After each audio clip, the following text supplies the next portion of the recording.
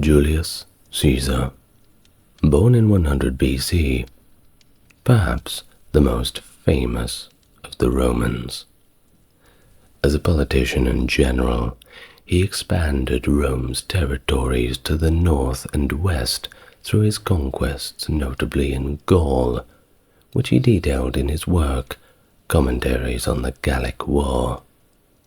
His military skill and political acumen gained him immense power and popularity, which culminated in his appointment as dictator for life. However, his ascent sparked fear among some Roman elites who worried about his increasing power and potential to establish a monarchy. This tension resulted in his assassination on the Ides of March in 44 BC by a group of Roman senators led by Brutus and Cassius. Caesar's death precipitated the end of the Roman Republic and the beginning of a series of civil wars that ultimately led to the establishment of the Roman Empire under his adopted heir Octavian, later known as Augustus. The legacy of Caesar is profound, influencing political ideologies, military strategies, and governance structures of countless subsequent empires. And today, you get to learn all about him. Don't worry, we're going to go really slow. But allow me first to welcome you to the channel. If it is your first time here, it is a pleasure to meet you. And if you're coming back, you know what's in store. It's great to see you again, my friend. If you'd like to support the channel, surprise, surprise, you're already supporting it by watching the video. Just enjoy the content at your own pace. But a like and subscribe certainly tells YouTube to let other people know that you enjoyed the content. Those who want to go above and beyond this, refer to the video description. And now, without further ado, please get yourself nice and relaxed, and we can begin our very detailed look into the life of Julius Caesar. Gaius Julius Caesar, born on July 12, 100 BC, into the patrician gens Julia, traced his lineage to the mythical origins of Rome. You see, the Julii claimed descent from Julius, son of the Trojan prince Aeneas, purportedly sired by the goddess Venus herself, which bestowed a touch of divinity upon the family. At least, that's what they would tell you.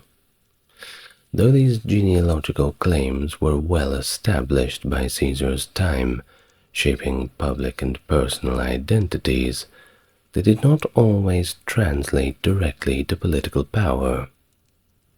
During the Middle Republic, the Julii Caesares did not stand out in Rome's fierce political arena, and as you can imagine, the competition was as fierce as it gets. The cognomen Caesar first appeared with an ancestor who served as praetor in 208 BC during the critical phases of the Second Punic War. That was when Rome was fighting Carthage. Spoiler alert, Carthage lost. Well, not until 157 BC did a family member achieve the rank of consul, reflecting a gradual rise in their political fortunes, which saw a resurgence in the early 1st century BC with two consuls from the family in successive years, 91 and 90 BC. Caesar's father, also named Gaius Julius Caesar, carved a respectable path through Roman politics. His marriage to Aurelia from the influential Aurelii Cottae family helped bolster his career. He benefited from his family connections, notably through his sister's marriage to Gaius Marius, one of Rome's most prominent military leaders and statesmen. Caesar's father served on the Saturninian Land Commission and was elected praetor between 92 and 85 BC, later governing Asia as proconsul, which is a pretty prestigious position. Now, during Lucius Cornelius Cinna's domination in Rome, Caesar's father opted for retirement rather than pursuing a consulship, suggesting that a strategic withdrawal from the political foreground under the prevailing regime. Caesar's own trajectory took a marked turn during this period when he was appointed Flamen Dialis, a prestigious religious role dedicated to Jupiter. This position, entailing stringent taboos, effectively barred him from political office, indicating that his family may have seen his future as more ceremonial than political. His marriage to Cinna's daughter Cornelia further entwined his fortunes with Cinna's political legacy. In 84 BC, the sudden death of his father coincided with a drastic shift in Rome's political landscape following Sulla's victory in the civil war 2 years later. Sulla's actions to annul acts from Cinna's time included ordering Caesar, now linked to Cinna through marriage, to divorce Cornelia. Caesar's refusal was in bold defiance of Sulla's authority, and he was possibly listed for proscription, which forced him into hiding. The intercession by his influential relatives and the Vestal virgins helped broker a compromise, allowing him to renounce his priesthood, but keep his wife and property. Anecdotes from this period, including Sulla's alleged forewarning about Caesar's potential, underscores the perception of a threat that he posed to the established order. While following this turbulent period in Rome, Caesar shifted to a military path under the patronage of Marcus Minucius Thermus in Asia.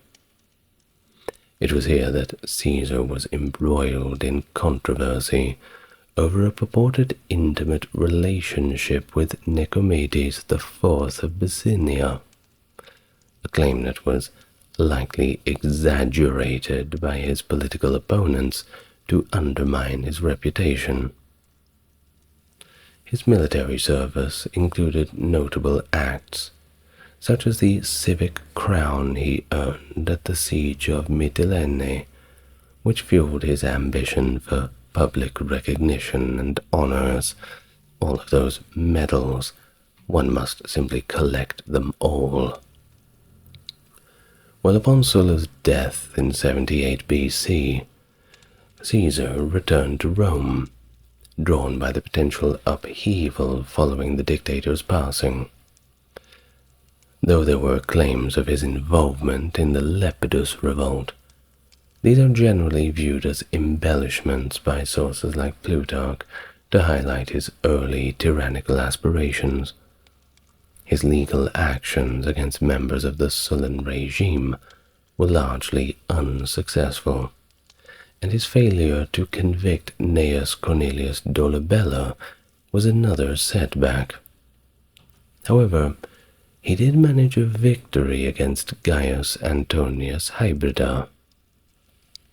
His journey to Rhodes for rhetorical training under Apollonius Molon was interrupted dramatically by his capture by pirates, an testament, of course, to the perils of travel in the era. The Mediterranean was not safe. His response, however, upon release, was to immediately pursue and capture his captors, aligns with Rome's ethos of vengeance and justice. Although the details of this event including the ransom amount, are likely embellished. There was that little story about when Caesar was captured. They said, "We are going to ransom you for this amount." And he effectively told the pirates, "You may as well double that, because I'm going to take it back anyway when I follow you and capture you. And of course they're going to pay it to get me back. I'm Caesar. They need me." Very awkward when they eventually caught up with the pirates. One can only imagine what happened to them, if it's not a complete embellishment. It might be, but it's a bit of fun. Well, as Caesar's experiences in Asia Minor and subsequent actions against piracy demonstrate, his early career was quite a complex one.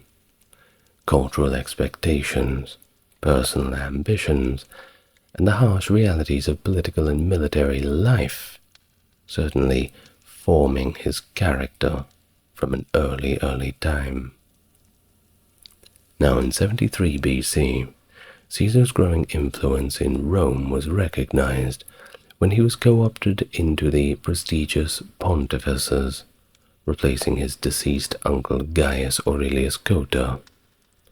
This appointment was a significant indication of his acceptance into the upper echelons of Roman society, setting the stage for his future political career. Returning to Rome, he was elected as a military tribune for 71 BC, although there is no record of his active participation in the ongoing war against Spartacus.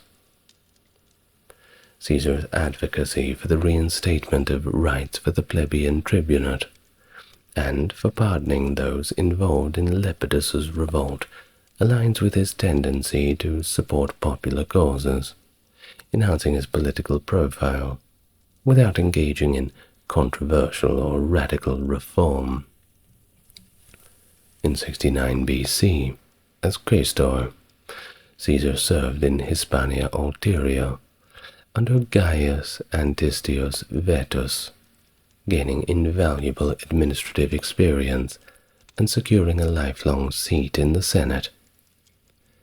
His personal life, marked by the deaths of his aunt Julia and wife Cornelia, saw him delivering public eulogies that subtly challenged Sulla's prescriptions by honoring his Marian connections, demonstrating his adeptness at balancing political prudence with personal and familial loyalty.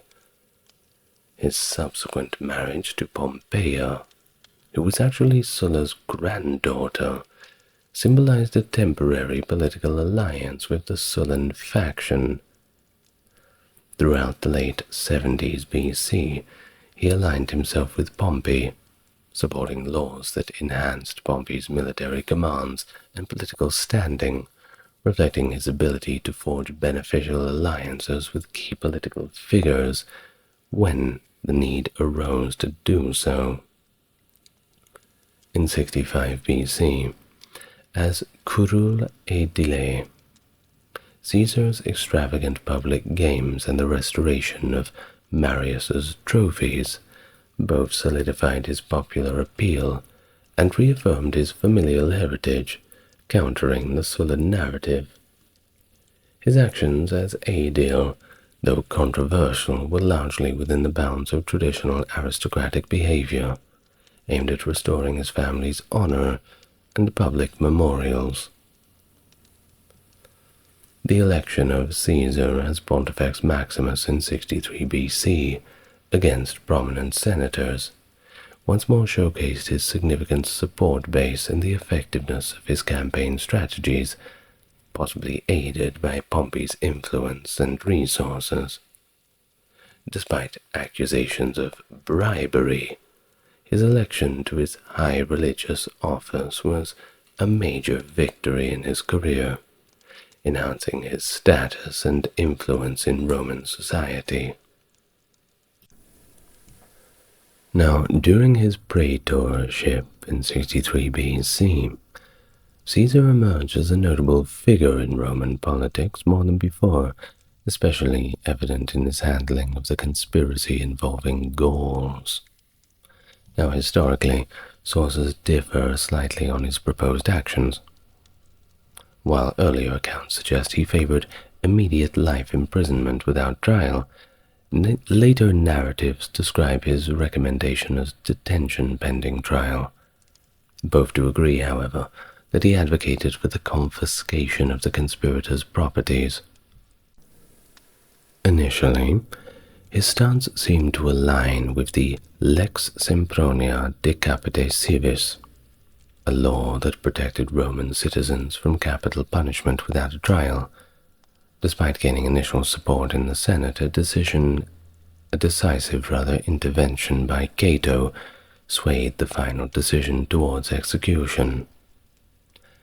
During the same year, Caesar's ambitions led him to challenge his political rival Catulus, accusing him of misappropriating funds allocated for the reconstruction of the temple of Jupiter Optimus Maximus.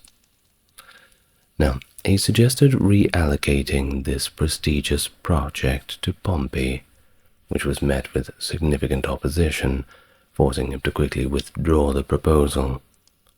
Additionally, he supported the plebeian tribune Metellus Nepos' effort to reassign military commands from Gaius Antonius Hybrida to Pompey. This attempt resulted in a chaotic confrontation at the Forum, further complicated by intertribunal violence involving Cato and others, leading the Senate to pass a decree against Metellus and Caesar, although legally they could not be deposed from their magistracies. Caesar's year as praetor also saw his indirect involvement in the Bona Dei scandal, where Publius Clodius Pulcher trespassed into his home during a sacred religious ceremony exclusive to women. To distance himself from the sacrilege and maintain his political dignity, Caesar divorced his wife Pompeia, citing the need for his household to be above suspicion, though he did not publicly support Clodius thereafter. Following his praetorship, Caesar took on the role of proconsul in Hispania Ulteria. Facing substantial debts from his political campaigns, he required military victories to secure financial stability. His campaigns against the Clerici and Lusitani were successful, allowing him to claim extensive plunder and eventually return to Rome, hailed as imperator. However, his triumphal return was complicated by a decision between celebrating his military victories with a triumph and running for consulship. When Cato blocked a procedural exception that would allow him to pursue both, Caesar chose to forsake the triumph in favor of his consular ambitions. After winning the elections, he successfully united Pompey and Crassus, who had been political rivals, into a powerful alliance, commonly yet inaccurately referred to as the First Triumvirate. This alliance, finalized around the beginning of Caesar's consulship in 59 BC, aimed to achieve several political and economic objectives. Pompey sought the official endorsement of his actions in Asia, while Crassus desired financial relief for his tax farming associates. They both supported land grants, with Pompey particularly focused on securing land for his veterans. Caesar began his term by making Senate proceedings public, enhancing transparency and accountability. He introduced a bill for land reform, proposing to buy land from willing sellers to provide for Pompey's veterans and the urban poor. The bill, which avoided radical propositions and potential objections, was managed by a committee of 20, excluding Caesar himself, and funded by Pompey's military spoils. Despite minimal resistance in the Senate, Caesar faced filibustering from Cato. When he presented the bill to the people, Bibulus, his co-consul and opponent, declared he would block the legislation for an entire year, an action that led to a riot and the symbolic destruction of Bibulus's fasces. Now, despite Bibulus's efforts to annul the law, claiming it was passed through violence, the Senate upheld it. Well, Caesar also successfully passed laws reducing the debt of tax farmers by a third for Crassus, and ratified Pompey's territorial arrangements in the east with minimal debate. He then expanded his agrarian law to include Campania, which may have prompted Bibulus to seclude himself in his home. Pompey solidified his alliance with Caesar by marrying Caesar's daughter Julia. Caesar further secured his military future by having the plebeian tribune Publius Vatinius pass the Lex Vatinia, granting him the governorship of Illyricum and Cisalpine Gaul for 5 years. Claims that the Senate had trivialized this assignment as mere woods and tracks underscore the political underestimation of Caesar's ambitions and his abilities. Now, throughout the year, Bibulus attempted to undermine Caesar by issuing edicts that cancelled all potential legislative days for religious reasons, a move unprecedented in Roman politics. Cato also made symbolic attempts to discredit Caesar, helping to cultivate a public sentiment against him. Despite these challenges, Caesar passed significant legislation, including the Lex Julia de Repetundis, aimed at reducing corruption in the provinces. His legislative efforts faced challenges, however, from new praetors after his consulship ended, but the discussions stalled and were ultimately abandoned. Later on, during the Gallic Wars, Caesar meticulously documented his military campaigns through his commentaries, which are recognized as a masterpiece of Latin literature. And believe me, they are. I've read them twice, and I advise you to do so as well. You don't have to do it twice, just once. Well, these writings, composed across 10 volumes, covered the period from 58 to 52 BC, and were likely intended for a literate Roman audience, the upper classes. Each volume was presumably written shortly after the events it described, serving not only as a historical record but also a tool to bolster support for Caesar in Rome, and his accounts, while informative, are understandably biased, often downplaying his defeats and accentuating his victories. Now, let's get on to them a little bit. This will be the interesting part, I suppose. In 58 BC, Caesar faced a volatile situation in Gaul, which was not a unified region, but rather a collection of tribes with frequent internal conflicts that sometimes spilled over into Roman territories. The Helvetii, seeking to migrate through Roman lands, were blocked by Caesar near Geneva.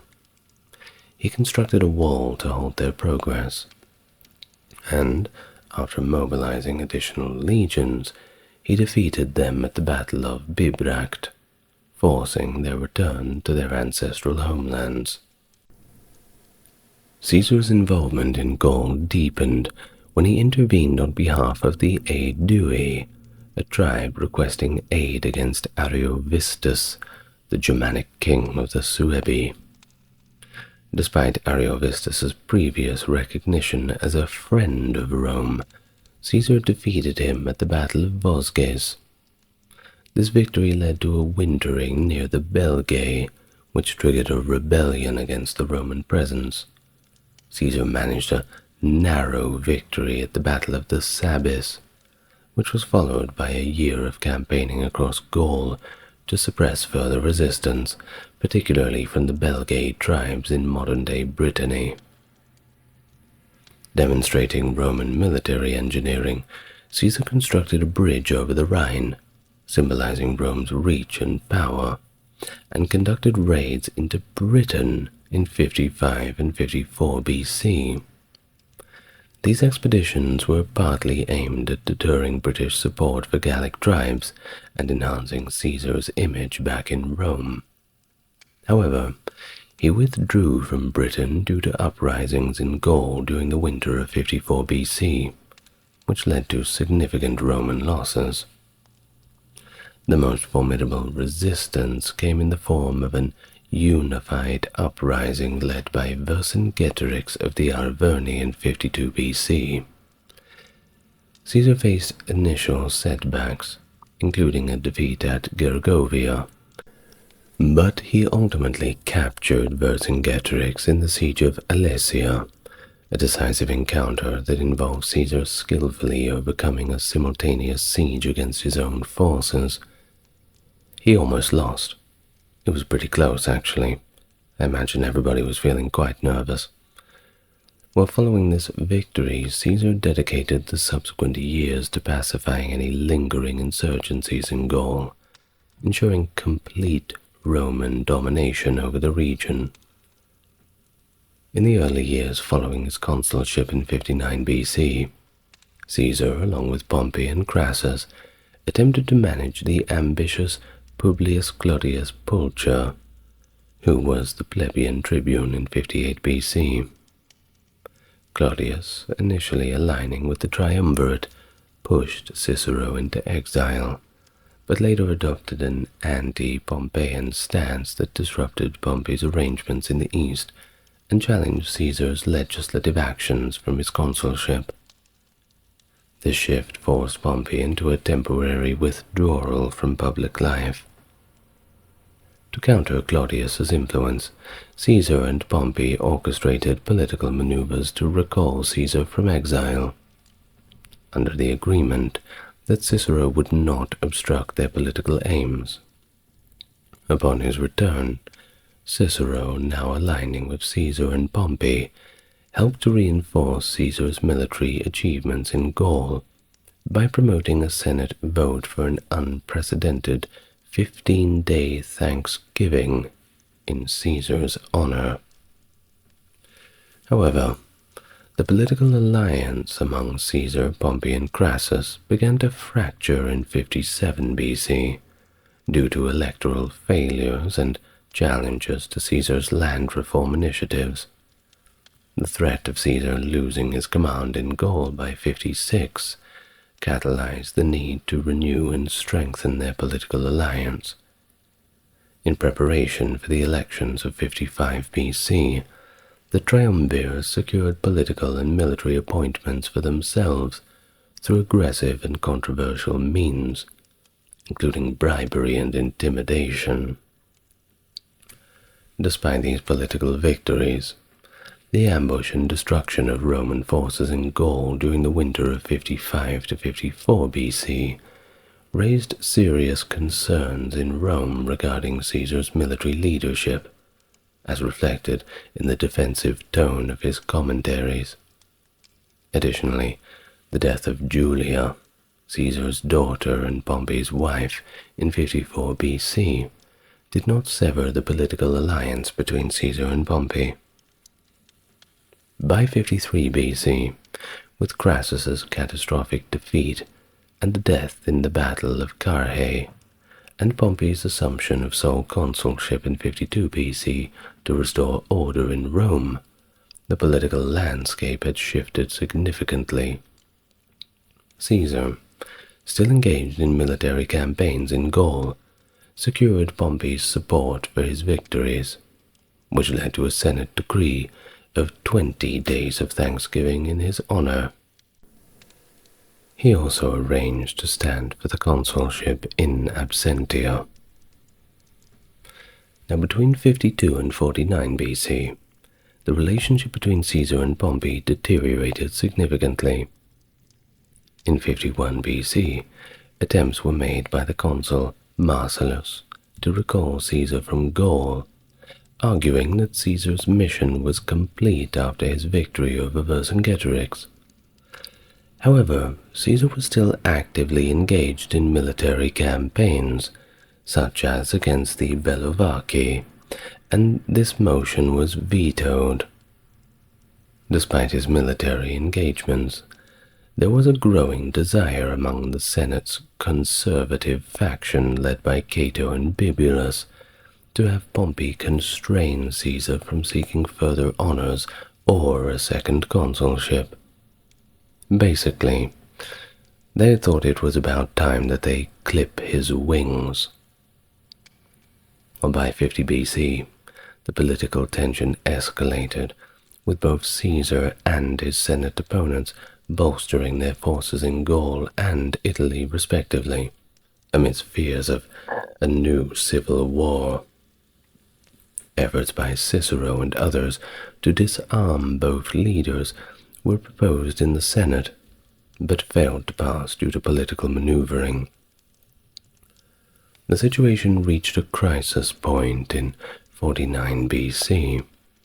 Caesar proposed that both he and Pompey lay down their arms, but this was rejected by the Senate, influenced by the hardline faction. Following the forcible removal of pro-Caesar tribunes from Rome, the Senate issued the ultimate decree, branding Caesar as an enemy of the state. Scholars debate why Caesar chose to march upon Rome after this. A prevailing theory suggests that, faced with the end of his proconsular immunity and potential persecution, Caesar felt compelled to defend his status through civil war. His primary goals were securing a second consulship, initially considered in 52 BC to be alongside Pompey, and, of course, a triumph. Fearing that his political enemies who controlled the consulships of 50 BC would block his candidacy or nullify his potential election, Caesar argued that his actions were to protect the electoral and civic freedoms of the Roman people against the coercive tactics of Pompey and his conservative allies. Around January 10th or 11th in 49 BC, Caesar crossed the Rubicon River, which marked the northern boundary of Italy, and with this event, that signaled the start of the Civil War. With the single legion, Legion 13 Gemina, he reportedly quoted the Athenian playwright Menander, saying, "Let the die be cast," as documented by ancient historians Plutarch and Suetonius. This move was a direct response to the Senate's final decree against him. Pompey and many senators, underestimating Caesar's speed, retreated south. Upon seizing communication routes to Rome, Caesar attempted negotiations, but they collapsed simply because nobody trusted anybody's word anymore. He then advanced southward, aiming to capture Pompey and force a resolution. Pompey managed to withdraw to Brundisium and eventually escaped to Greece, leaving Italy to Caesar's growing forces. About after 2 weeks near Rome, where he controversially took control of the treasury, priorities of course, Caesar left Lepidus in charge of Italy while he marched on Pompey's territories in Spain. And there he overcame Pompey's legates in the Battle of Ilerda and forced their surrender, while his legates extended their control to Sicily and attempted Africa, but that ultimately failed. Returning to Rome in the autumn, Caesar was appointed dictator to oversee elections, where he and Publius Servilius Esoricus were elected as consuls for 48 BC.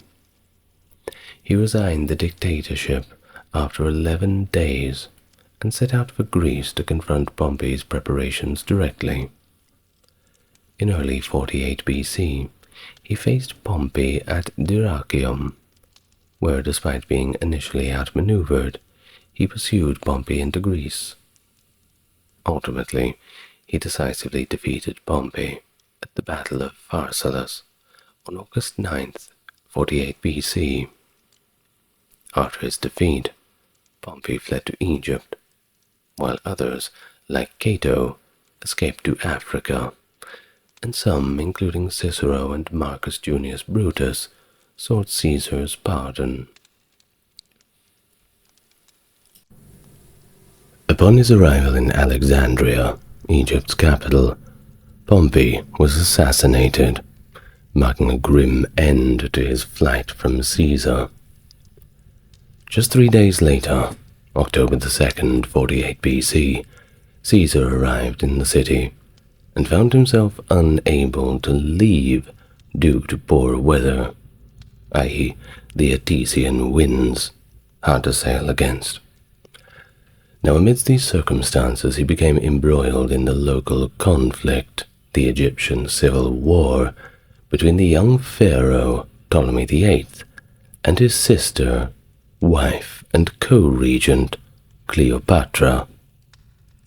In late October, while still engaged in these complex politics, Caesar was appointed to a year-long dictatorship in absentia, a decision made by Rome in recognition of his victory at Pharsalus. During his stay in Alexandria, Caesar initiated a romantic liaison with Cleopatra, which significantly influences subsequent decisions and actions. She had a way of convincing him. While the city was besieged by forces loyal to Ptolemy and another sister, Arsinoe, until March 47 BC, when reinforcements led by Mithridates of Pergamum, an ally from the east, enabled Caesar to finally break the siege. He decisively defeated Ptolemy, at the Battle of the Nile, securing Cleopatra's position as the uncontested ruler of Egypt.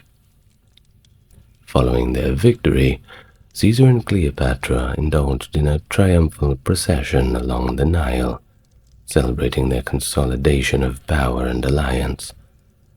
Caesar remained in Egypt until mid-47 BC, a period marked by personal involvement with Cleopatra that led to the birth of their son, Caesarion, in late June, though this episode is conspicuously absent from Caesar's own commentaries. While leaving Egypt, Caesar traveled to Antioch, where he learned of new troubles in the region. During his Egyptian sojourn, Pharnaces II of Pontus had capitalized on Caesar's absence to reclaim his ancestral domain in northern Anatolia, challenging Roman authority. Caesar's legates and the client kings of the area had been unable to resist Pharnaces' advances effectively. Rapidly mobilizing, Caesar met Pharnaces' forces at the Battle of Zela, achieving a swift and decisive victory that he famously summarized with the phrase "Veni vidi vici," I came, I saw, I conquered, underscoring the ease of his success in contrast to Pompey's earlier, more arduous campaigns in Pontus. With this victory in hand, Caesar quickly returned to Italy to address ongoing political and military challenges. While Caesar was absent from Italy, he appointed the deputy Mark Antony, served as Magister Equitum. However, Antony's governance proved unpopular, exacerbating the unrest in Rome. This discontent peaked when Publius Cornelius Dolabella, serving as plebeian tribune in 47 BC, agitated for debt relief, which escalated into severe public order. The Senate responded to the crisis, urging Antony to restore order immediately.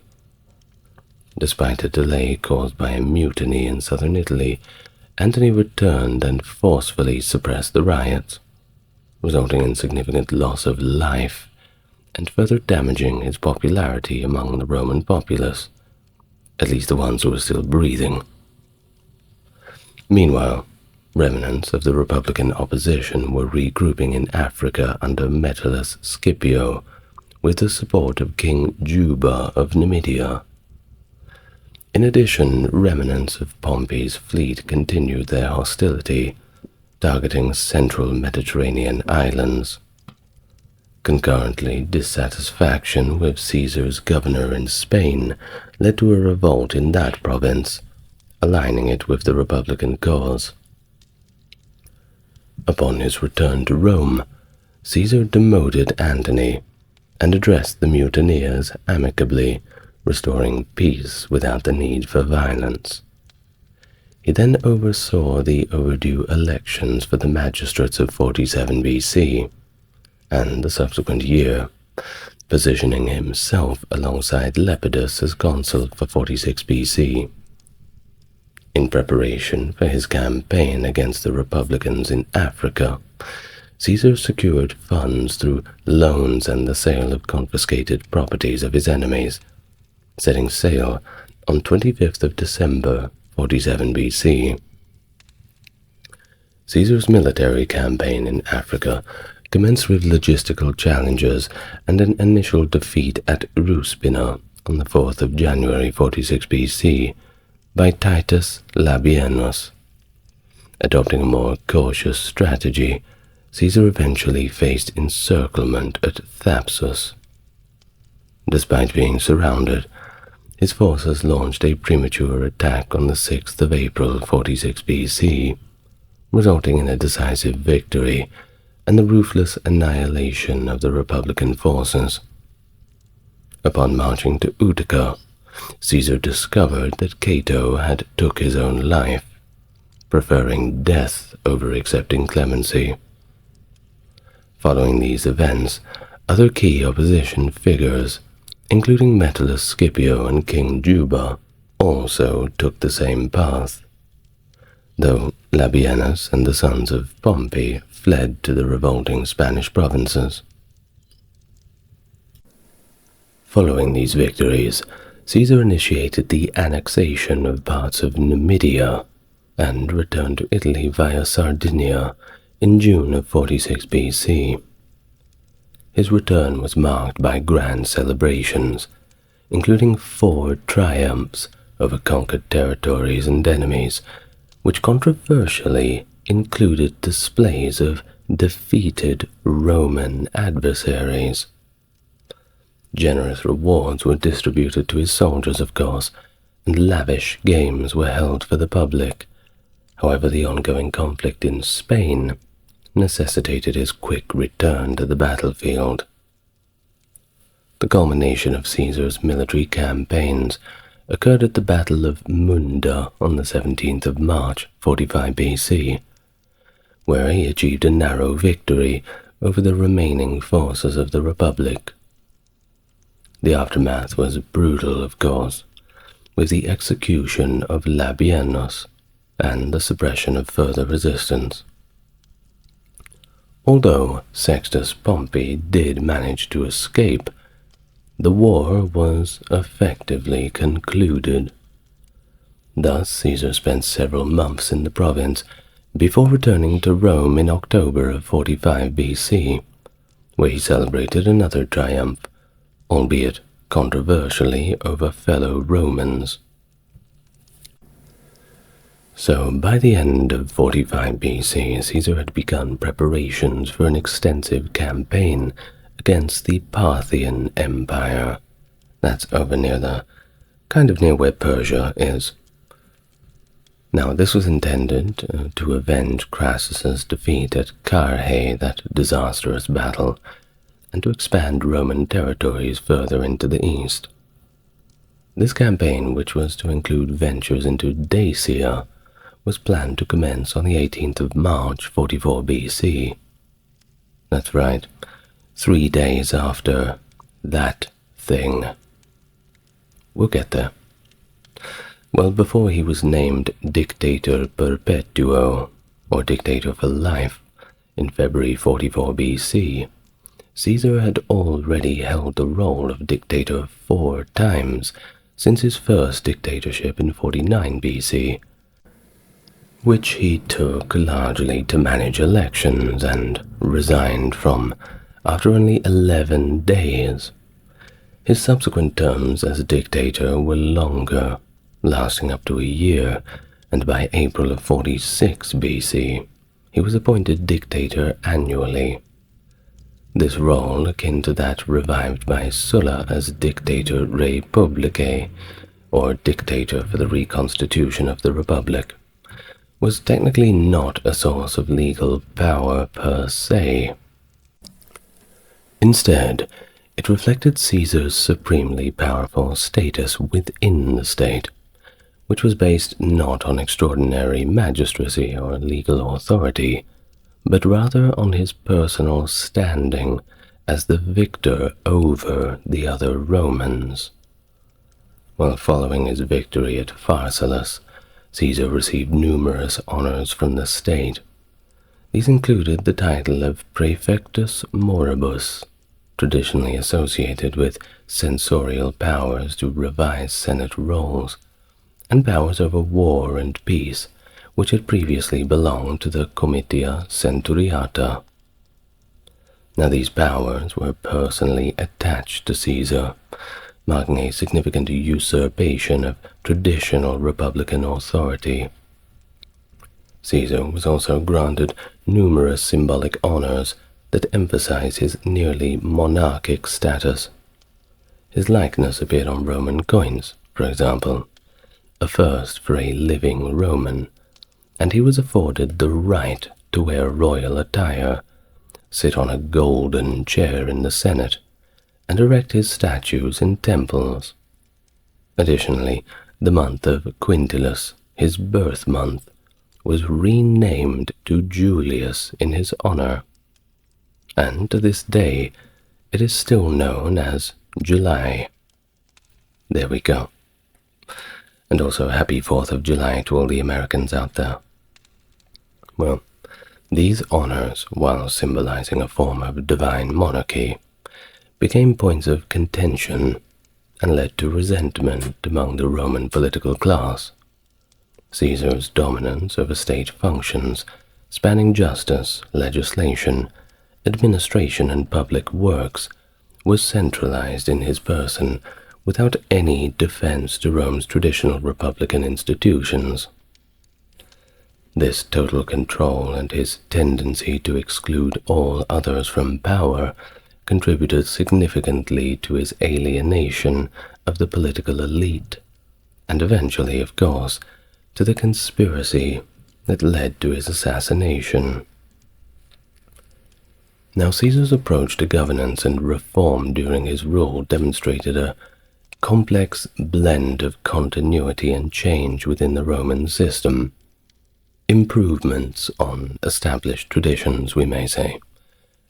Despite being showered with extraordinary honors that positioned him almost as a monarch within the Republic, Caesar's reforms did not fundamentally alter the structure of Roman society, or its constitutional framework for that matter.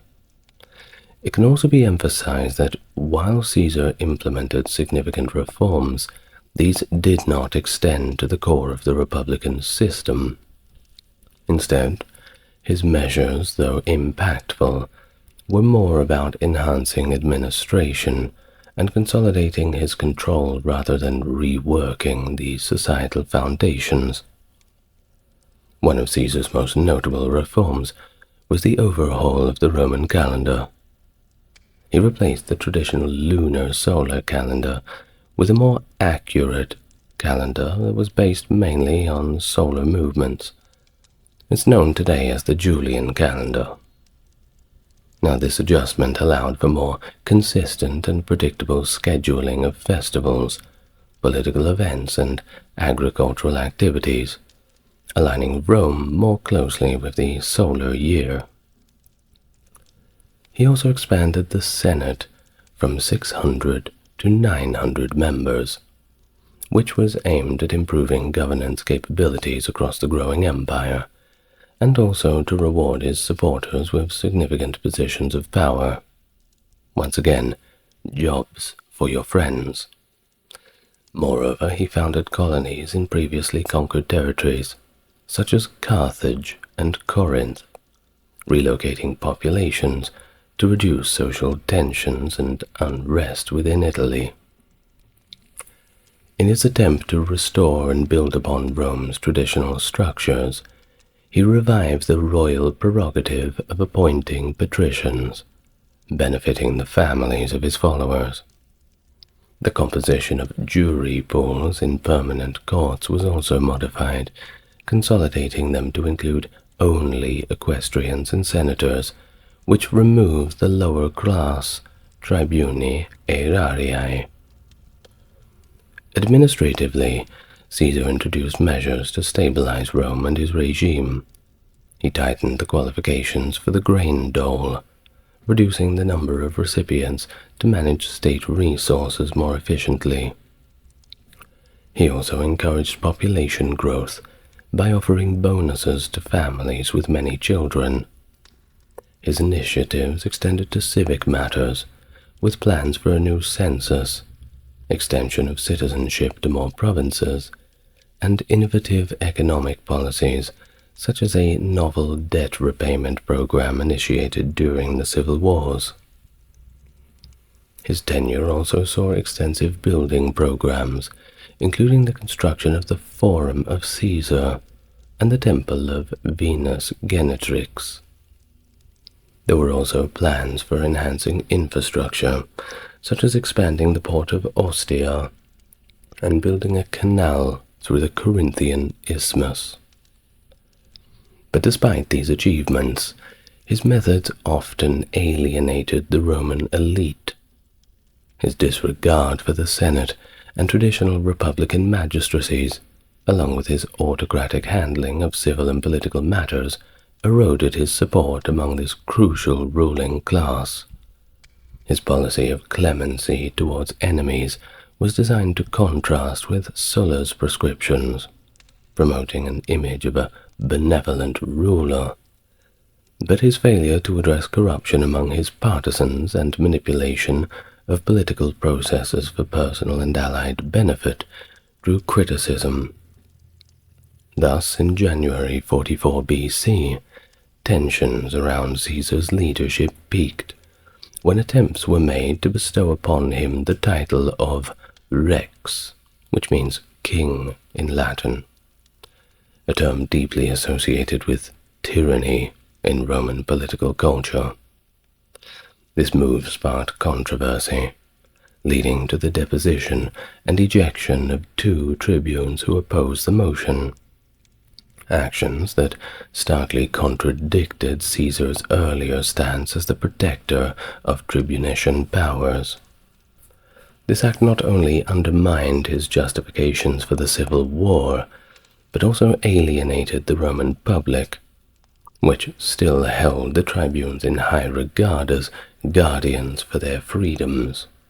And, well, 1 + 1 = 2. I mean, if there's no tribunes, there are no freedoms. At least that's what they were thinking. Now, on the 15th of February, 44 BC, Caesar's acceptance of a lifetime dictatorship confirmed the fears of many that he had no intention of relinquishing power or restoring the Republic. Days later, during the Lupercalia festival, Caesar publicly refused a diadem offered by Mark Antony, an act open, of course, to multiple interpretations, but the rejection might have been a calculated move to distance himself from monarchical aspirations in response to an unenthusiastic crowd, or a genuine disavowal of kingship. Nonetheless, suspicions persisted about his intentions to transform the Roman Republic into a monarchy, especially as he had already adopted many of the traditional royal trappings. The conspiracy to assassinate Caesar, which had been brewing since the summer of 45 BC, included not only former supporters of Pompey, but also several who had benefited from the rise of Caesar. Among the leaders were Gaius Trebonius and Decimus Brutus, both of whom had previously aligned with Caesar during the Civil War, and also Cassius and Brutus, who had initially supported Pompey. The conspirators, disturbed by Caesar's disregard for republican norms, such as the sham elections that predetermined consular positions from 43 to 41 without genuine public input, saw his assassination as the only recourse to restore the Republic. Their disillusionment was compounded by Caesar's reduction of the regular magistracies to mere extensions of his will, exemplified by his appointment of the Magistri Equitum, the Masters of Horse, who overshadowed the traditional roles of elected officials. Brutus, who saw himself as a defender of the Republic in the tradition of his illustrious ancestors who had expelled tyrants and dictators, became a central figure in the conspiracy against Caesar. By late 45 BC, the public sentiment in Rome was increasingly hostile towards Caesar, as evidenced by graffiti and outspoken criticisms labeling him a tyrant. The shift in public opinion was likely driven by Caesar's policies, which were perceived at the time as favoring creditors, suppressing popular protests violently, reducing the grain dole, and eliminating open elections, thereby undermining traditional democratic rights. The prevailing negative view of Caesar was further manifested when, during prearranged consular elections, voters wrote in the names of the two tribunes whom Caesar had deposed, instead of supporting Caesar's chosen candidates. This act of defiance highlighted the growing desire among the populace for a return to more traditional republican values and practices. Despite Cicero's private acknowledgement of the duty to oppose tyrants, there was no clear public consensus supporting preemptive tyrannicide as a legitimate political action. Nonetheless, the philosophical ideals of the old academy, emphasizing the moral duty to overthrow tyrants no matter the cost, influenced Brutus's resolve to act against Caesar. As the conspiracy unfolded, despite some prior leaks, Caesar dismissively refused any personal security or precautionary measures.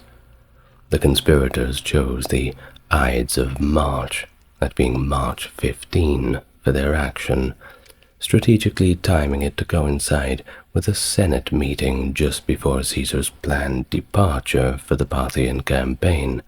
Remember, the 18th of March was the date for that. Now the Senate setting was chosen to frame the assassination as a political act, and the fact that only the conspirators would be armed provided a tactical advantage. On the day of the assassination, despite various signs and warnings, including omens and direct cautions, Caesar attended the Senate meeting. And there, beneath the statue of his former ally turned rival, Pompey, the conspirators jumped out and struck, surrounding him and stabbing him to death. The accounts of his final moments do vary, with some suggesting he died in silent dignity, while others, notably Suetonius, offer a dramatic detail of Caesar addressing Brutus with the words, "You too, child," in disbelief and betrayal. Well, after Caesar's assassination, his killers briefly held the Capitoline Hill and attempted to sway public opinion by convening a meeting in the Forum. However, their reception was lukewarm at best. Lepidus, one of Caesar's loyalists, quickly mobilized troops within the city, diminishing the assassins' control.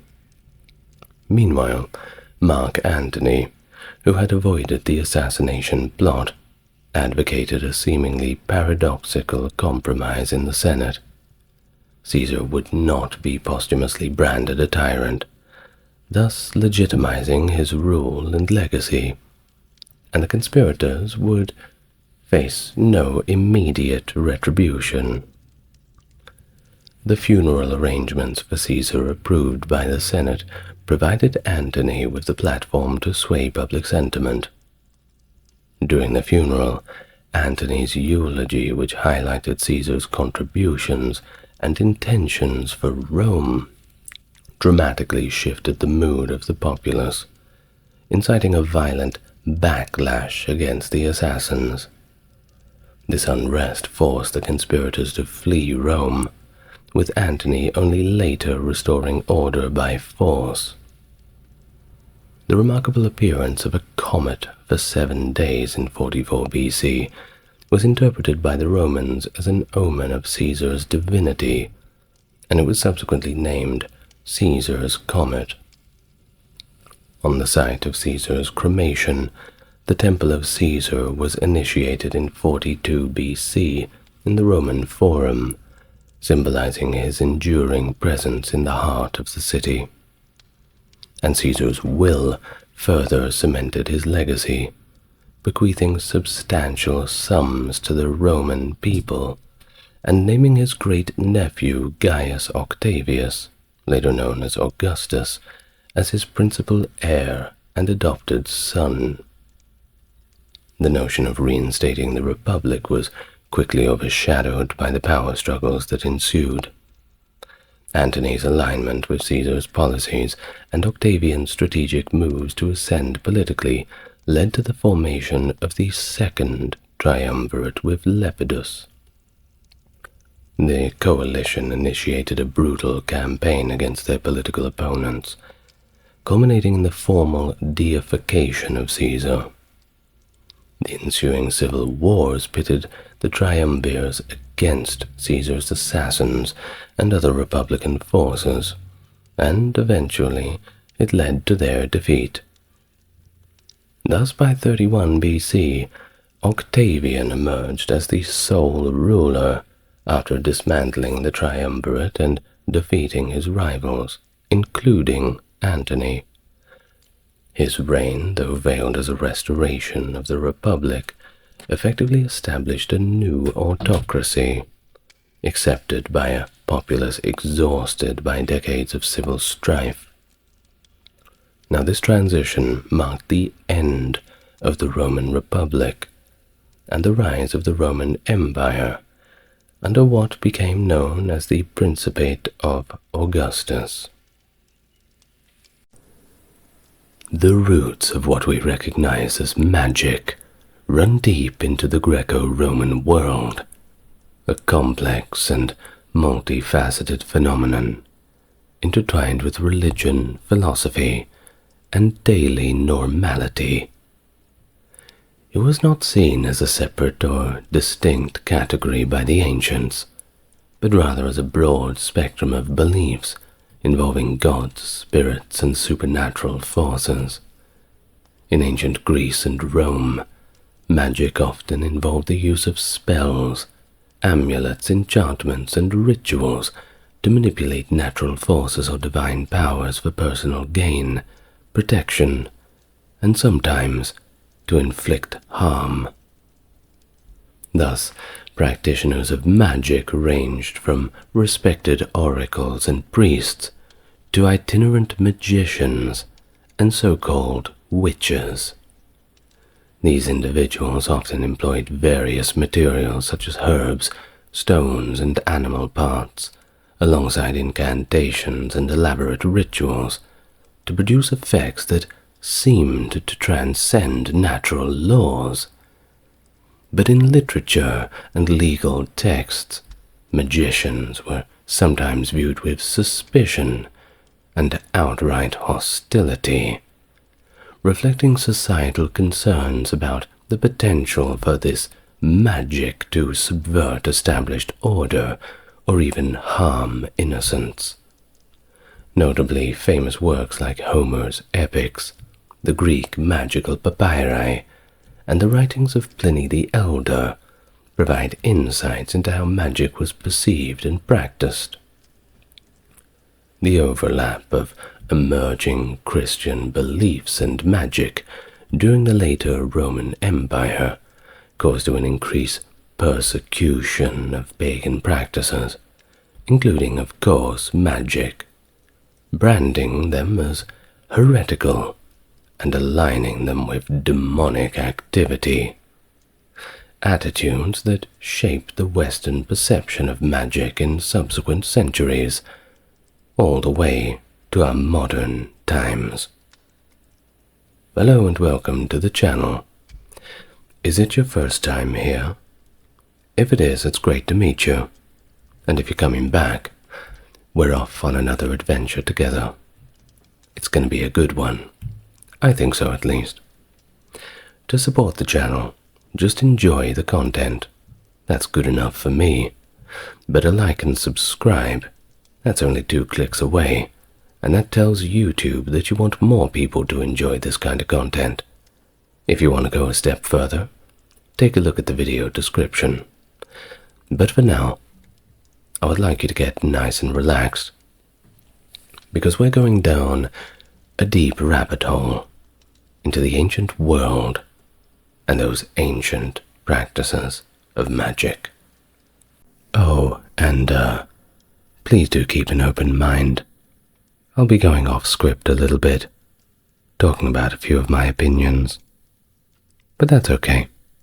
We've got plenty of time. Well, let's begin.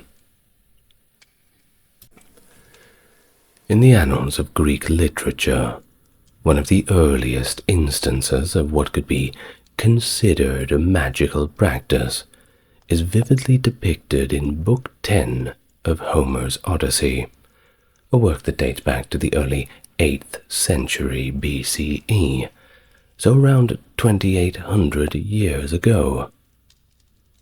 Now, this book recounts the adventures of Odysseus on the island of Aea, where he encounters Circe, a figure described as a sorceress, and the sister of the wizard Aetius, with both siblings born to the sun and Perse, the daughter of the ocean.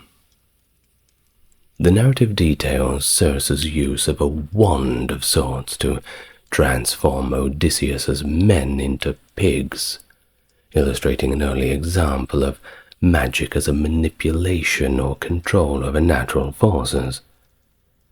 Odysseus counters Circe's magic with his own, employing a secret herb called moly, gifted to him by Hermes, the god identified with a golden wand. Now, this encounter encapsulates several elements that later traditions would associate with magical practices, and quite quintessential to them. The first, of course, being the use of rare magical substances, as in this herb moly. Think of the trope of the witch with the cauldron, and the wizard with his alchemy set up, all those potions and evil little things, and sometimes good things, depending on the witch or wizard. Now, there's also the use of mysterious tools endowed with special powers. Of course, Circe's wand is one that comes to mind. And, well, we all know that wands are an enduring symbol of magic and the tropes and all the little tools that we have around them in our modern representations. Think of Harry Potter. Think of things like Lord of the Rings and that sort of thing. Now, there's also the divine revelation of magical knowledge. Hermes comes down and provides Odysseus with the knowledge to counteract Circe's magic. So this figure who is knowledgeable about magic comes down and essentially tells the person that they too indeed possess these capabilities. Think about it. You're a wizard, Harry. Now, I'm not a big Harry Potter fan. In fact, I don't really like it at all. Don't unsubscribe if you are one of those people who are very well into it. But I will say that all of these tropes, all of these stereotypes that we see back in the old Greek and Roman tales, and even back to some Sumerian tales and the like, Egyptian tales, therefore, we do see them represented in things like Harry Potter. They're definitely not new ideas. I'm sure that the author of Harry Potter, her name escapes me, certainly had some grounding in these kind of types of literature from the ancient world. Of course, these components aren't the only ones, but they form the foundational idiom of magic that persists into the Hellenistic and Greco Roman periods, and it characterizes magic as a system of tools, substances, and divine or secretive knowledge. And of course, it doesn't just exist within the fictional stories. Moreover, the depiction of Circe as a temptress and a figure of chaos who disrupts the natural order, or adds another layer to the understanding of magic. Her transformation of men into swine is portrayed as an act against the natural order, framing magic as a practice potentially aligned with deception and disruption. Now, this reflects broader mythological themes where Circe, I don't know, maybe it's Circe, I'm not sure, a figure linked to the Titans, older deities that were overthrown by the Olympians. It embodies the powers considered dangerous or subversive to the established cosmic order. And on this point, that is one of the reasons why I personally do not like Harry Potter, because it's somewhat of an irresponsible use of magic. It is a willing disruption and somewhat a careless disruption of the natural order, even when they are in the circles of wizards only, and they are not allowed to use magic in certain ways in the normal world among the non-magic users.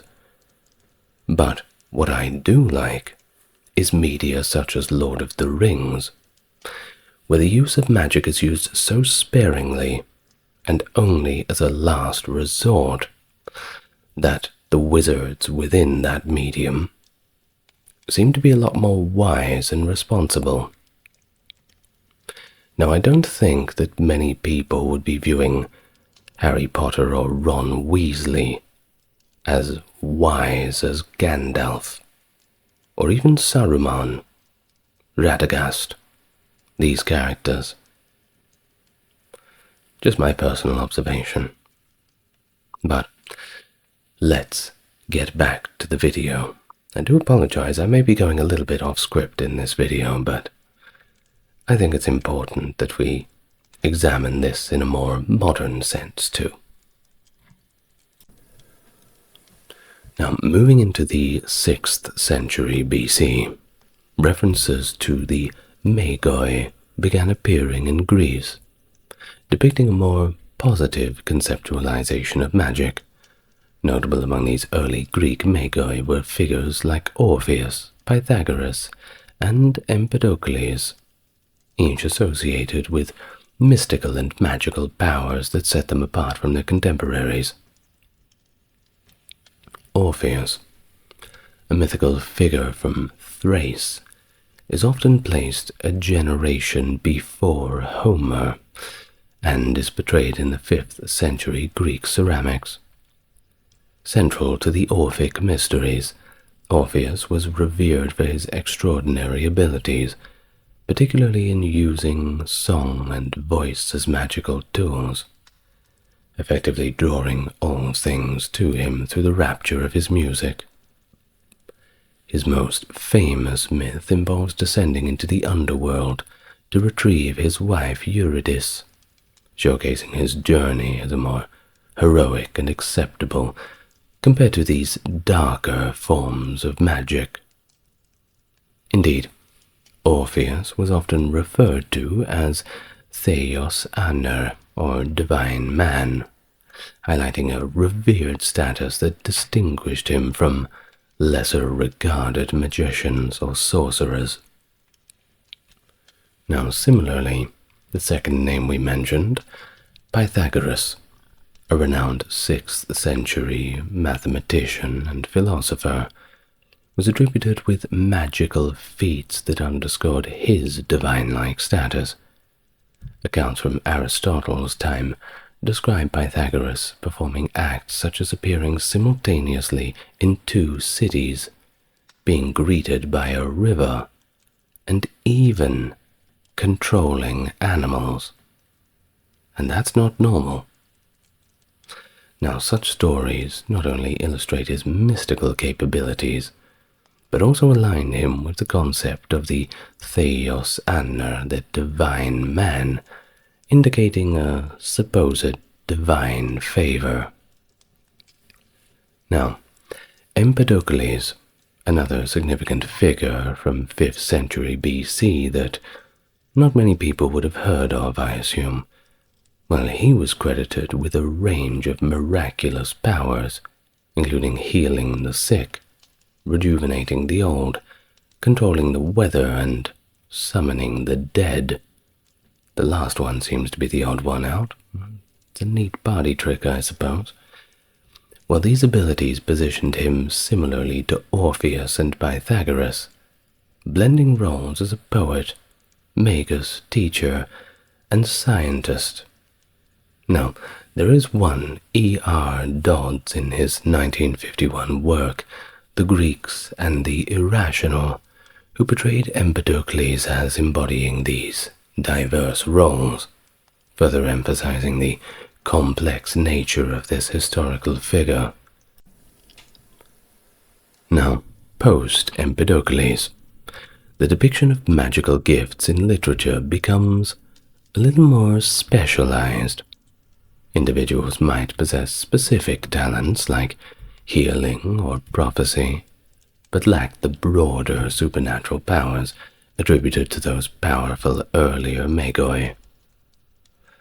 Now, this shift is reflected in Plato's work, Laws, where he acknowledges the presence of healers, prophets, and even sorcerers in Athens, suggesting they were common across Greek cities. These practitioners were seen as completely real and potentially powerful, yet representing a lower order of humanity, necessitating control through laws. This perspective also mirrors the early Christian views, such as those in the Apostle Paul's first letter to the Corinthians, which suggest a limitation of spiritual gifts, pointing to an evolution in the understanding of magical and divine power through the ages. And, well, with the rise of Christianity in the 5th century, well, that significantly influenced perceptions and practices surrounding magic too. This shift is exemplified in the Acts of the Apostles, where Paul the Apostle persuades many Ephesians to destroy their magical texts, highlighting Christianity's rejection of older magical practices. But I think it's quite a tragedy that they destroyed them, if the story is indeed to be believed. Can you imagine how interesting they would have been to read through? Oh well, Vae Victis, woe to the vanquished. the magical papyri, which are closer to spoken Greek of that era than to the poetic or artistic prose of literary texts, often incorporate terminology from mystery cults, labeling magical formulas as celebrations of mysteries, or referring to the magician as mystagogos, a guide in the mystical initiation. Well, these papyri contain a variety of spells, and we do have some of them still left over, so that is lucky. They also have instructions that are akin to recipes. For instance, instructing to take the eyes of a bat, etc., indicating that specific ingredients were crucial for successful magic. A fine science. And, of course, much like the herb moly used by Odysseus against Circe. Well, the effectiveness of these spells also depended on performing certain gestures during the rituals, with different gestures intended to produce different effects. These rituals could reveal dreams, allow correct interpretation of them, or even, if you had a grudge, you could send a demon to harm your enemies, or disrupt marriages, if you were that way inclined. Well, additionally, the use of magic for malevolent purposes is evident in the prevalence of curse tablets from this period. Now, derived from the Latin verb defigere, meaning to pin down, these curse tablets were used to consign enemies to the powers of the underworld, send them straight to a living hell. Well, the tablets often involved inscribing the victim's name on a thin sheet of lead, along with magical symbols or formulas, and burying it in places associated with death. Think about tombs, execution sites, or even battlefields. This was meant to invoke the spirit's power over the victim, kind of like an invitation. Pretty much you go to the battlefield and say, "Can we add this one to the pile?" Well, some tablets were even pierced with nails to enhance their magical effectiveness, showcasing a profound belief in the power of written words and symbolic acts to invoke supernatural forces. Well, in the Greco Roman world, a pervasive fear of curses and malevolent magic, such as the evil eye, led to widespread use of protective measures, including, of course, amulets. Now, these amulets, serving as counter-magics, were crafted from a variety of materials, ranging from inexpensive substances to precious stones, which were especially valued for their believed protective powers. Numerous carved gems, clearly intended for magical rather than decorative use, have been unearthed, attesting to their common use as amulets.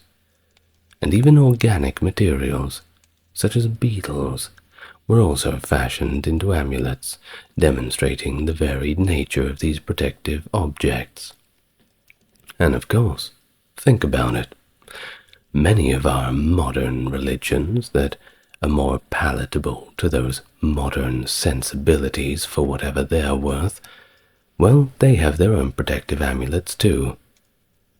People of many different religions have all sorts of things that they wear and, well, if you believe that they work, I suppose there's something to it. Now, amulets in the Greco-Roman world, well, they often incorporated a blend of Babylonian, Egyptian, and of course local Greek magical elements, reflecting a cultural synthesis in magical practices. Of course, if you really want to find the roots of magic, you go all the way back to Babylon, Sumeria, those old civilizations before the Bronze Age collapse. That dark age. Well, these amulets typically contained abbreviated magical formulas, similar to those found in the extensive magical papyri, suggesting that they were an integral part of everyday life for many people, intended to safeguard against the very real threats of malevolent forces.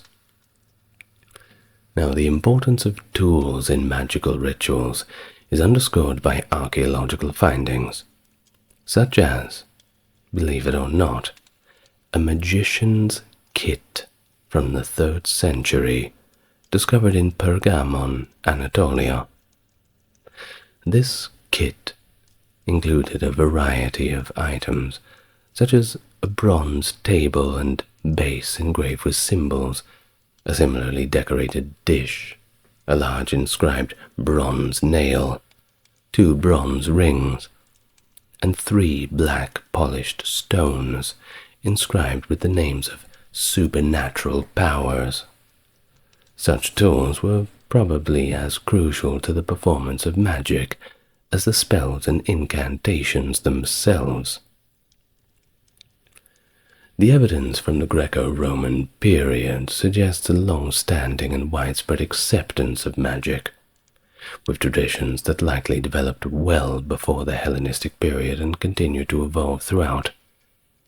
The scholarly consensus, at least the time of making this video, 2024, indicates that while many of the surviving accounts of magical practices are from later sources, the rituals and beliefs they described were deeply rooted in the culture and history of that period.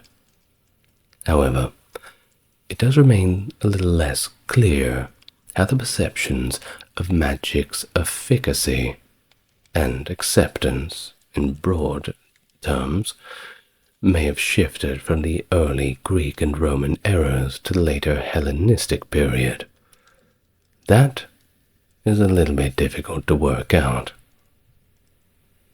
Now, before we do continue in a more chronological sense, we're going to go back to the classical period. Herodotus, Xenophon, and Plutarch often referred to magos in the context of Zoroastrian religious beliefs or practices, but the term was more commonly associated with the concept of a magician.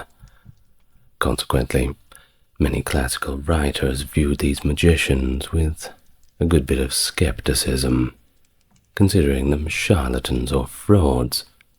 Remember, the Greeks were thinkers.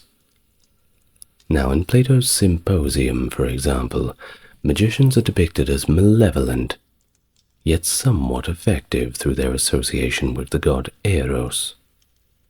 Pliny also described them quite negatively. Magic in general was not well regarded, often condemned by various speakers and writers of the time. Now, there has been discussion about suppression of magical texts, like the Greek magical papyri, with significant instances such as the burning of magical scrolls in Ephesus, as recounted in the Acts of the Apostles. That's Acts 19:19, if you've got a Bible next to you. And an event in 13 BC, where Augustus reportedly ordered the destruction of 2,000 magical scrolls. Well, perhaps these are just suppressive acts, but we have an explanation from one Hans Dieter Betz, and he gives us a rundown of the consequences. And I'll quote from his work: "As a result of these acts of suppression, the magicians and their literature went underground. The papyri themselves testify to this by constantly recurring admonition to keep the books secret. The religious beliefs and practices of most people were identical with some form of magic, and the neat distinctions we make today between approved and disapproved forms of religion, calling the former religion and church, and the latter magic and cult, did not exist in antiquity. except among a few intellectuals. It is known that philosophers of the Neo-Pythagorean and Neoplatonic schools, as well as Gnostic and Hermetic groups, used magical books and hence must have possessed copies. But most of the material vanished, and what we have left are their quotations. Now, there also is Albrecht Dietrich, who highlights the significance of magical Greek papyri in the study of ancient religions, noting that these texts are particularly valuable because they often blend elements from multiple religious traditions. Of course, we've mentioned the Babylonians and the Egyptians, but also Jewish traditions. Now, magic is often perceived much like weeds compared to flowers, distinguished only by negative societal judgments. Well, it typically involves practices considering anything from trivial superstitions to activities that are outright malicious and dangerous. Of course, that is left up to the observer's decision. Magic frequently adopts aspects of religious practice, including the use of divine names and performance of religious ceremonies, making it occasionally challenging to differentiate clearly from established religious practices. Unlike religious practices that aim to supplicate deities, magic is generally seen as manipulative, striving to command rather than request favor of supernatural forces. Instead of asking for help, it's seen as a kind of manipulation. Well, while religious ceremonies are designed to honor gods and seek their benevolence, magic was seen as pursued by those who desire power, relying often on pseudo-scientific methods to get it. The pursuit includes rituals that do not form any part of religious worship and are therefore deemed to be irreligious. Now, throughout history, the practice of magic has mirrored the broader religious practices of the Mediterranean world, intertwining beliefs in gods, divinations, and potent words. Over time, magic developed into a distinct tradition, with practitioners attempting to merge various unconventional elements of Greco Roman religious practices into what they specifically termed magic. This integration was most prominent during the Roman Empire from the 3rd to 5th centuries CE, where even the best of Greek science was not free from magical influences. But of course, where do you really draw the line? Now, the study of the Greek magical papyri reveals a predominance of Greco-Egyptian rather than Greco-Roman beliefs, showcasing a significant syncretism where ancient Egyptian religious practices not only endured but were also significantly transformed under Hellenistic influence. This transformation likely simplified Egyptian religious elements to make them more easily integratable into the dominant Hellenistic cultural framework. The magicians responsible for these texts were clearly products of their Hellenistic environment, yet their work also involved adapting Greek religious traditions into Egyptian contexts. This syncretism manifested in various ways across different documents, indicating a complex blend of religious and magical practices that only continued to evolve and adapt as time went on. Now, broadly categorized, magical practices in ancient times were of two main types. Theurgy, referred to as high magic, and Goetia, known as low magic. Now, theurgy is sometimes seen as glorifying the practice of magic, typically associated with a figure resembling a respectable priest who conducts the rituals. The term theurgy itself was described by the Neoplatonist philosopher Proclus as, and I quote, a power higher than all human wisdom. And this, of course, encompasses divination, initiation's purifying powers, and all forms of divine possession. It can be simply understood as magic employed for religious purposes, based on a presumed revelation of religious nature. Unlike common or vulgar magic, which utilizes religious names and formulas for secular ends, theurgy applies the methods of common magic towards more sacred objectives. Now, in theurgical practices, interaction with the divine could occur in one of two ways. Either the soul of the theurgist or a medium might leave the body to ascend to the heavens to perceive the divinity, or perhaps the divinity could descend to the earth to appear in a vision or dream to the theurgist. This latter method involved drawing down the divine presence using specific symbols or magical formulas. According to Plotinus, a prominent philosopher of the 3rd century, theurgy aimed to synchronize all entities in the cosmos, connecting humans with all elements through the universal forces that flow throughout them. This elevated form of magic was termed theurgia, a word used by philosophers interested in magic to distinguish their noble practices from those of the lower status magicians, known as magoi or goets. Now, on the other hand, we've got Goetia, and it carried negative connotations associated with more disreputable, deceptive, and mundane aspects. This term, akin to the ambiguity found in the word charm, suggested both magical practices and the power to attract, particularly in a sexual context. Goetia represented the less esteemed practices that were often considered fraudulent or trivial compared to the revered rites of theurgy. Think about white magic and black magic, if you want to put it into those terms.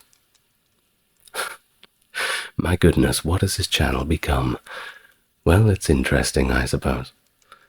Now, in the 1st century CE, several historical figures exhibited traits that were commonly associated with the Greek concept of divine men.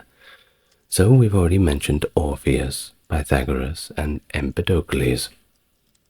But noteworthy, the others that we may mention are Jesus of Nazareth, Simon Magus, and Apollonius of Tyana. Of course, to an observer, Jesus might have appeared as a typical miracle worker of his time, performing exorcisms, healing the sick, prophesying, and even raising the dead, which was the style at the time. He wasn't the only one going around doing those things. Well, as Christianity began to be viewed as a subversive element within the Greco Roman world, especially against the backdrop of the Roman imperial cult, accusations arose against Jesus and his followers of engaging in magical practices. And it wasn't theurgy. Fingers were pointed, and accusations of Goetia, the bad kind of magic. Well, of course, in the Jewish texts, they're not very kind to Jesus.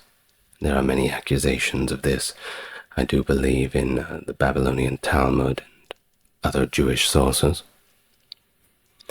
Now, the narratives of Jesus' life in Christian texts share similarities with tales of divinely influenced individuals. his divine origin, miraculous birth, confrontations with Satan, just a few of the things that exemplify this. Now, hostile interpretations, such as what I've mentioned, those found in certain rabbinical texts, suggest that Jesus acquired magical knowledge during a stay in Egypt as a child. And there are some stories from these rabbinical texts that claim that when he returned to the Holy Land, he was covered in tattoos, and all of those tattoos were spells. Remember, you gotta write the names, you gotta write the symbols. Well, that is the claim that some of the rabbinical texts make. Well, additionally, these sources occasionally depict Jesus as a madman, a characteristic often linked to individuals possessing significant power, so much power that they don't know what to do with it. But scholars have debated these portrayals, with some, like Morton Smith in his book Jesus the Magician, suggesting that the phenomena described in the Gospels, such as the descent of the Spirit, closely resemble possession by a demon, as understood in pagan contexts at least. Smith argues that such parallels indicate the usage of the term magic was a convenient way for the Romans to distinguish between culturally acceptable practices and those that they deemed to be foreign or unacceptable. However, this perspective is not without its critics. For instance, there's criticism against Smith's work for its deep knowledge of magical papyri, while simultaneously noting a significant lack of engagement with contemporary gospel scholarship. Now, it wasn't just Jesus. Simon Magus is another intriguing figure from the early Christian era, and he was introduced in the book of Acts as a man impressed by the apostolic miracles and powers, leading him to believe and thus be baptized. His subsequent request to purchase the ability to confer the Holy Spirit, however, marks him distinctly as a professional magician in the narrative, viewing divine powers as a commodity akin to magical practices common in the Greco Roman world. The apostle's stern rejection of Simon's offer underscores the early Christian effort to distinguish their practices sharply from those considered magical. So, the demarcation grows starker in later Christian writings, such as those by Justin Martyr, who accuses Simon of being a magus from Samaria and claims that his followers committed the sacrilege of worshipping him as a deity. And then, of course, there is Apollonius of Tyana, who lived approximately from 40 AD to 120 AD. The life of Apollonius, detailed in the literary work by Flavius Philostratus, presents him as an ascetic and itinerant teacher, often comparable to Pythagoras. Philostratus's account, composed under the patronage of Julia Domna during the Severan dynasty, relies purportedly on the memoirs of Damis, a supposed disciple of Apollonius. However, the authenticity of these memoirs is widely disputed among scholars, with many considering them a literary fabrication by Philostratus, or perhaps even another unknown author. Well, either way, Philostratus describes Apollonius as a well-traveled sage, venturing as far off as India, although it is more probable that his journeys did not extend beyond the Greek east of the Roman Empire. Apollonius's teachings, as depicted by Philostratus, aligned closely with Pythagorean doctrine, suggesting a philosophical continuity tinged with some magical elements peppered in. His influence persisted into late antiquity, with talismans and protective symbols attributed to him appearing in various cities, purportedly to safeguard against plagues and misfortunes. These talismans, alongside his reputed travels and teachings, position Apollonius as a blend of philosopher and magus, resonating with the Pythagorean tradition. And now to some Jewish traditions, as of course they were a part of the Roman Empire at this time, so let's talk a little bit about them. Now, in Jewish tradition, the delineation between sanctioned religious practices and those deemed as, quote, magic, unquote, was often pretty blurry.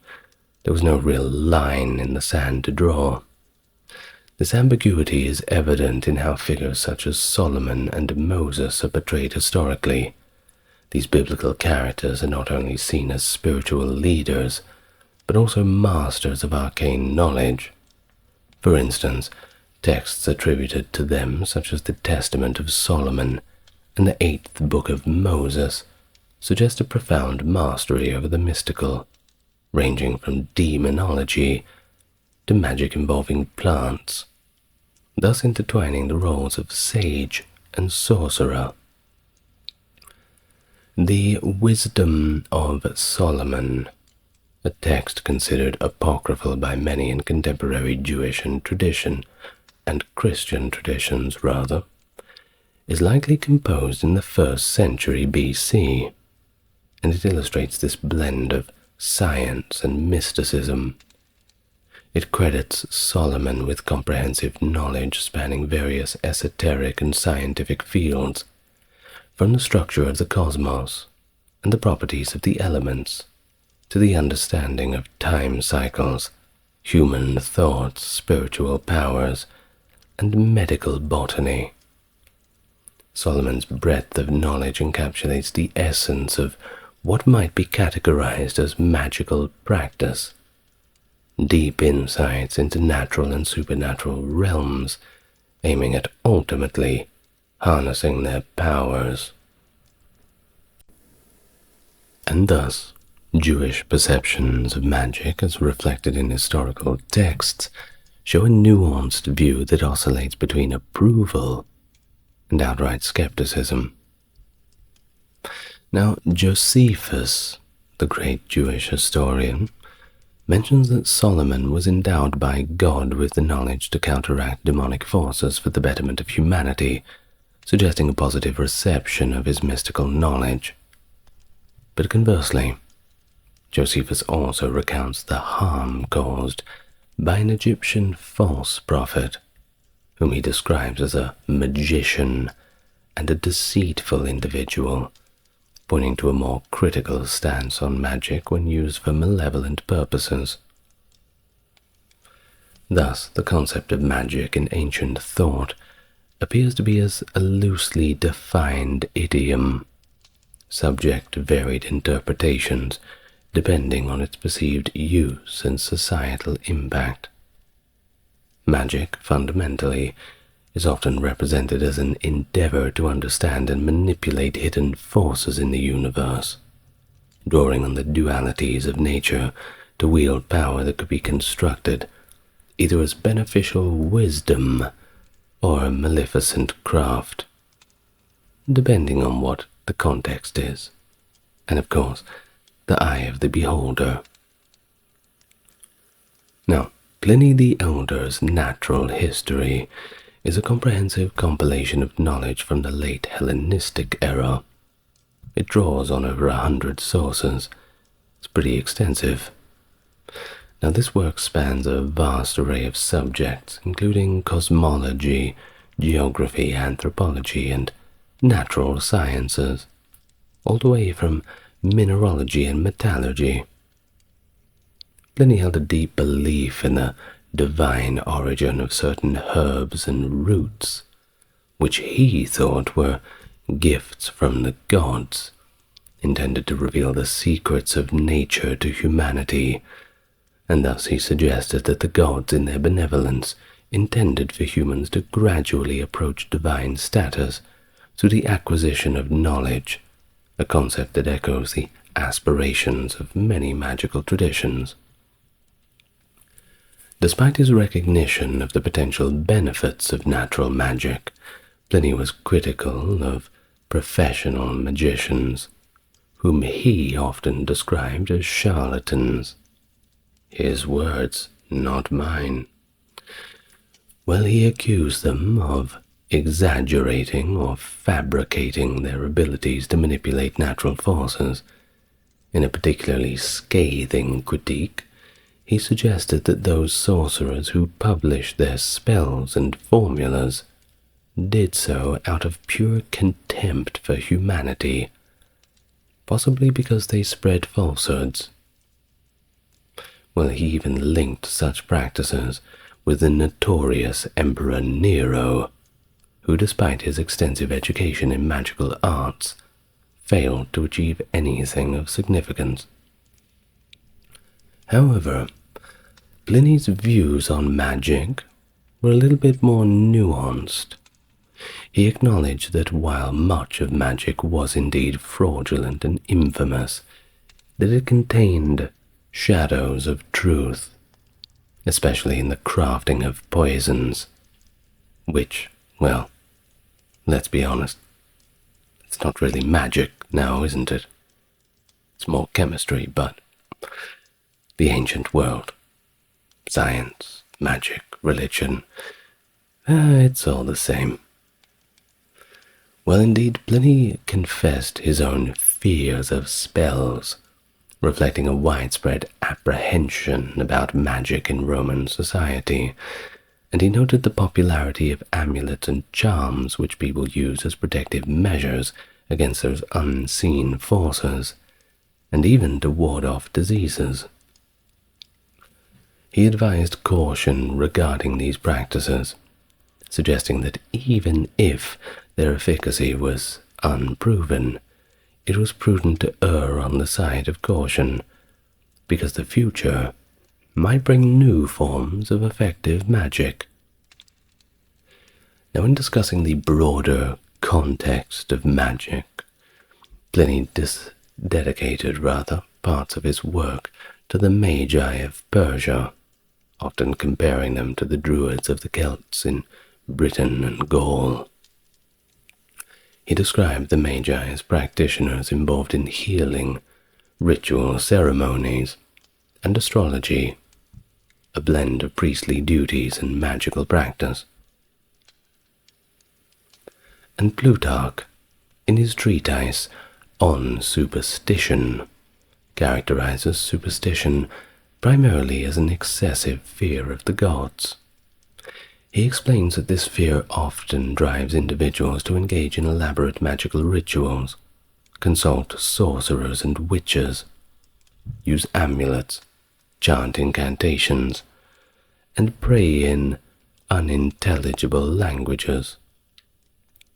While Plutarch himself acknowledges the validity of interpreting dreams and omens, he criticizes the over-reliance on such practices when it reaches near obsessive levels, and I'm sure it does.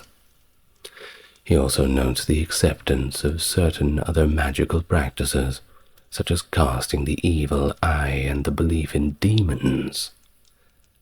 Now, these demons, according to Plutarch, act as intermediaries between gods and humans, and are often the forces behind events typically ascribed to direct divine intervention.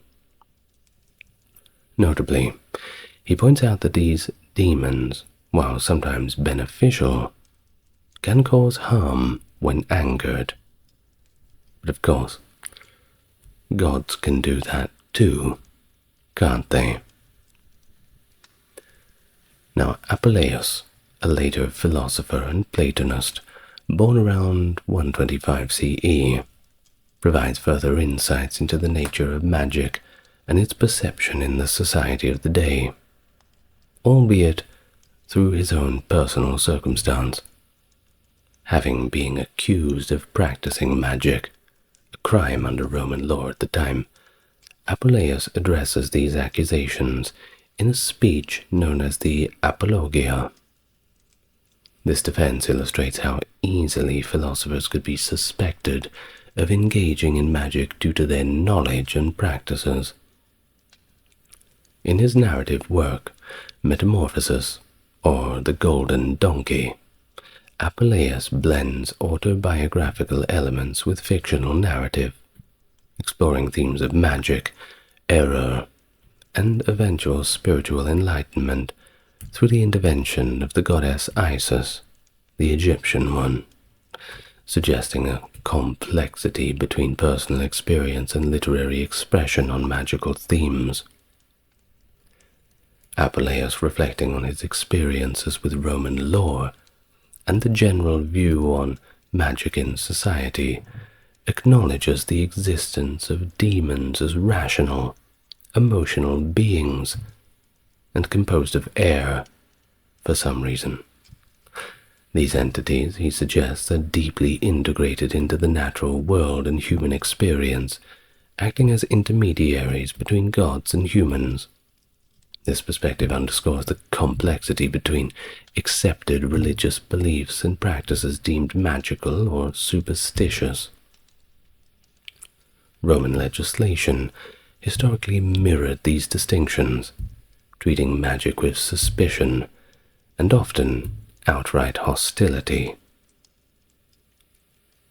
Early Roman laws specifically targeted harmful magical practices, such as using spells to steal a neighbor's crops, which led to notable legal actions such as the trial before Spurius Albinus in 157 BC.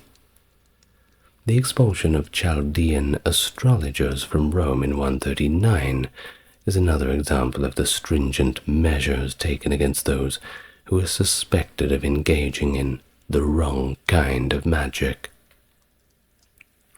By 33 BCE, the Roman state had intensified its crackdown on magicians and astrologers, categorically expelling them from Rome. This policy was reinforced under Augustus, who in 13 BC took the dramatic step of ordering the burning of magical texts. Subsequent emperors, including Vespasian and Domitian, continued to enforce these edicts. However, by the 4th century CE, Emperor Constantine nuanced these regulations, distinguishing between benign charms and harmful spells. This legislative evolution reflects a broader attempt by Roman authorities to delineate acceptable religious practices from those they classified as undesirable magic. The permissible forms were often aligned with state-endorsed traditions and religious observances, while the forbidden forms were regulated to this realm of Goetia, showing once again a sustained effort to control and draw a line where religious and supernatural practices should exist.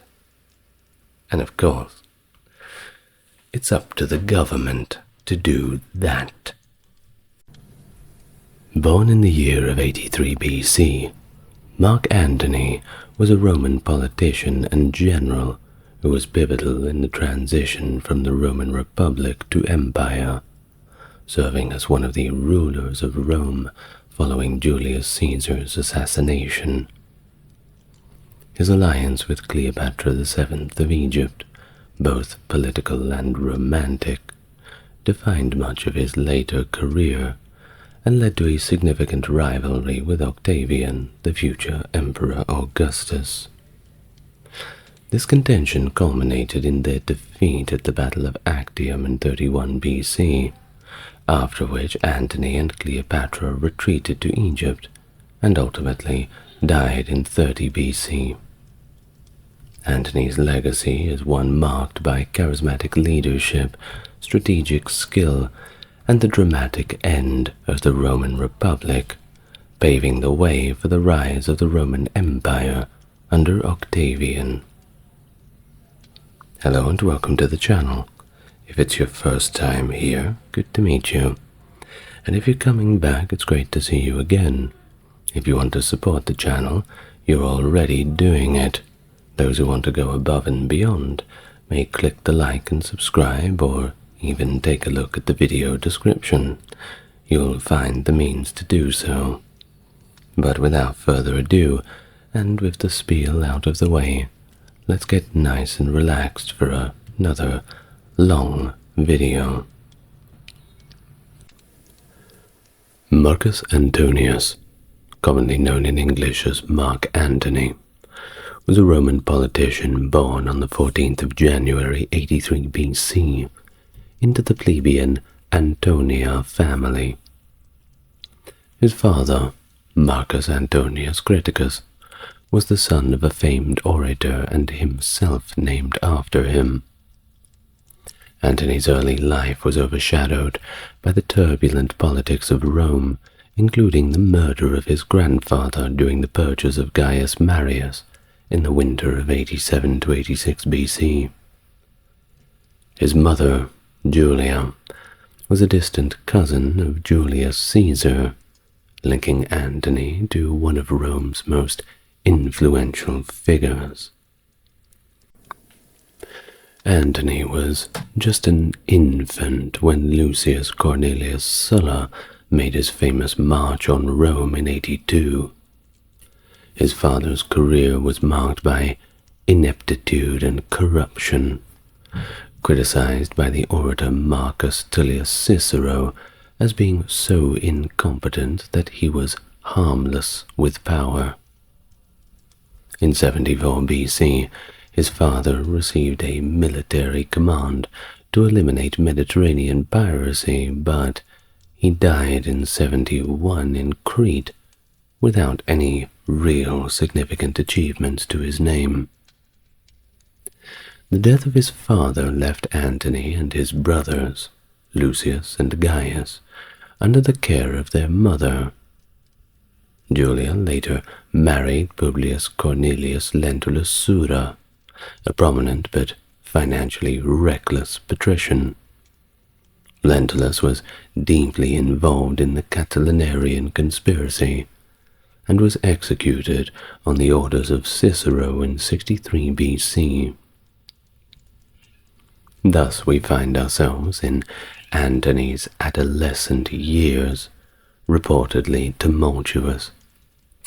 Plutarch, the famous biographer, notes that he and his brothers spent most of their youth gambling, drinking, and engaging in scandalous love affairs.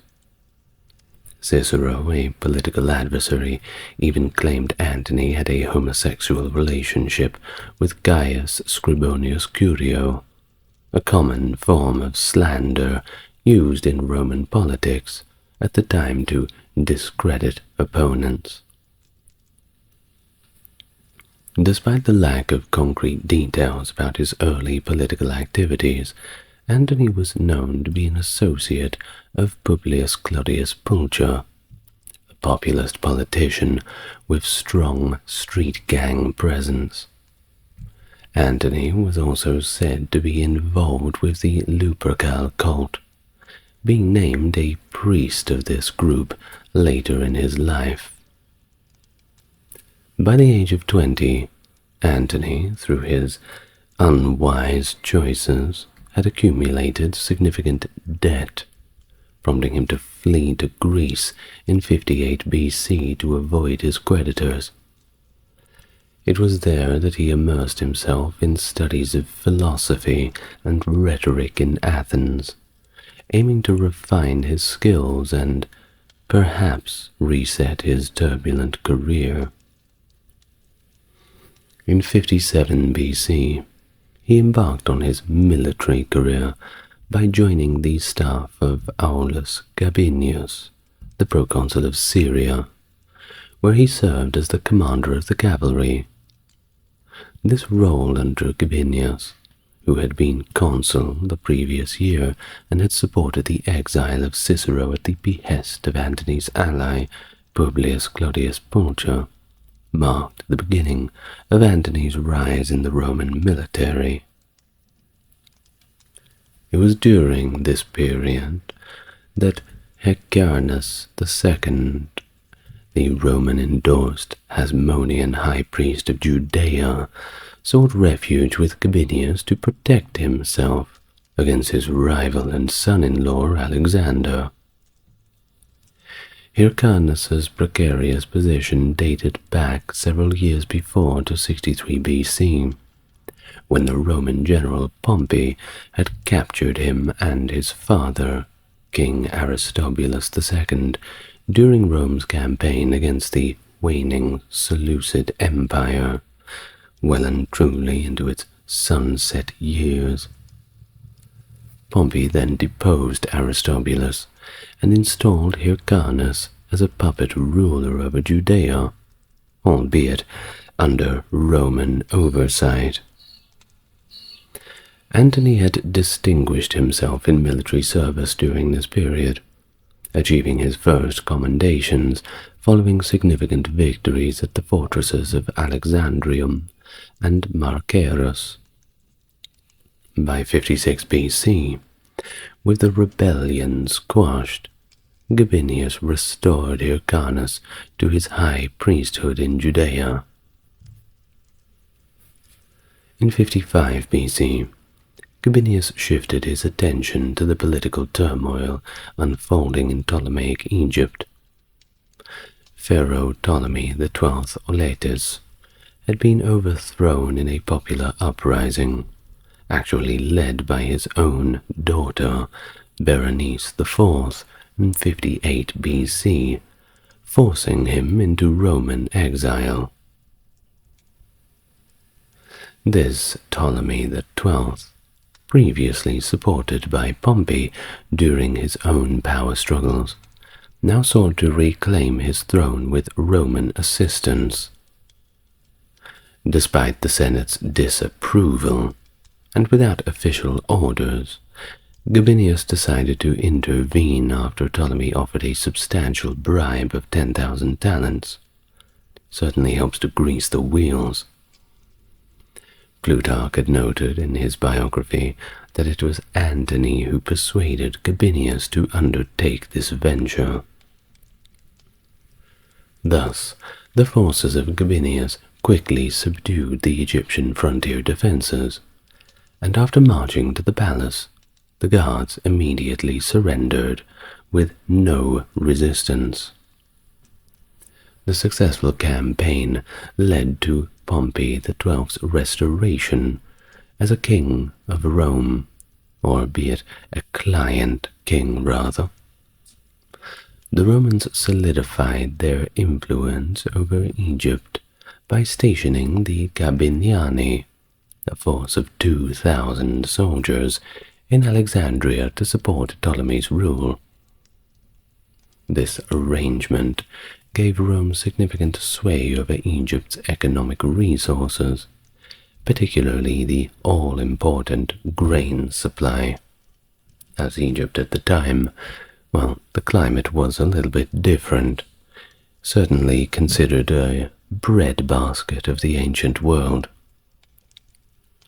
According to later claims by Antony, this campaign was also notable for his initial encounter with Cleopatra, the young daughter of Ptolemy VII, and yes, indeed, we will get to her later. Now, turning our attention back to Rome, the politics was evolving with the formation of the First Triumvirate in 60 BC, a secretive pact between Crassus, Pompey, and Caesar. This alliance aimed to dominate Roman politics. Crassus had quelled the Spartacus-led slave revolt. Pompey had expanded Roman territories in the east, and Caesar, with financial backing from Crassus, had secured the consulship for 59 BC. Caesar was subsequently appointed as the proconsular governor of Illyricum, Cisalpine Gaul, and Transalpine Gaul for 5 years, using these positions to launch his own campaign into free Gaul. The breakdown of this alliance saw Crassus and Pompey again manipulating the electoral process to become consuls in 55 BC, with Caesar's command extended to support their political goals. During his service in the East, Antony married his cousin, Antonia Hybrida Minor, daughter of Gaius Antonius Hybrida. Their marriage, occurring sometime between 54 and 47 BC, produced a daughter named Antonia, though it remains unclear if this was Antony's first marriage or not. His alignment with Publius Claudius Pulcher was a strategic move that significantly bolstered his political and military trajectory. Claudius, who enjoyed the backing of Marcus Licinius Crassus, was not only influential in his own right, but also had strong connections with Julius Caesar.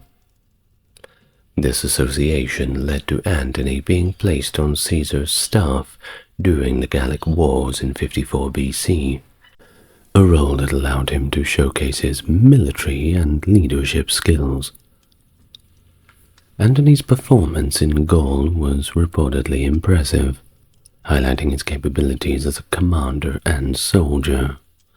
Despite some strains on their relationship, Antony and Caesar maintained a bond that proved beneficial to both, especially as Caesar's influence helped Antony climb the political ladder.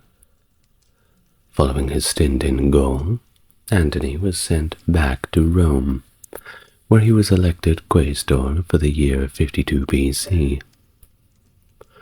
During this period he served Caesar closely, returning to Gaul to lead Caesar's cavalry to a pivotal victory at the Battle of Alesia against Vercingetorix. After his term as quaestor, Antony continued to work under Caesar as one of his legates, commanding 2 legions. This period was crucial, as it solidified Antony's position in Caesar's inner circle and military command structure. Meanwhile, the politics in Rome was increasingly volatile. The first triumvirate, consisting of Caesar, Pompey, and Crassus, was unraveling. Caesar's successes, had created envy and apprehension among his peers, particularly Pompey, who began to align more with the conservative figures around him, such as Cato. This shift in alliances was marked by escalating street violence, led by gangs under the direction of figures like Claudius and his adversary Titus Annius Milo. The death of Claudius in 52 BC, during a violent encounter with Milo's entourage, threw Rome into further chaos. Claudius's death led to riots and even the burning of the Senate House, the Curia Hostilia, which pushed the Senate to appoint Pompey as the sole consul, tasked with restoring order and eventually to conduct a proper election. Antony, after completing his duties in Gaul, had returned to Rome and was entrusted with the role of protecting Caesar's interests. His appointment to the College of Augurs allowed him to influence public policy by interpreting omens, a role that held significant political sway. Antony used this position to support Caesar, especially against his detractors in the Senate, and, well, at this point, there was no shortage of them. Thus, in 49 BC, Antony was elected as a plebeian tribune, providing him with the authority to veto Senate decisions that were detrimental to Caesar. Now, this role was an important one, as it positioned Antony as a key defender of Caesar's policies, especially as tensions between Caesar and Pompey now devoid of Crassus's mediating influence, moved inexorably towards conflict. Antony's journey from Caesar's staff in Gaul to a significant political defender in Rome shows his adaptability and skill in both military and political spheres. While the escalating tension between Caesar and Pompey had reached a breaking point in early 49 BC, Gaius Claudius Marcellus and Lucius Cornelius Lentulus Crus, the consuls that year, were staunch opponents of Caesar. Despite remaining physically in Rome, Pompey wielded significant military power as the governor of Spain, commanding a sizable number of legions. Throughout 50 BC, a tense negotiation unfolded between Caesar and the Senate, with Caesar insisting on his right to stand for the consulship in absentia, while maintaining command over his forces. Well, amidst these negotiations, Antony, leveraging his position as tribune, proposed a compromise initially set forth by Curio. Both Caesar and Pompey should relinquish their commands and return to private life. This suggestion received favorable attention from many senators, but it faced strong opposition from consuls and Cato. Antony then adjusted his proposal, suggesting that Caesar keep only 2 of his 8 legions and the governorship of Illyrium, if he could stand for the consulship in absentia. Pompey viewed this compromise as acceptable, but Cato and Lentulus Crus refused to yield. Feeling threatened and claiming fear for his safety, Antony fled from Rome and rejoined Caesar in Cisalpine Gaul. Shortly after Antony's departure, on January the 7th, 49 BC, the Senate, led by Cato and with Pompey's quiet support, passed a Senatus Consultum Ultimum, stripping Caesar of his command and demanding his return to Rome to face trial. The decree further declared Caesar as a public enemy if he failed to disband his army immediately. With peaceful resolution now seeming impossible, Caesar used the treatment of Antony, whose tribunician sacrosanctity was violated, as a pretext to march on Rome. Crossing the Rubicon on January 10th, Caesar ignited the civil war. Antony, as Caesar's second-in-command, played his own role in the ensuing events. Surprised by Caesar's swift advance, Pompey retreated from Italy to Greece. After securing Rome, Caesar turned his attentions to Spain, leaving Antony as governor of Italy and commander of the army stationed there. Despite his popularity with the soldiers, Antony was generally disliked by the Roman citizenry, who resented the hardships brought about by the civil war. By the end of 49 BC, Caesar had captured significant territories, including Italy, Spain, Sicily, and Sardinia. In early 48 BC, Caesar prepared to confront Pompey in Greece with 7 legions. He left his brother, Gaius Antonius, and Publius Cornelius Dolabella to defend Illyricum, but they were defeated by Pompey's forces and ultimately lost control of the Adriatic Sea. With his fleet defeated, Caesar could not transport all his legions, and sailed with only 2, instructing Antony to follow with the remainder once possible. Antony faced a blockade from Pompey's fleet under Lucius Scribonius Libo, but managed to outmaneuver him, allowing Caesar to join him in March 48 BC in Greece. It was there where Antony's military skill was evident, and he was considered second only to Caesar in command and reputation. The two first besieged Pompey's larger army at Dyrrhachium, but were pushed back.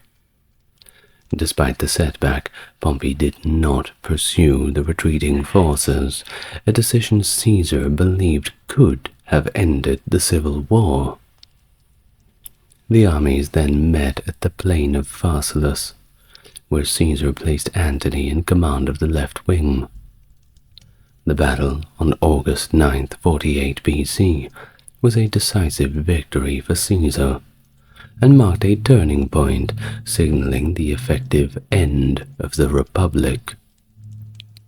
Though not the final battle, Pharsalus significantly diminished Pompey's position, leading many senators and soldiers to defect over to Caesar's side. Well, after his defeat, Pompey fled to Egypt, hoping for refuge.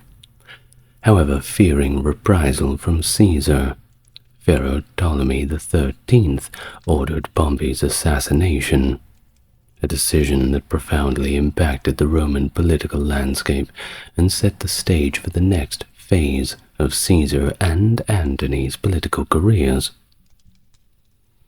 It was in the wake of Pharsalus that Julius Caesar, now unchallenged as the master of the Roman world, appointed Mark Antony as his master of the horse, making him the second most powerful man in Rome when Caesar himself was absent.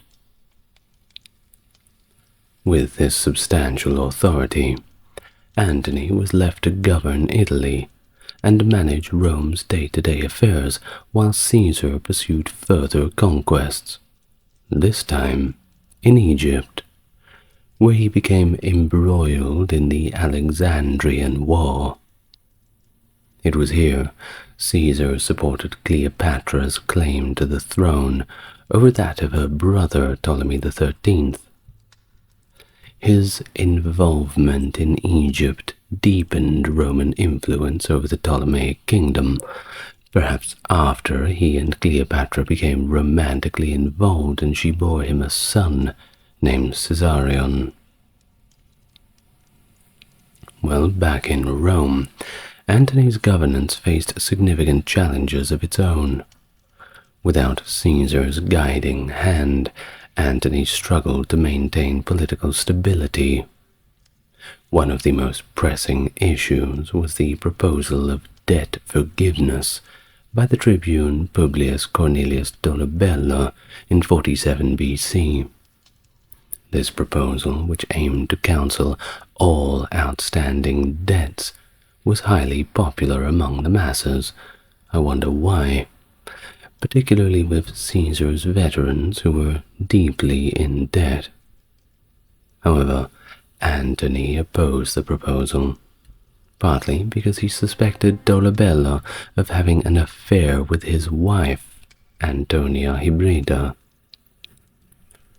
When Dolabella tried to enforce this law by seizing the Roman Forum, Antony's response was brutal. He sent his soldiers to disperse the crowd, crack some heads as it seems, and this resulted in the deaths of hundreds. Well, of course, this act of violence destabilized Rome, and it certainly made Antony very unpopular. Caesar, learning of the turmoil, cut short his stay in Egypt and returned to Italy in late 47 BC to attempt to restore order. But the rift between Caesar and Antony began to widen as a result of Antony's handling of the Dolabella affair. Despite their past camaraderie, Antony found himself politically isolated, Caesar even considered transferring Antony's consulship to Dolabella as a way to reconcile with the latter. But Antony's opposition and his role as an augur, interpreting the omens as unfavorable, blocked these moves. Eventually, Caesar found it expedient to remove Dolabella from Rome altogether, not through punishment, though, but by making him one of his generals for future campaigns. The fallout from these events was significant for Antony. For the years 46 and 45 BC, he held no public office, and was generally sidelined in political affairs. Instead, Marcus Aemilius Lepidus took over Antony's previous roles, serving both as Caesar's consular colleague in 46 and as master of the horse. Meanwhile, Caesar continued his campaigns, achieving victory in North Africa and later in Spain, where he defeated the last of his republican opponents, bringing an end to the long civil war. During this period, Antony's personal life also underwent significant changes. After the scandal involving Dolabella, Antony divorced Antonia Hybrida and married Fulvia. Now, Fulvia was a prominent and politically active figure, having been widowed by both Publius Clodius Pulcher and Gaius Scribonius Curio. Antony and Fulvia's marriage, formalized in 47 BC, was seen by many, including Cicero, as a union that had been emotionally established much earlier. Well, in any case, this marriage certainly strengthened Antony's political position, and produced two sons, Marcus Antonius Antillus and Iulus Antonius, born in 47 and 45 BC respectively. Well, as Caesar paraded his victories, and even brought Cleopatra and his new son Caesarion to Rome, Antony remained in the capital, navigating those turbulent waters of Roman politics now more as an observer than as a participant. Perhaps that's better to simply observe, ask Caesar in a couple of years' time. Well, his marriage to Fulvia not only signified a new chapter in his personal life, but also indicated a strategic realignment in his approach to the power dynamics within the Roman Republic, which was rapidly transforming under the dominance of Caesar. Whatever the underlying tensions, Antony's loyalty to Caesar remained steadfast, and their estrangement was short-lived.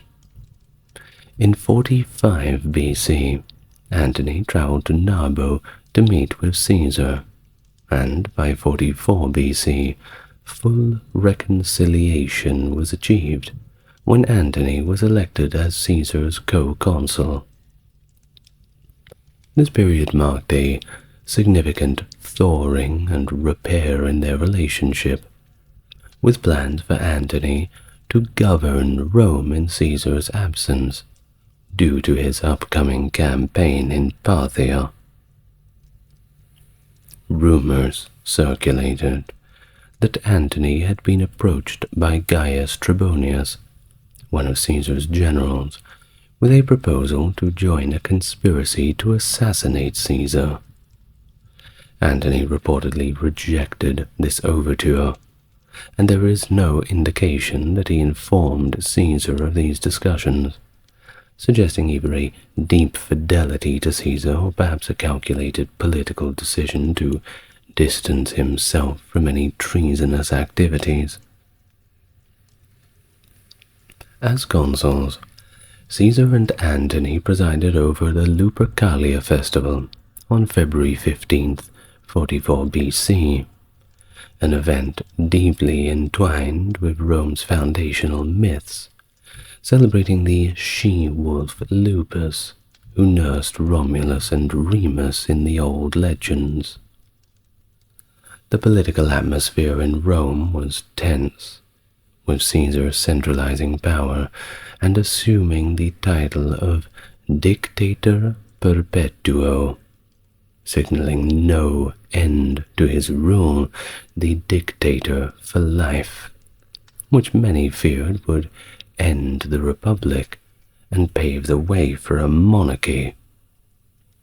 Well, it was during this festival of Lupercalia that Antony offered Caesar a diadem, symbolizing kingship, which Caesar made an effort to publicly refuse.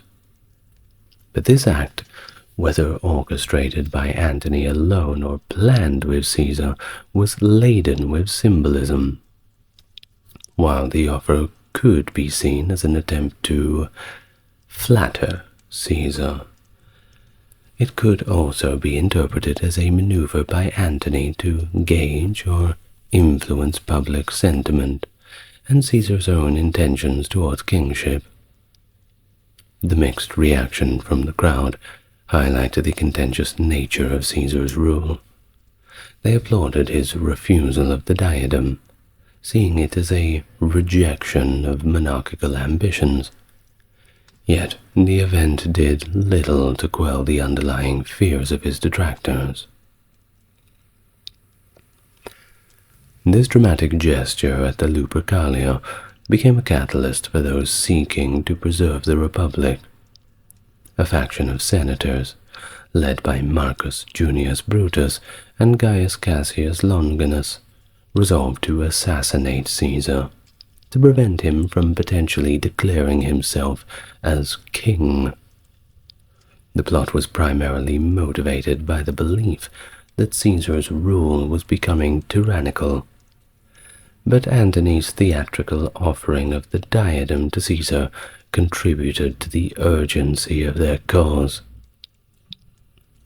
Despite considerations to eliminate both Caesar and his key supporters, including Antony, the plan was ultimately confined to Caesar, based on the reported insistence of Brutus. The conspirators thus planned their attack to coincide with a Senate meeting on the Ides of March, which is March 15th, 44 BC, where they expected to catch Caesar unguarded. It was on that fateful day Antony, who was supposed to accompany Caesar to the Senate, was detained by Trebonius, ensuring he was not present to intervene. Thus, as Caesar entered the Senate, he was mobbed by the conspirators under the guise of presenting a petition, and once surrounded, the assassination unfolded swiftly. He was stabbed 23 times, dying from his injuries on the floor of the Senate. This assassination was not just a pivotal moment for Rome, but also for Antony, who suddenly found himself at a crossroads, his patron and ally gone, and the future of Rome uncertain. Thus, in the immediate aftermath, Antony's political skill and understanding of the Roman mob and the legions would emerge as he navigated this volatile new situation, shaping his path towards leadership and eventual conflict with Caesar's heir, Octavian. In the chaotic aftermath of Julius Caesar's assassination, Antony initially fled Rome, disguised as a slave, fearing a widespread purge of Caesar's supporters, that those who had plotted the assassination and carried it out would strike while the iron is hot and finish the job. However, realizing the anticipated violence had not materialized, he quickly returned, positioning himself as the lead figure in the unfolding political crisis. The conspirators, self-titled as the Liberatores, which of course means liberators, don't have to explain that, do you?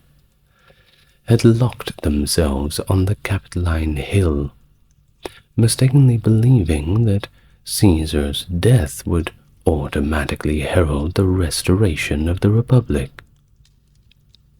Antony, utilizing his position as the surviving consul, seized control of the state treasury. He was further empowered when Calpurnia, Caesar's widow, entrusted him with Caesar's personal papers and extensive estates, marking Antony as the principal leader over the Caesarians.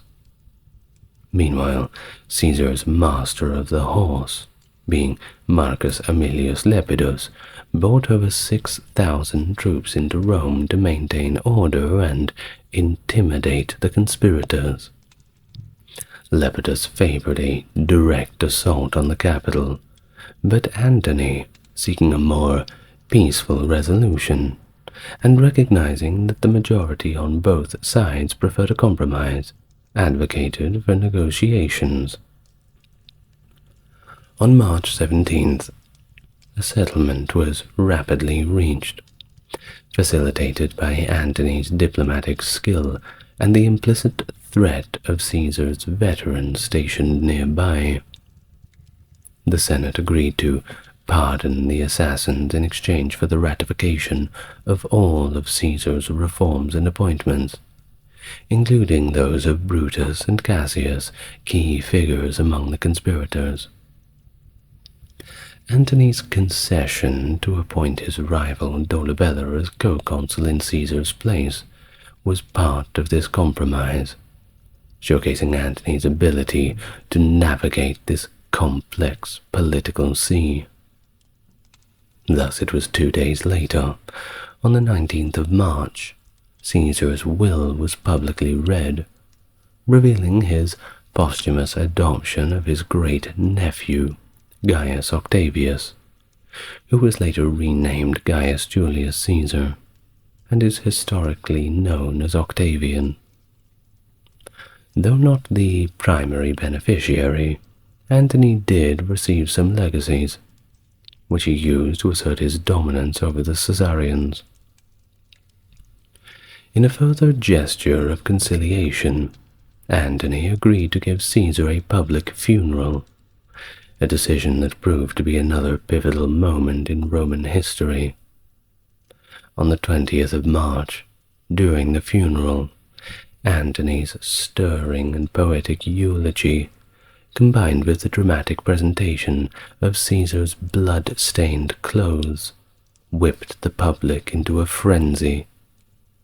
The event turned into a riot, with several buildings associated with the conspirators burned to the ground. The chaos forced many of the conspirators to flee from Rome. In the wake of the funeral, Antony maneuvered to sideline Brutus and Cassius further by assigning them the menial task of wheat procurement from Sicily and Asia, which they refused, choosing instead to leave for Greece. Meanwhile, Cleopatra returned to Egypt. Antony, undeterred by the specific directives of Caesar's will, acted as the de facto leader of the Caesarians. He introduced the Lex Antonia, which formally abolished the dictatorship, aligning himself with those who had opposed Caesar's autocratic rule. Simultaneously, he claimed to discover laws in Caesar's papers that benefited the veterans, particularly with land grants, enhancing his support among them.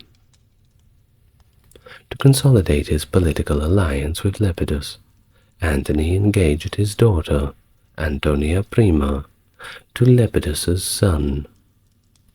By surrounding himself with a guard of over 6,000 of Caesar's veterans, Antony projected himself as Caesar's rightful heir, largely siding with Octavian, who was struggling to assert his position as Caesar's designated successor. When Octavian arrived in Rome in May of 44 BC, he was ready to claim his inheritance and assert his position as Caesar's true successor.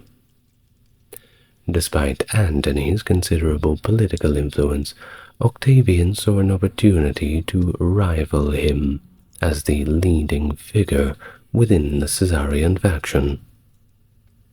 Thus Antony's political standing was precarious. He had alienated many of Caesar's supporters by opposing the motion to deify Caesar, which diminished his appeal among the late dictator's followers. Moreover, when Antony refused to hand over Caesar's fortune to Octavian, the young heir borrowed heavily to fulfill the bequests in Caesar's will to the Roman people and his veterans, also establishing his own bodyguard of veterans. This strategic move earned Octavian the support of those who sought to use him to counter Antony's dominance. Now, the Roman Senate, especially Cicero, viewed Antony as a potential tyrant and a significant threat to the Republic's stability. Thus, by the summer of late 44 BC, Antony faced a political dilemma. He could either condemn the so-called liberators, Caesar's assassins, thus alienating the Senate, or he could uphold the compromise reached after Caesar's death, thereby seeming to betray Caesar's legacy and strengthening Octavian's position. Now, Roman historian Cassius Dio noted that while Antony maintained an official advantage as consul, public affection was increasingly shifting towards Octavian due to his lineage and perceived allegiance to Caesar's memory. Octavian encouraged Cicero, a prominent senator, to launch a series of attacks against Antony in the September of 44 BC. These speeches depicted Antony as a danger to the Republic and galvanized senatorial support against him. The risk of civil war between Octavian and Antony escalated, as Octavian continued to draw Caesar's veterans away from Antony, with 2 of Antony's legions defecting to him by November of that year. At this time, Octavian, technically still a private citizen without formal command, led his forces in a legally precarious position. Facing increasing hostility, and with his consular term coming to an end, he sought a military command to secure an army for his protection. Traditionally, the Senate assigned provinces to consuls to govern after their terms had ended.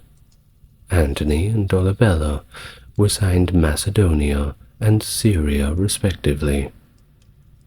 However, Antony much preferred Cisalpine Gaul, then under the control of Decimus Junius Brutus Albinus, who was one of Caesar's assassins.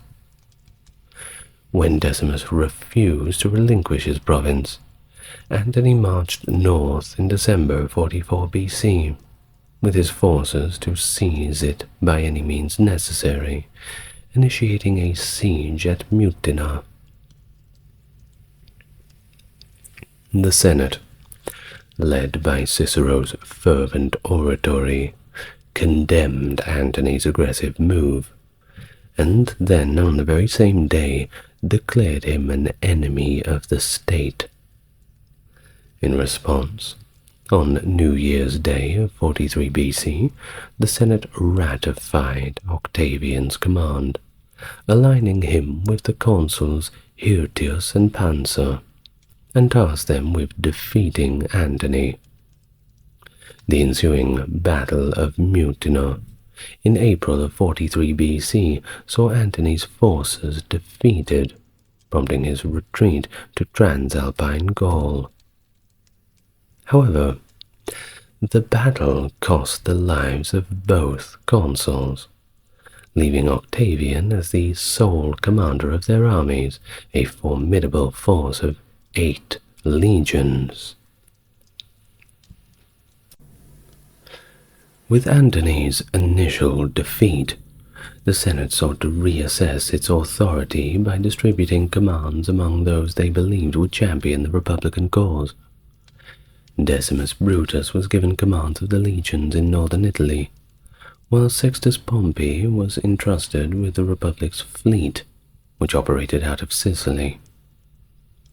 Brutus and Cassius, the leaders of Caesar's assassins, were appointed as governors of Macedonia and Syria respectively. These assignments were intended to reinforce the Republican framework and counterbalance the rising power of Caesar's adherents. However, the legions under Octavian, composed primarily of Caesar's veterans, outright refused to follow Decimus Brutus. This defiance allowed Octavian to maintain his command and influence. Meanwhile, Mark Antony recovered from his earlier setbacks by forming an alliance with Marcus Aemilius Lepidus, who held the governorship of Transalpine Gaul and nearer Spain. Lepidus, despite his strong Caesarian leanings, had maintained cordial relations with various political factions, including the Senate and Sextus Pompey. His overtures to the Senate, however, were quickly overshadowed when his legions defected to Antony, giving Antony control of 17 legions, which was the largest army in the Western Roman Republic.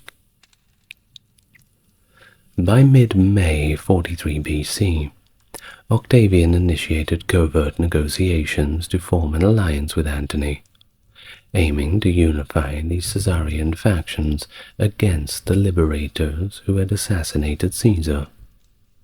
Octavian, remaining in Cisalpine Gaul, sent representatives to Rome in July demanding his appointment as consul and the revocation of Antony's status as a public enemy. When the Senate refused, Octavian marched on Rome with his 8 legions, took control of the city in August, and had himself appointed consul alongside a relative. He then began to prosecute Caesar's murderers under the Lex Paedia, declaring all conspirators and Sextus Pompey enemies of the state. In November of 43 BC, Octavian, Antony, and Lepidus met near Bononia to discuss the future governance of the Republic. After 2 days, they agreed to establish a 3-man dictatorship, known historically as the Second Triumvirate, which would govern for 5 years. This triumvirate divided military and administrative control. Antony took Gaul, Lepidus received Spain, and Octavian was assigned Africa, with Italy jointly governed by all 3. Their immediate goal was to avenge Caesar's murder by waging war against his assassins, who held territories in the eastern Mediterranean and Mediterranean islands. The triumvirate was formalized by the Lex Titia on the 27th of November 43 BC, and Octavian and Antony cemented their alliance with Octavian's marriage to Antony's stepdaughter Claudia. Their primary objective was now clear: to make war on Caesar's murderers. Before setting out to confront Brutus and Cassius, the triumvirs initiated a campaign of proscriptions, similar to those used by Sulla in 82 against their enemies in Rome. These proscriptions listed individuals who were stripped of their citizenship and whose properties were confiscated. This campaign was both lucrative and deadly. It resulted in the execution of 2,000 equites and a third of the Senate, including Cicero, who was of course a personal enemy of Antony and had been a close friend of Octavian.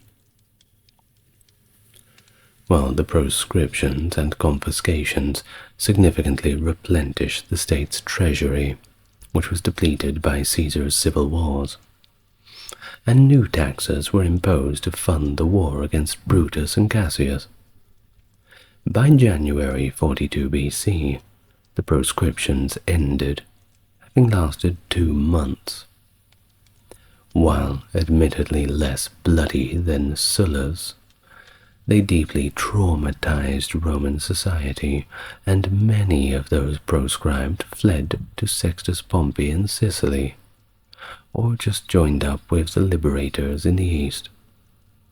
Senators who pledged loyalty to the triumvirate were allowed to retain their positions.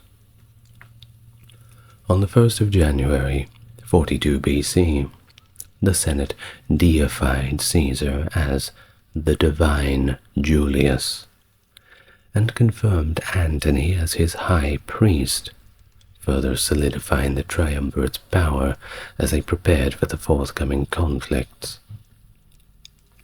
In 43 BC, as the second triumvirate contended with internal strife, Brutus and Cassius seized control of Rome's eastern territories and assembled a formidable force of 19 understrength legions. Their strategy was to avoid direct confrontation with the triumvirs, instead aiming to secure a strong defensive position and disrupt the triumvirs' supply lines using their superior naval forces led by Sextus Pompey from Sicily. Sextus Pompey's fleet initially posed a significant threat, launching raids on the Italian coast and blocking maritime supply routes. Although Octavian's admiral, Quintus Salvidianus Rufus, managed to fend off an attack at Rhegium, he was later defeated in a naval engagement. It was only after Antony arrived with additional ships that the blockade was finally broken, though Sextus did retain control of Sicily. The triumvirs prioritized defeating Brutus and Cassius, leaving Lepidus to manage Rome, and sailed to Macedonia with the bulk of their forces in the summer of 42 BC. Brutus and Cassius fortified a strong defensive position along the Via Egnatia near Philippi, using the natural terrain to their advantage.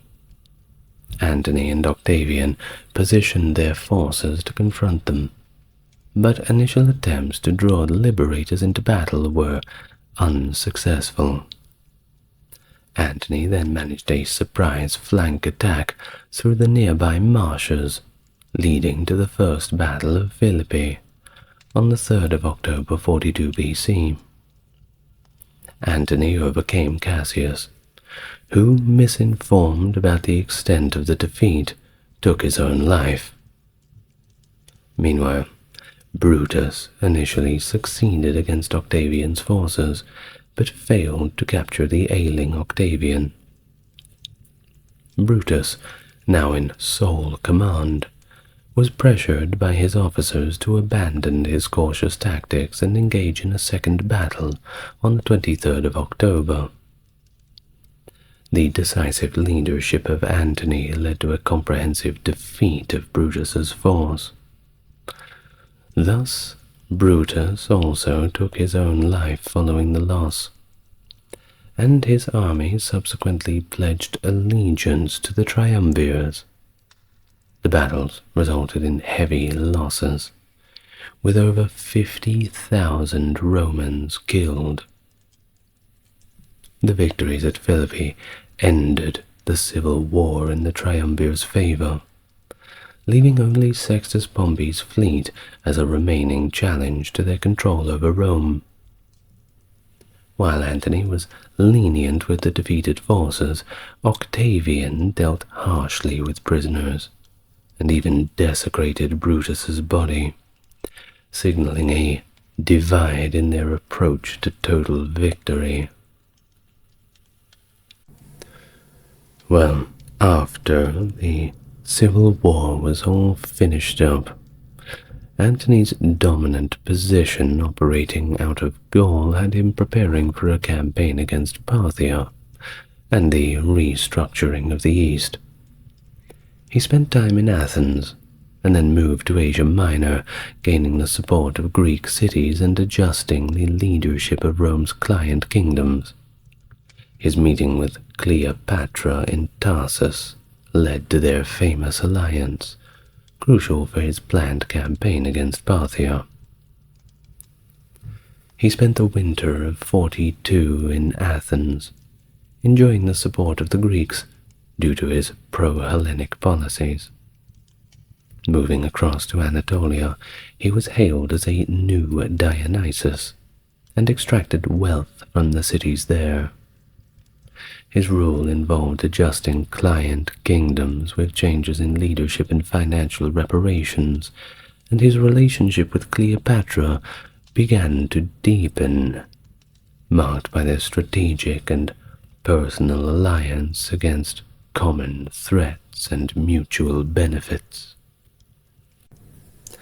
So, Antony took control of the East, while Octavian was responsible for the West.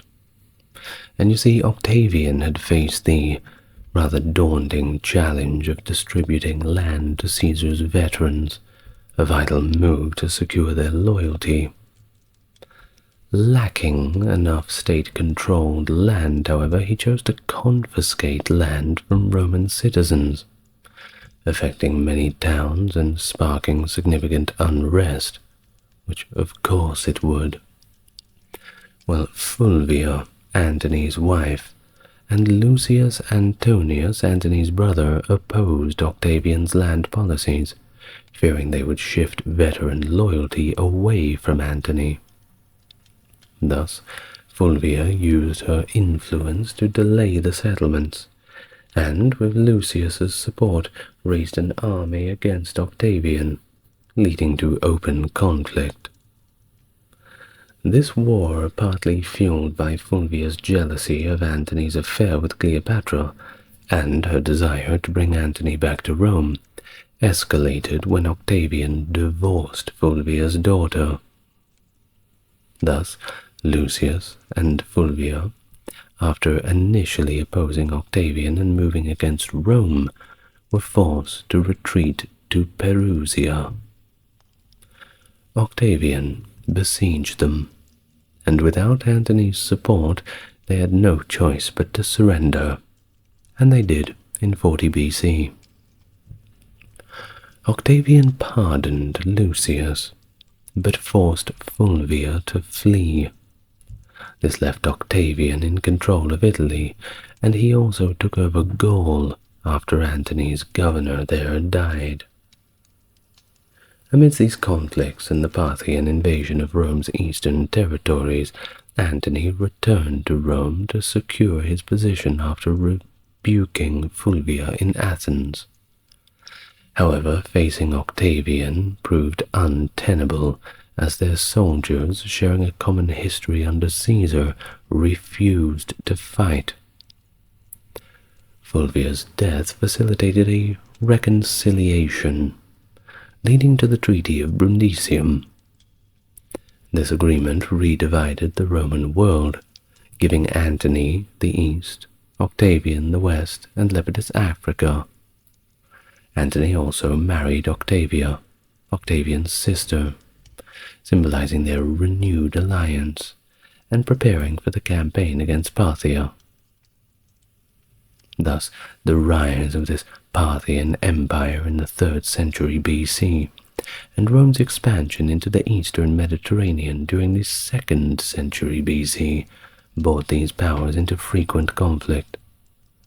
The kingdom of Armenia, positioned between Roman Syria and Parthia, became the focal point of their power struggles. Tigranes the Great of Armenia, allied with Parthia, initially fought against Rome, but was defeated by Pompey in 66 BC. Armenia then shifted their allegiance to Rome. In 53, Rome's ambition led Marcus Licinius Crassus, then governor of Syria, to cross the Euphrates and invade Parthia. Rejecting Armenian King Artavasdes II's advice to invade via Armenia, Crassus chose a direct route through the desert. While this decision culminated in the disastrous Battle of Carrhae, where his forces were defeated by a much smaller Parthian army. Following this, Armenia tilted back towards Parthian alliance through royal marriage. Well, after Caesar's assassination, things had changed, with the eastern regions slipping from Rome's grip. You see, Caesar had planned to invade Parthia to avenge Crassus, and also to rival Alexander the Great's legacy. But of course, this plan was halted by him being murdered. Generally tends to make one change their plans a little. Publius Cornelius Dolabella took over Crassus's intended campaign, but lost support, leading to the Parthians siding with Quintus Labienus and the Republicans after their defeat at Philippi. Antony, aiming to reinforce Roman dominance in the east, captured Palmyra on the Roman-Parthian border in 41 BC. However, his winter spent in Alexandria with Cleopatra left the Syrian border poorly defended. Apparently, he was a little distracted. While the Parthians, seizing the opportunity and persuaded by Labienus, invaded, exploiting the weakness left by Antony's absence. In 40 BC, the Parthians, led by King Orodes II's son Pacorus, and the Roman rebel Labienus, invaded Roman territories. They swiftly conquered Syria and southern Anatolia, installing Antigonus as king in Judea after deposing Hyrcanus II.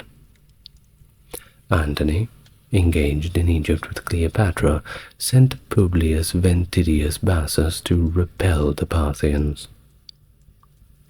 Ventidius effectively countered the invasion in 39, defeating Labienus and the Parthian army, reclaiming Roman dominion in the east. In the following year of 38 BC, despite initial Parthian advances under Pacorus, Ventidius again triumphed at the Battle of Serestica, killing Pacorus and forcing the Parthians to retreat. The death of Pacorus plunged Parthia into turmoil, leading to the assassination of Orodes II by his own son, Phraates IV. Ventidius, cautious of overstepping his mandate and overshadowing Antony, focused on stabilizing the eastern provinces rather than pursuing the Parthians further. He successfully subdued regional revolts and was honored with a triumph in Rome for his victories. This campaign reset Roman Parthian boundaries and stabilized the region, albeit temporarily. After this Treaty of Brundisium, the triumvirs overlooked Sextus Pompey, who from Sicily disrupted the Roman grain supplies, undermining the triumvirate's support. Well, to combat this problem, the triumvirs negotiated with Sextus, leading to the Treaty of Misenum in 39 BC, which granted Sextus control over Sicily, Corsica, Sardinia, and a few little parts of Greece, in exchange for his ending of the blockade and resuming grain shipments to Rome. Many of the proscribed senators took refuge with Sextus, but returned to Rome when amnesty was declared, aligning with Octavian or Antony. This, of course, weakened Sextus's position, and when he later reneged on parts of the treaty, they decided to instead engage him in conflict. Well, despite the political turmoil, Antony, still with an eye on Parthia, secured additional troops from Octavian via the Treaty of Tarentum in 37. The two also extended the triumvirate to 33 BC and arranged a marriage between Antony's son and Octavian's daughter to solidify their agreement. Antony, adopting extravagant Dionysian imagery, then returned to the east, leaving his wife Octavia in Italy. With Sextus renewing his blockade, Antony and Octavian's renewed tensions led to further negotiations and military preparation. Antony, still aiming for Parthia, sent Ventidius Bassus to confront the Parthian threat, which resulted in significant Roman victories and the restoration of stability in the east. In Judea, Antony tasked Gaius Sosius with deposing the Parthian puppet Antigonus and installing Herod as the Roman client king. Sosius's campaign was brutal, with extensive pillaging in Jerusalem, which led Herod to secure his position by directly bribing Roman forces. Antony, recognizing Antigonus as a continual threat, had him executed, leaving Herod as a stable ally to Rome, and he ruled until 4 BC. In 38 BC, after renewing the triumvirate, Antony, accompanied by Octavia, spent the winter in Athens. This period concluded with internal strife in Parthia, where Phraates IV assassinated his own father, Orodes, and seized the throne. Of course, Antony, recognizing the opportunity, planned a grand campaign against Parthia, but realized that Octavian wouldn't provide the promised legions under the Treaty of Tarentum. Consequently, he turned to Cleopatra of Egypt for support. With her financial and military aid, Antony amassed an unprecedented Roman force in the east, totaling around 100,000 troops, including 60,000 legionnaires, 10,000 cavalry, and 30,000 auxiliaries. Antony's initial move on the Parthian campaign was to secure Armenia, a former Roman ally turned Parthian vassal after Rome's eastern influence waned post-Carrhae. Though, through diplomatic maneuvering, Antony received the submission of the Armenian king Artavasdes II without resistance. His general, Canidius Crassus, then secured further Roman dominance in the Caucasus by allying with Iberia and subduing Albania, turning these into Roman protectorates. With these strategic victories, Antony's forces moved into Media Atropatene, a Parthian province, hoping for a decisive confrontation. However, the Parthians avoided a direct battle, leading Antony to advance deep into enemy territory.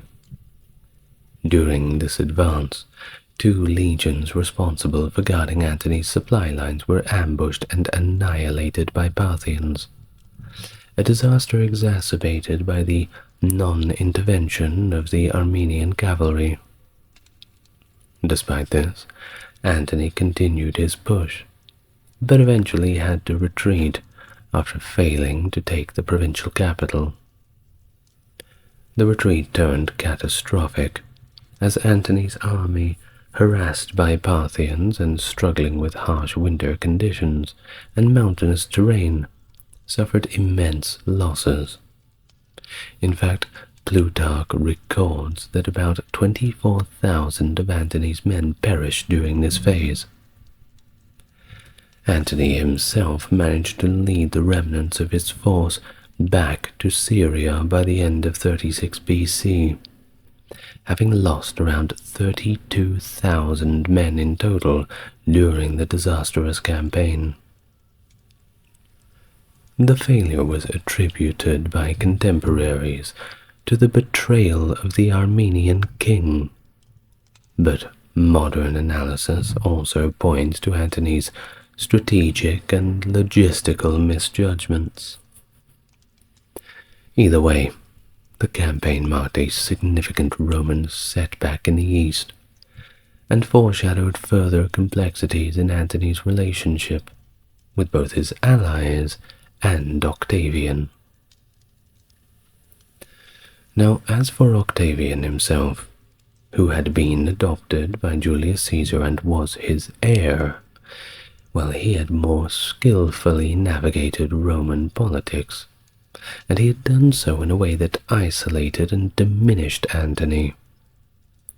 After forcing Lepidus out of the triumvirate and securing his own power base, Octavian turned his full attention towards Antony, who had entrenched himself in Egypt with Cleopatra. The Roman propaganda machine, controlled by Octavian, cast Antony as a traitor who had forsaken Roman values to become a puppet of a seductive and manipulative Cleopatra. They painted a picture of Antony as a man who had gone native, adopting foreign customs, and even dressing like an Egyptian, which in Roman eyes was a grievous affront to their dignity and an abdication of his Roman identity. The political machinations continued to escalate with Antony's donations of Alexandria, where he distributed titles and lands to Cleopatra and their children, notably recognizing Caesarion, Cleopatra's son with Julius Caesar, as Caesar's legitimate heir. This was a direct challenge to Octavian, whose claim to power significantly rested on his adoption by Caesar. By promoting Caesarion as Caesar's true successor, Antony struck at the heart of Octavian's political legitimacy. This led to the final breakdown of any pretense of alliance between Octavian and Antony. The Roman Senate, under Octavian's influence, declared war not on Antony directly, but on Cleopatra. This clever maneuver was designed to strip Antony of sympathy by portraying him as dominated by a foreign queen rather than as a Roman co-ruler. The Senate's actions and Octavian's control of the narrative turned public opinion completely against Antony. Thus, as Octavian's forces advanced, Antony and Cleopatra's coalition unraveled. The defection of regions such as Cyrenaica and Greece, and the loss of key allies and territories further tightened Octavian's grip. The capture of Methone demonstrated Agrippa's naval prowess and foreshadowed the larger clash at Actium. At the Battle of Actium, September 2nd, 31 BC, Octavian's fleet commanded by Agrippa decisively defeated Antony and Cleopatra's forces. But the battle was less about tactical specifics and more about symbolism. It represented the collapse of Antony and Cleopatra's dream of a combined Roman-Egyptian empire. Their flight to Egypt marked the end of resistance to Octavian's rule. In the wake of Actium, the path was clear for Octavian to consolidate his power. Antony's retreat to Egypt, where he and Cleopatra would make their last stand, was not just a military defeat but also a significant psychological and political blow. The once great Roman general and the last pharaoh of Egypt, now backed into a corner, their fates sealed, as Octavian prepared for the final act of this long and bloody drama that would end with the transformation of the Roman Republic into the Roman Empire. In the final act of Antony and Cleopatra's dramatic story, Octavian's calculated and relentless pursuit of power led him to Egypt, where the last remnants of Antony's resistance were harbored. By August of 30 BC, Octavian, with his trusted commander Agrippa, launched a decisive invasion of Egypt.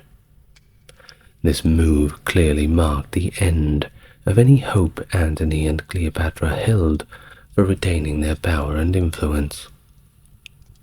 Trapped, surrounded at all sides, no means to escape, Antony, engulfed in despair and misled by false reports of Cleopatra's death, attempted to take his own life by stabbing himself repeatedly. However, upon discovering that Cleopatra was still alive, he was taken mortally wounded to the monument where Cleopatra had taken refuge. There, in a poignant final scene, Antony reportedly died in Cleopatra's arms, an end to a tumultuous life and a storied romance. Octavian, who had now removed his main rival, allowed Cleopatra to organize Antony's funeral, a gesture that was both political and also practical. It also allowed Octavian to appear magnanimous and ensure that Antony's followers would not be further antagonized. However, Cleopatra was now a prisoner, and her fate was sealed. Understanding that she would be taken back to Rome and paraded through the streets like an animal at a circus, a fate unbearable for a queen of her stature, or indeed anyone of any stature, Cleopatra then made several attempts on her life, and after several failures, she had reportedly succeeded in mid-August by using a poisonous asp. At least that is according to the popular belief, though the exact method does remain a topic of historical debate. There were, of course, writers at the time that were saying that she was testing different snakes and poisonous animals on her prisoners to see the effects, to judge how it would go for her own attempt on her own life, but this may also have been propaganda to simply make her look bad. Well, with Cleopatra's death, Octavian had effectively ended the Ptolemaic dynasty. He then took decisive steps to secure his power. Caesarion, the son of Cleopatra and Julius Caesar, was executed, eliminating the last potential rival with a claim as Caesar's heir. Antony's eldest son, Antyllus, was also killed. However, Octavian decided to spare Iulus, Antony's son by his previous marriage, and Antony's children with Cleopatra. These children were taken to Rome and humiliatingly paraded in Octavian's triumphal procession, a clear signal of Octavian's total victory. Well, we reached the end of another very long video. They seem to keep getting longer and longer and longer. But that's okay. If you're here for long history videos, well, I'm sure you know by now that you're in the right place. And if you are still listening now and have not drifted off to sleep, you simply must leave a comment.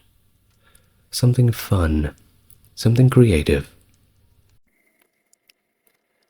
After several hundred years beneath the boot of an oppressive regime, the Christians of the Roman Empire find themselves in an advantageous position. Not only is their religion now legal, but their rulers are openly advocating for it, breaking with centuries-old traditions. However, some habits aren't so easily broken, and the tradition of religious intolerance was about to come back. But this time, the hunter had become the hunted. This is the story of how pagans in Rome came to be persecuted in their own ancient lands. Hello and welcome to the channel. If you're new here, it's good to meet you.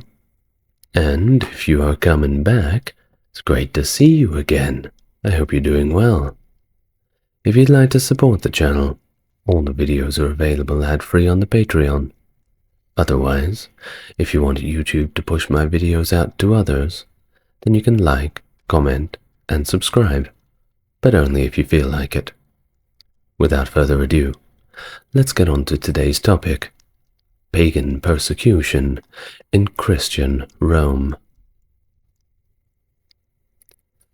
9 years after Diocletian's brutal persecution of Christians, Constantine triumphantly entered Rome. Unlike his predecessor, Constantine refrained from partaking in traditional pagan sacrifices, and instead ended the exclusion and mistreatment of Christians. He returned confiscated properties to churches, and adopted a policy of tolerance towards non-Christians, as evidenced by the Edict of Milan in 313. If you want to know about how Christians were treated before Constantine, I have another video on that too. After 324, Constantine openly embraced Christianity. He demolished some pagan temples, converted others into churches, and neglected the rest. Additionally, he seized temple funds for his own projects and to stabilize the currency.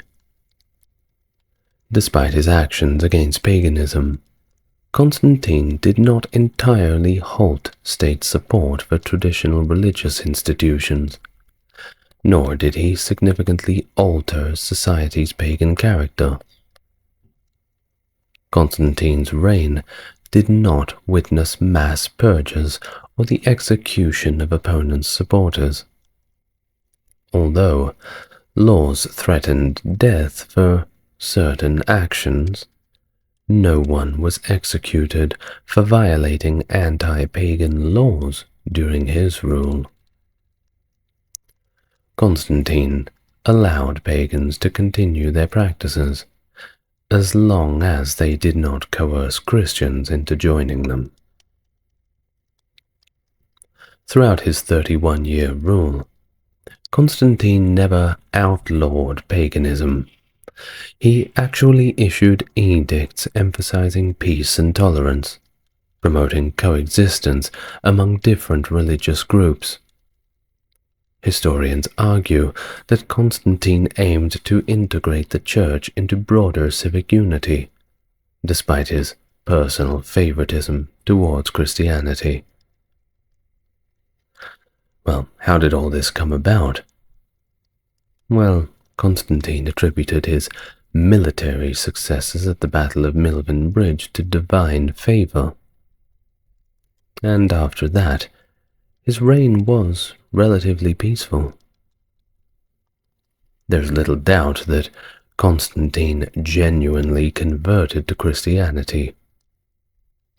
In his personal beliefs, Constantine condemned paganism as idolatry and superstition, while advocating for tolerance.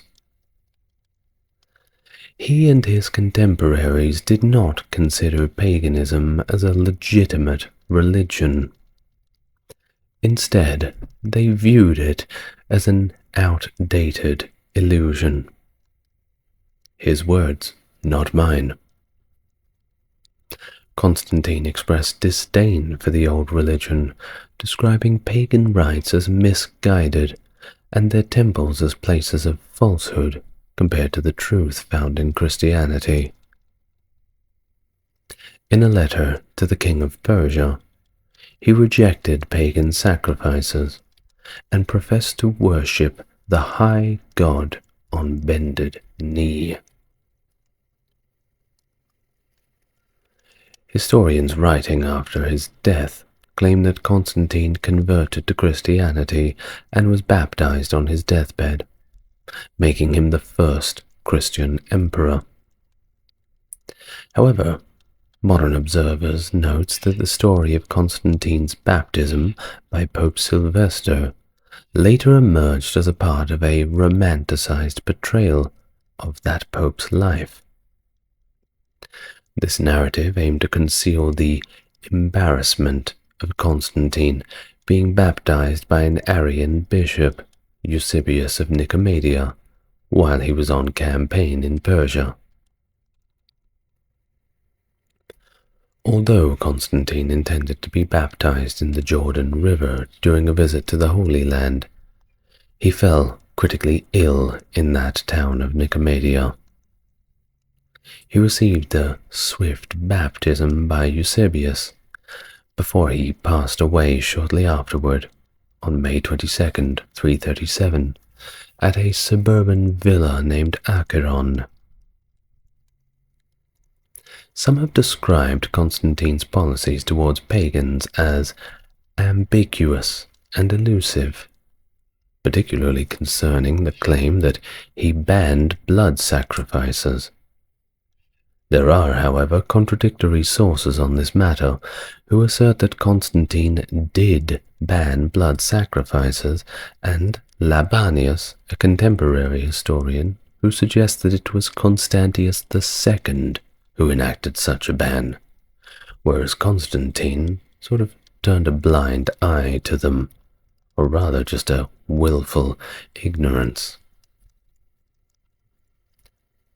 Well, in regards to Eusebius, he explicitly states in his work De Vita Constantini that Constantine enacted a law appointing mainly Christian governors and forbidding any remaining pagan officials from participating in sacrifices in their official capacity. However, other evidence fails to support Eusebius's claim. Constantine's own letter to the eastern provincials makes no mention of any law against sacrifices at all. Modern archaeologists suggest that blood sacrifices were already declining in popularity during Constantine's time, and this was completely unrelated to anti-pagan sentiments. Now, while Constantine personally disliked sacrifices and removed the obligation for imperial officials to participate in them, there's really scant evidence of a sweeping ban. And there is a little evidence of their continued practice, but very little. All records of anti-pagan legislation by Constantine come from the work of Eusebius, The Life of Constantine, which was written shortly after his death. And many scholars view this more of a panegyric than a historical account. Eusebius' example often interprets laws in a strongly Christian manner, and this leads us to believe that maybe it wasn't as accurate as it could have been. A little biased. But what's a history book without its bias? While it's likely that Constantine did enact a few laws that led to sacrifices in general being banned, or at least their decline, not just blood sacrifices, by the way, but all sacrifices, it led to their decline by the 350s, paganism itself, of course, persisted beyond this point. It's very hard to just wipe that out with a few laws. Polytheists found ways to worship their gods, and the ban on sacrifices certainly had its limitations. Paganism remained widespread into the early 5th century, and continued in parts of the empire well into the 7th century and beyond. This practice contrasted sharply with private activities, such as divination, astrologies, and Chaldean practices. Rituals were aimed at repelling demons and safeguarding the practitioner, which became associated with magic during the early imperial period. That was AD 1 to 30. Even under pagan emperors, these practices existed in their own sort of classification, and they carried severe penalties of banishment and execution. Now, these private rituals weren't just linked with magic, but also with treason and plots against the emperor. Christian emperors inherited this fear of private divination. It was never really seen as a good thing, and completely separate from any traditional pagan practice that the Romans observed. The early church had consistently spoken out against anything associated with what they deemed to be magic. By the mid-4th century, prophecy at prominent oracles like Delphi or Didyma had been completely suppressed. However, according to Polymnia Athanasiadi, the Church's primary concern in antiquity wasn't simply prophecy, but theurgy, using dreams to influence human affairs. While the Church didn't prohibit dream interpretation itself, it condemned attempts to use dreams for manipulating events, viewing it as deeply problematic. Constantine's decree against private divination didn't categorize divination as inherently magical, however. Thus, despite prohibiting secret rituals like other emperors, Constantine permitted haruspices, the practitioners of divination using animal entrails, to continue their rituals openly. In 324, November, Constantine declared Byzantium as his new capital, naming it Constantinopolis, or the city of Constantine. Surrounded by local pagan priests, astrologers, and augurs, he consecrated the city, although he later returned to Rome to celebrate his 20-year jubilee. 2 years later, on a Monday, November 4th, 328, new rituals were conducted to dedicate Constantinople as the emperor's new capital. Notable figures like Neoplatonist philosopher Sopater and Pontifex Maximus Praetextus attended this event. In the May of 330, during the festival of Saint Mosius, the city's dedication was celebrated, marked by special coins featuring Sol Invictus. In commemoration, Constantine held a statue of the goddess Tyche and a column with a golden statue of Apollo, bearing his likeness, erected. Historian Libanius, a contemporary of Constantine, wrote that Constantine looted temples across the empire to gather treasures for building Constantinople. This pillaging filled the city with pagan statuary, collected from various cities across the empire. Although Constantine didn't completely destroy what he took, he repurposed it for the new city, deliberately evoking Rome's religious and political past.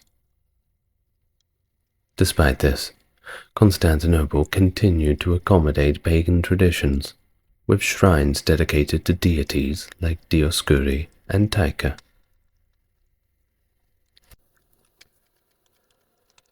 While Constantine acquired sites in the Holy Land for constructing churches, destroying pagan temples in the process, archaeological evidence suggests that temple destruction wasn't as widespread as literature claims.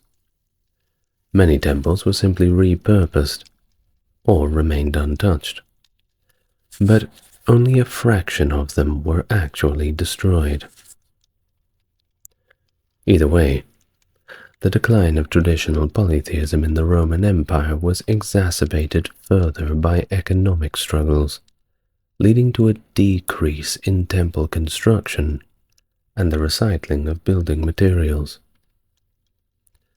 Church restrictions aimed to prevent the pillaging of pagan temples, advocating instead for their deconsecration and subsequent reuse. Now, Constantius II.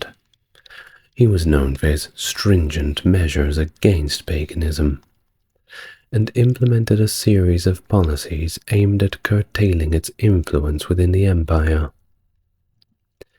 His approach reflected a personal maxim: let superstition cease, let the folly of sacrifices be abolished. This mantra guided his decisions, leading to significant actions that reshaped the religious landscape of his time. One of Constantius's notable endeavors was the removal of the altar of victory from the Senate meeting house, a symbolic act that had far-reaching implications. Despite this removal, he allowed the Statue of Victory to remain, indicating a nuanced approach that sought to accommodate his own religious beliefs while navigating the sensitivities of the pagan senators that remained.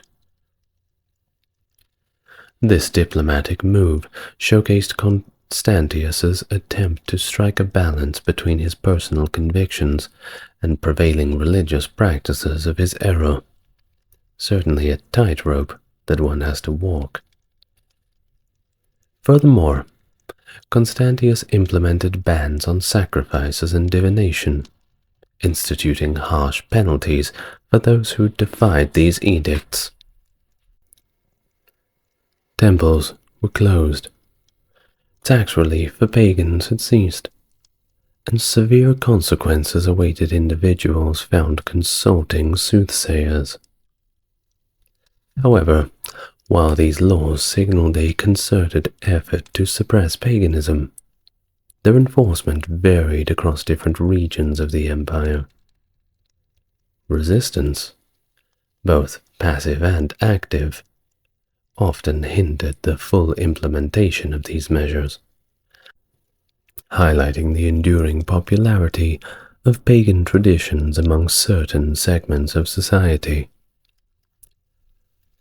In contrast to his successors, Constantius's approach to paganism exhibited relative moderation. He refrained from disbanding Roman priestly colleges or pagan schools, opting instead to focus on regulating and restricting pagan practices.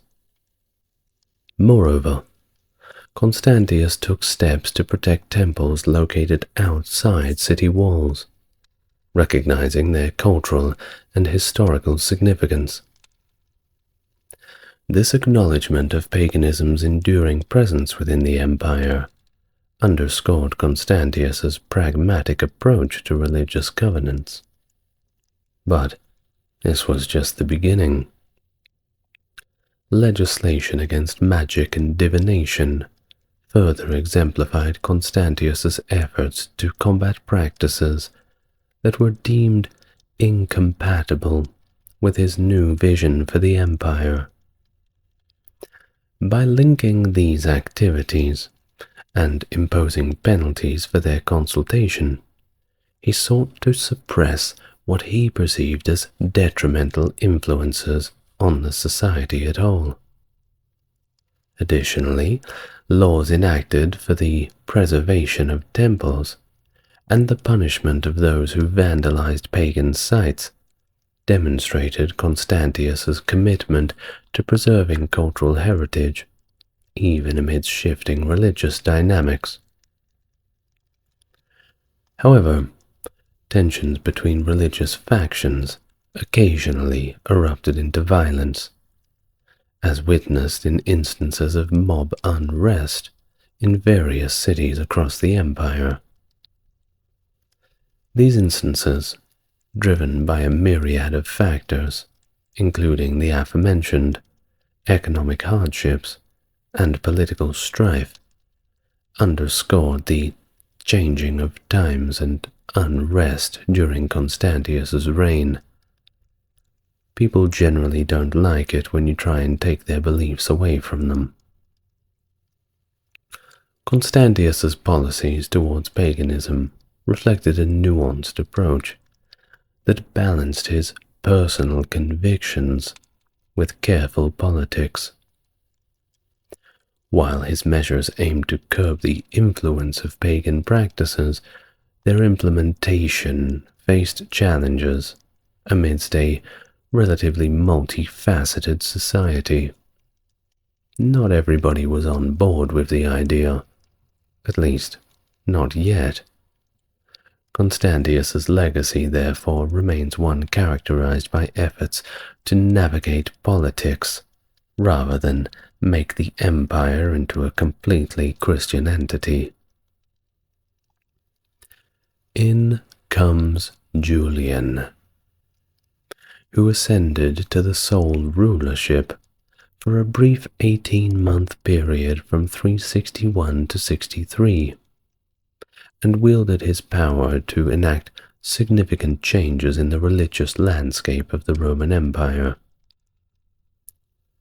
Born into a family with ties to Christianity, Julian's upbringing was marked by exposure to both Christian teachings and the philosophical traditions of Hellenism.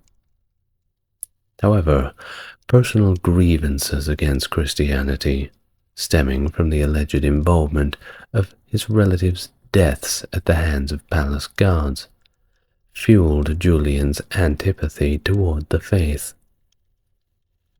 Upon assuming power, Julian swiftly moved to reverse the policies of his Christian predecessors. He lifted the ban on sacrifices, reopened temples, and sought to diminish the privileged position of Christians within society. Despite advocating for religious freedom in principle, Julian's actions often displayed a bias against Christianity, as evidenced by his prohibition of Christians from teaching and his favoritism towards practitioners of pagan rituals. Julian's attempts at promoting pagan revival encountered intense resistance from various quarters of society, including Christian communities and provincial authorities. Despite his efforts to replace provincial priests with sympathetic associates, Julian found it challenging to garner widespread support for his religious reforms. Moreover, his preference for blood sacrifice faced strong opposition, particularly in cities where Christian sentiments were practiced. While some historians assert that Julian resorted to persecution against Christians during his reign, others argue that his actions were aimed at rather undermining the influence of the Christian establishment, rather than actively persecuting believers. Regardless, Julian's reign marked a significant departure from the partnership between Rome and Christian bishops that had characterized previous regimes. Tragically, Julian's ambitions for religious reform were cut short by his untimely death during a military campaign against Persia. The circumstances surrounding his demise remain a little mysterious, with conflicting accounts attributing his deaths to various causes, including religiously motivated assassination attempts. I think whatever the case, upon hearing the news, there must have been a few Christians breathing quite a sigh of relief. Julian's reign represented a pivotal moment in the history of religious conflict within the empire.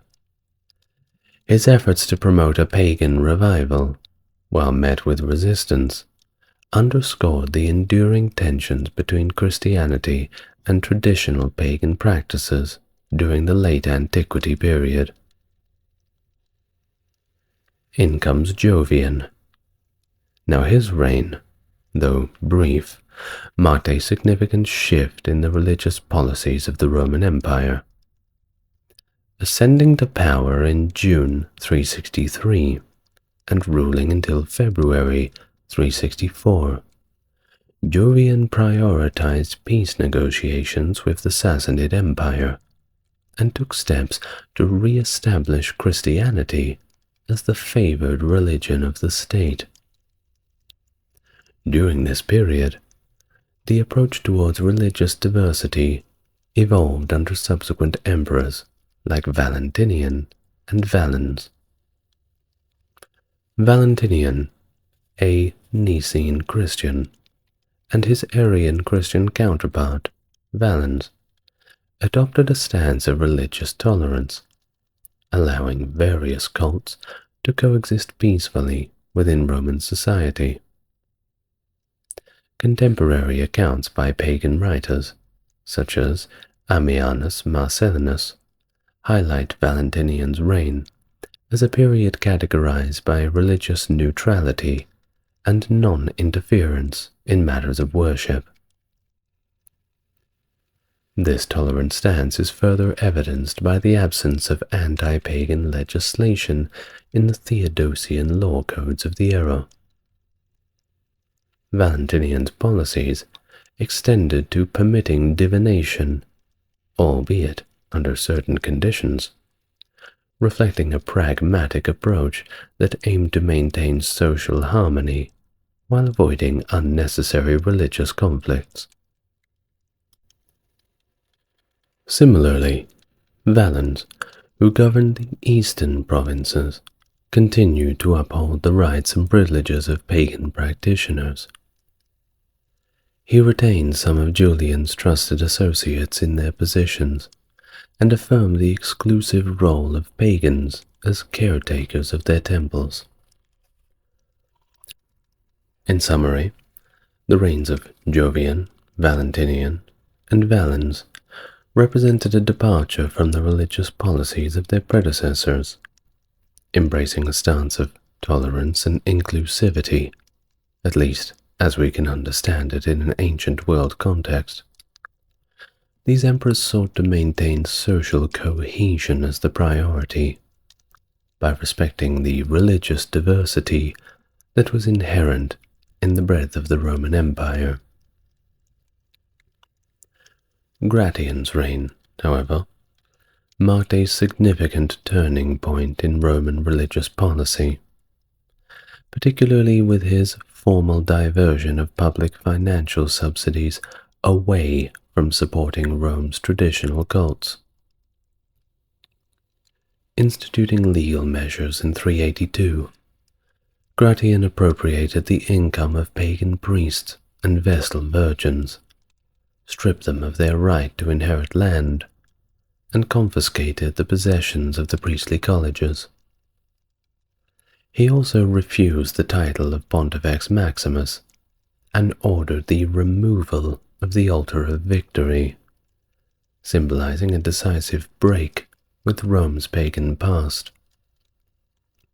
As a result, the colleges of pagan priests lost their privileges and immunities, signaling a shift away from state support from traditional religious institutions. During this period, Gratian sought spiritual guidance from Ambrose, the influential Bishop of Milan, exchanging multiple letters and books with him. While it has been suggested that Ambrose dominated Gratian's religious policies, modern scholars argue that Gratian's actions were more likely influenced by changed political circumstances, particularly following the Battle of Adrianople, rather than a mere capitulation to Ambrose's authority. Despite Ambrose's efforts, subsequent emperors like Gratian's brother, Valentinian II, and Valentinian's mother resisted cooperating with him and often opposed his initiatives. However, even though they held a dislike towards Ambrose, they continued Gratian's policies by refusing to restore the altar of victory or the income of the temple priests and Vestal virgins. Emperors like Arcadius, Honorius, and Theodosius furthered Gratian's legacy by continuing to appropriate tax revenue collected by temple custodians for the crown, gradually diminishing support for urban ritual procession and ceremony. Over time, many traditional festivals were secularized and incorporated into the Christian calendar, reflecting the ongoing transformation of the empire and Christianity's ascendance. Theodosius's approach to traditional non-Christian cults appears to have been a more cautious and pragmatic one. While he reinforced bans on certain practices like animal sacrifice, divination, and apostasy, he allowed other pagan rituals to be performed publicly and permitted temples to remain open. Although Theodosius converted pagan holidays into work days, the associated festivals continued to be observed. Scholars argue that there is scant evidence to suggest that Theodosius actively pursued a sustained campaign against traditional cults. Instead, he seemed concerned with preventing resentment among the empire's pagan population. For instance, after the death of his Praetorian prefect, Synegius, who had desecrated pagan shrines, Theodosius appointed a moderate pagan to replace him, who worked to protect the temples. Additionally, during his tour of Italy, Theodosius won the favor of the influential pagan faction in the Roman Senate by appointing its members to key administrative roles and nominating the last pair of pagan consuls in Roman history. A notable dispute during his reign centered around that aforementioned altar of victory, with Symmachus advocating for its restoration and the revival of state support for the Vestal Virgins. However, Ambrose vehemently opposed any financial backing for anything to do with paganism, and Theodosius ultimately sided with him, refusing Symmachus's appeal. Despite the emperor's refusal, pagans continued to voice their demands for recognition, concessions, and state support. Now, contrary to popular belief, Theodosius did not ban the Olympic Games. Evidence suggests that the games persisted after his reign and came to an end with his successor, Theodosius II, possibly linked to a fire that destroyed the temple of the Olympian Zeus during his rule. The anti-pagan legislation enacted during the 4th century Roman Empire reflects what some describe as the most potent social and religious drama of the era. From the time of Constantine onwards, Christian intellectuals portrayed Christianity as triumphant over paganism, even though Christians remained a minority in the empire. This triumph was perceived as heavenly and evidenced by figures like Constantine. The laws introduced during this period were not aimed at conversion, but rather at terrorizing the pagan population with vehement and often horrifying language. The primary objective of these laws was to reorder society along religious lines and put an end to age-old practices such as animal sacrifice, which to the Christians was deeply abhorrent, even though their grandfather was probably doing it. While private pagan rituals could not be entirely stopped, Christians sought to control what was considered normative and socially acceptable in public spaces. Altars used for sacrifice were frequently destroyed by Christians, who found the sight of slaughtered victims repugnant and reminiscent of their own past suffering associated with such practices. Despite the severity of the imperial edicts, their impact was limited due to widespread following of paganism among the population and the passive resistance of many of the local authorities. Christian bishops often obstructed the implementation of these laws, further limiting their effectiveness.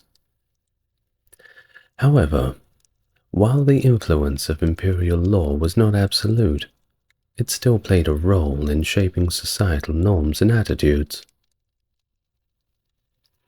The emergence of a language of intolerance in both legal texts and Christian writings reflected a rhetoric of conquest, with Christian authors portraying paganism as already defeated and deserving of universal contempt. This rhetoric had a significant impact on modern perceptions of the period, contributing to the belief in continuous violent conflict between Christians and pagans. However, archaeological evidence suggests that such conflicts were relatively isolated, and non-Christian groups like pagans and Jews generally enjoyed a level of tolerance based on contempt during late antiquity. Theodosius was a devout Christian who was eager to close down pagan temples in the East. His commissioner, the prefect Maternus Synegius, carried out widespread temple destruction even utilizing the military and black-robed monks, sounds very sinister, for this very purpose. Despite the actions of these monks being deemed unlawful by the pagan historian Libanius, Theodosius didn't enforce any laws against them, passively legitimizing their violence. Instances of temple destruction were seen as indicative of a broader trend of violent Christian iconoclasm throughout the 390s and 400s. However, archaeological evidence for such destruction in the 4th and early 5th centuries is somewhat limited, with most recorded incidents known only from church accounts. These accounts often dramatize pious bishops battling temple demons, contributing to the perception of widespread destruction. The discrepancies between literary sources and archaeological evidence may arise from the ambiguous nature of the details in the former. For example, conflicting accounts in historical sources like Malalas regarding temple destruction by emperors such as Constantine and Theodosius further complicate the picture. Some archaeological research suggests that only a small percentage of known temples in regions like Gaul, Africa, Asia Minor, Greece, and Egypt show evidence of violent destruction during this period.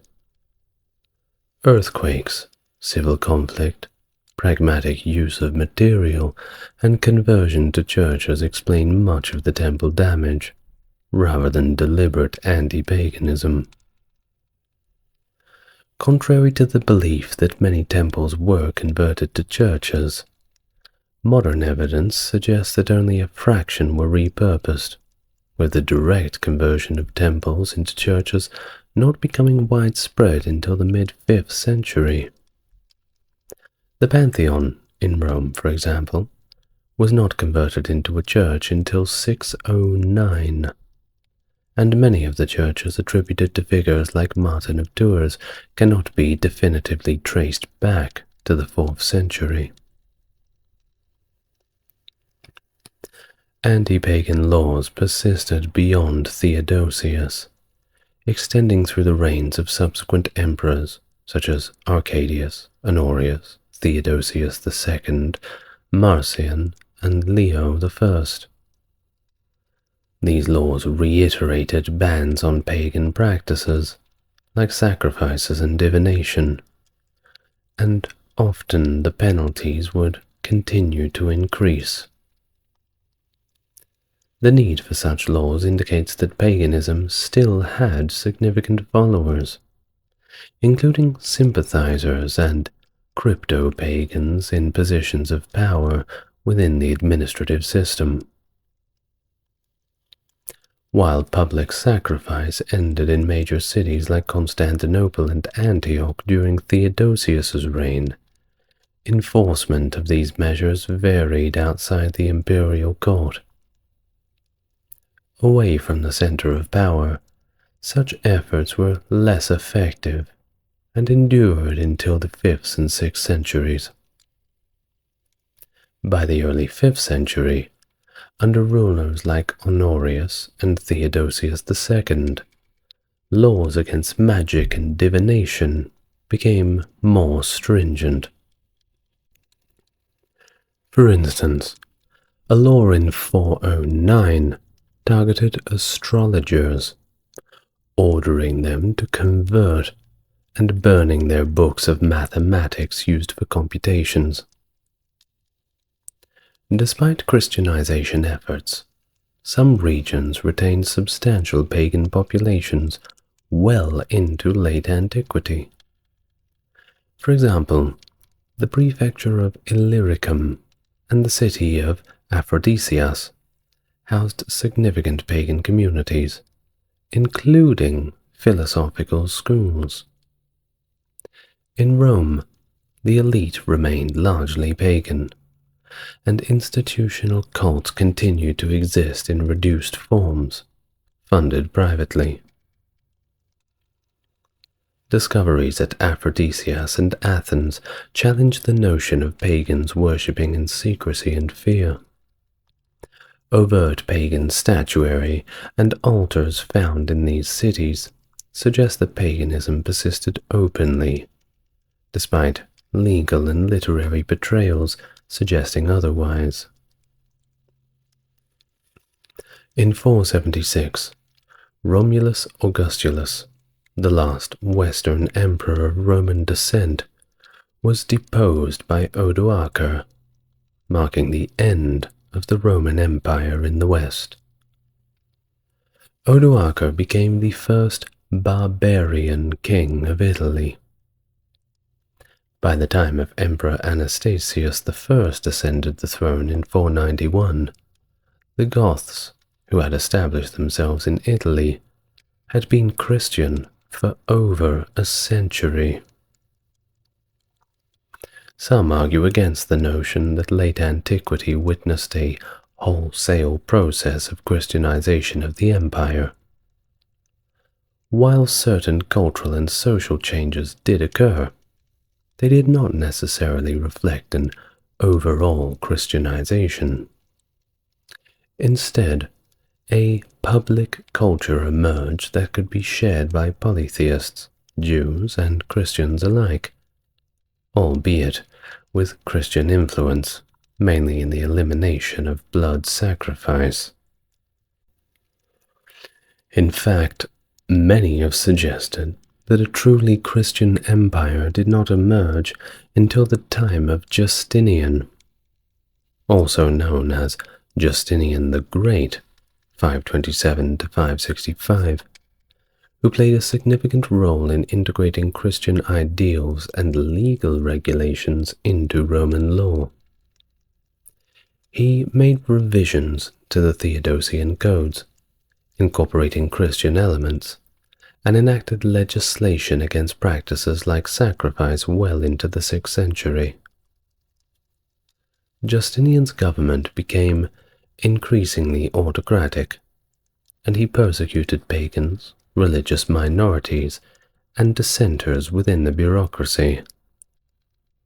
This zeal for religious and cultural uniformity led to conflicts, including with Rome and the eastern provinces. Under Justinian's reign, there was considerable destruction associated with the supremacy of Christian belief. He ordered the persecution of surviving pagans, including the burning of pagan books, pictures, and statues. This persecution, accompanied by the destruction of pagan literature, occurred at Caenregon. Many ancient texts, mostly on perishable materials like papyrus, were lost due to active persecution during Justinian's rule, making it somewhat challenging to assess the extent of the losses attributed to Christians. From the 1st to the 4th century AD, Christians endured sporadic persecution across the Roman Empire, clashing with the entrenched pagan practices of the time. As Christianity spread, it colluded with the imperial cult of ancient Rome, and sparked ideological conflicts.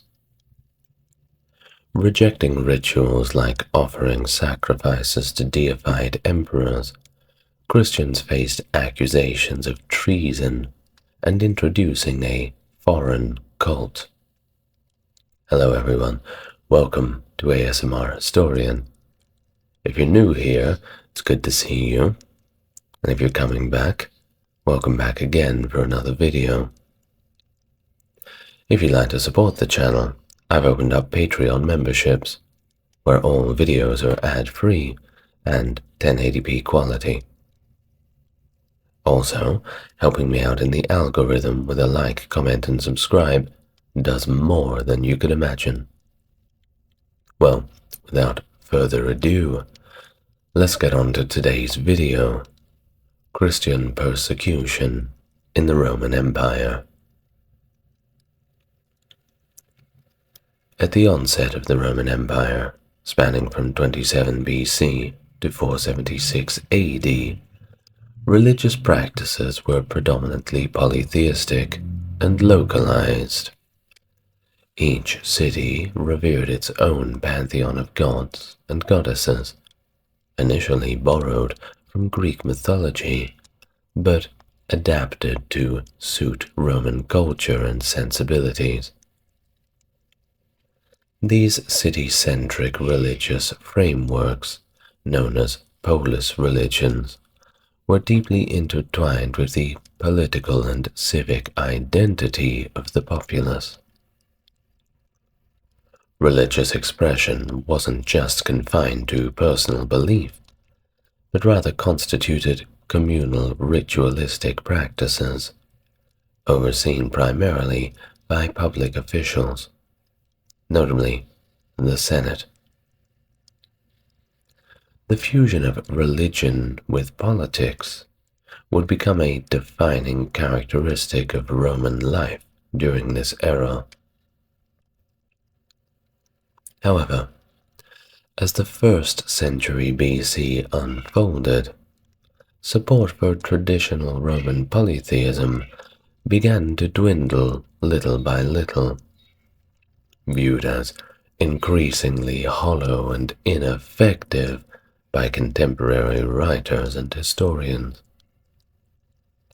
A myriad of factors, both internal and external, contributed to this decline, including the ravages of war, the influx of foreign cultures, and the politicization of religious institutions. This gradual erosion of traditional religious fervor left a void in the spiritual lives of many Romans, paving the way for the emergence of alternative forms of spirituality. In response to this vacuum, various alternative religious movements gained traction, including the imperial cult, mystery cults, imported Eastern religions, and of course, Christianity. While the Roman Empire exhibited a degree of cultural permeability, allowing foreigners to integrate, its approach was a little bit nuanced when it came to religious tolerance. While some foreign gods were assimilated into the Roman pantheon, adherence to ancestral customs played a crucial role in determining acceptance within the Roman society. This apparent openness to foreign beliefs was, however, tempered by instances of intolerance, particularly towards practices perceived as deviating from the established norms. Suspicion and suppression were often directed towards certain religious groups, such as the followers of Dionysus and the practitioners of Bacchanalia, associated with secretive and nocturnal rituals. The state's response to perceived religious threats followed a pattern of suppression, evidenced by periodic expulsions and crackdowns on various religious groups, including Jews, devotees of the Egyptian gods, and of course Christians. The discussion surrounding the reasons behind Roman persecution of Christians gained momentum in 1890, sparking 2 decades of controversy and the emergence of 3 main theories. The first theory, predominantly held by French and Belgian scholars, posited that the existence of a general imperial decree, either attributed to Nero or Domitian, expressly prohibited the practice of Christian religion. This theory, evolving into a common law perspective, drew heavily from Tertullian's accounts, suggesting that Nero's older resolution against new religions was applied to Christians based on the principle that introducing a new superstition without state authorization was indeed a capital offense. While this theory offered an explanation for persecution in Rome, its applicability to the provinces remained elusive, prompting the need for a secondary theory. The second theory, originating with German scholars and widely recognized among English readers, proposed coercion as the primary motive behind Roman persecution. According to this perspective, Roman governors punished Christians to maintain social order, viewing the Christian faith as an alien cult that threatened traditional Roman religion and societal norms. This view portrayed persecution as a direct police action, devoid of formal trial procedures, aimed at suppressing notable dissenters and maintaining the established order.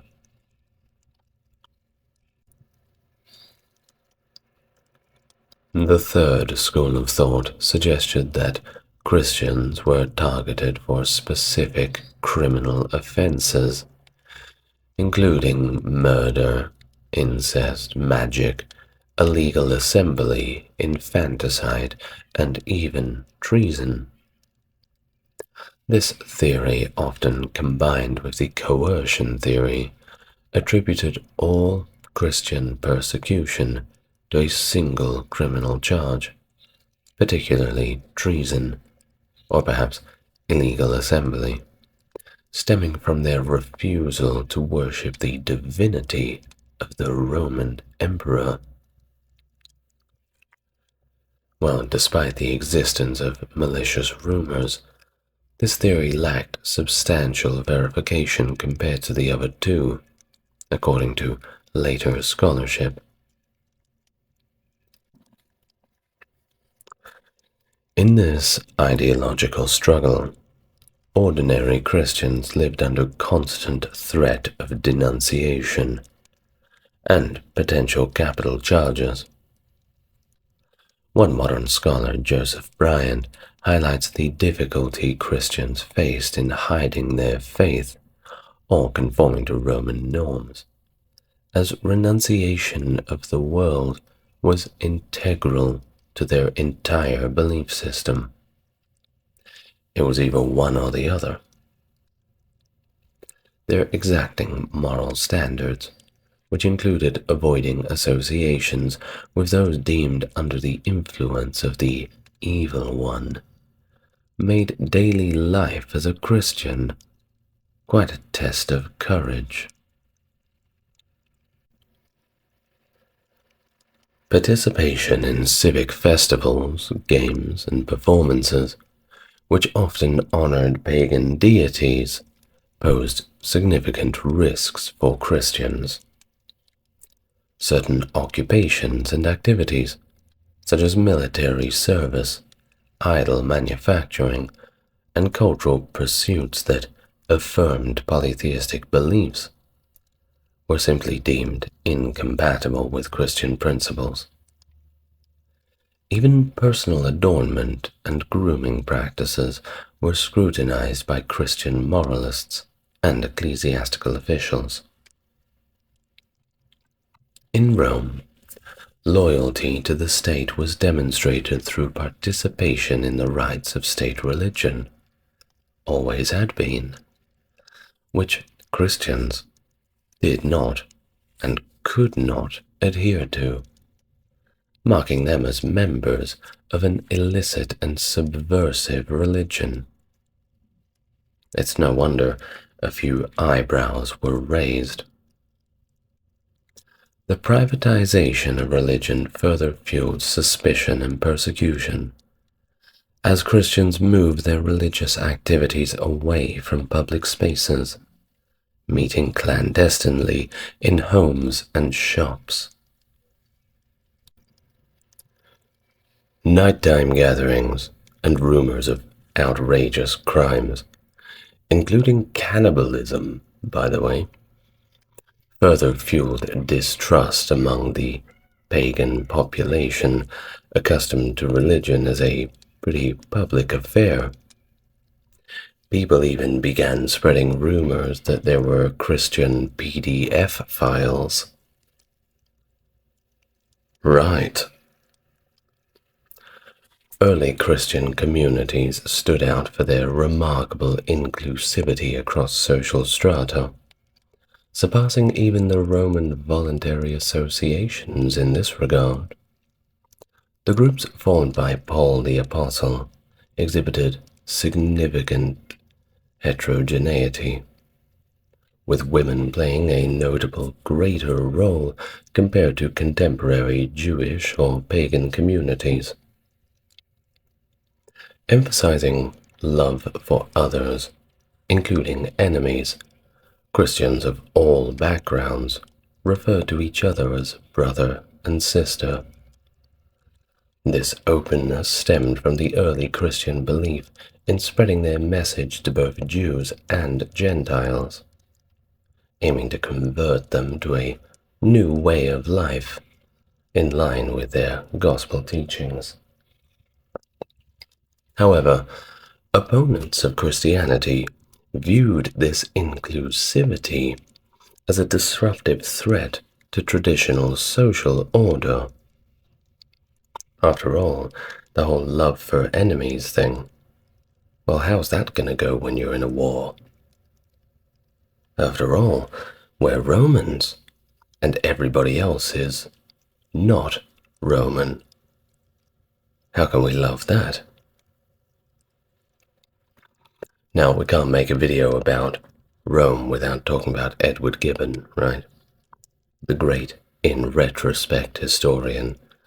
Read his work, Decline and Fall of the Roman Empire. I know it's about 10,000 pages long, but it's the most concise work that we have. Edward Gibbon observed that Christian converts' tendency to renounce their familial and national ties, coupled with their predictions of impending disasters, aroused apprehension among their pagan neighbors. By embracing Christianity, converts were seen as breaking the sacred customs, disregarding their country's religious traditions, and rejecting their ancestral beliefs. All of these accusations were, of course, considered to be unforgivable offenses. Cardinal sin, if you'll excuse the wording.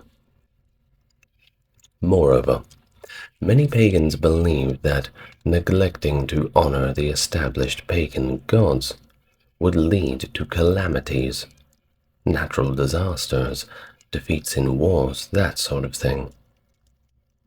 Tertullian, a Christian apologist, lamented the widespread perception that Christians were responsible for every disaster inflicted by the gods.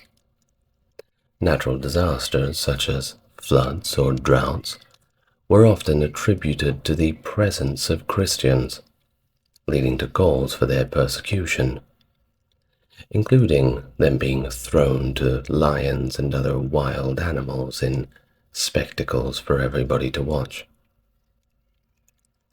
This perception underscored the deep-seated animosity towards Christianity among a growing segment of Roman society, fueled by not only fears of the Senate, but divine retribution for abandoning traditional pagan practices.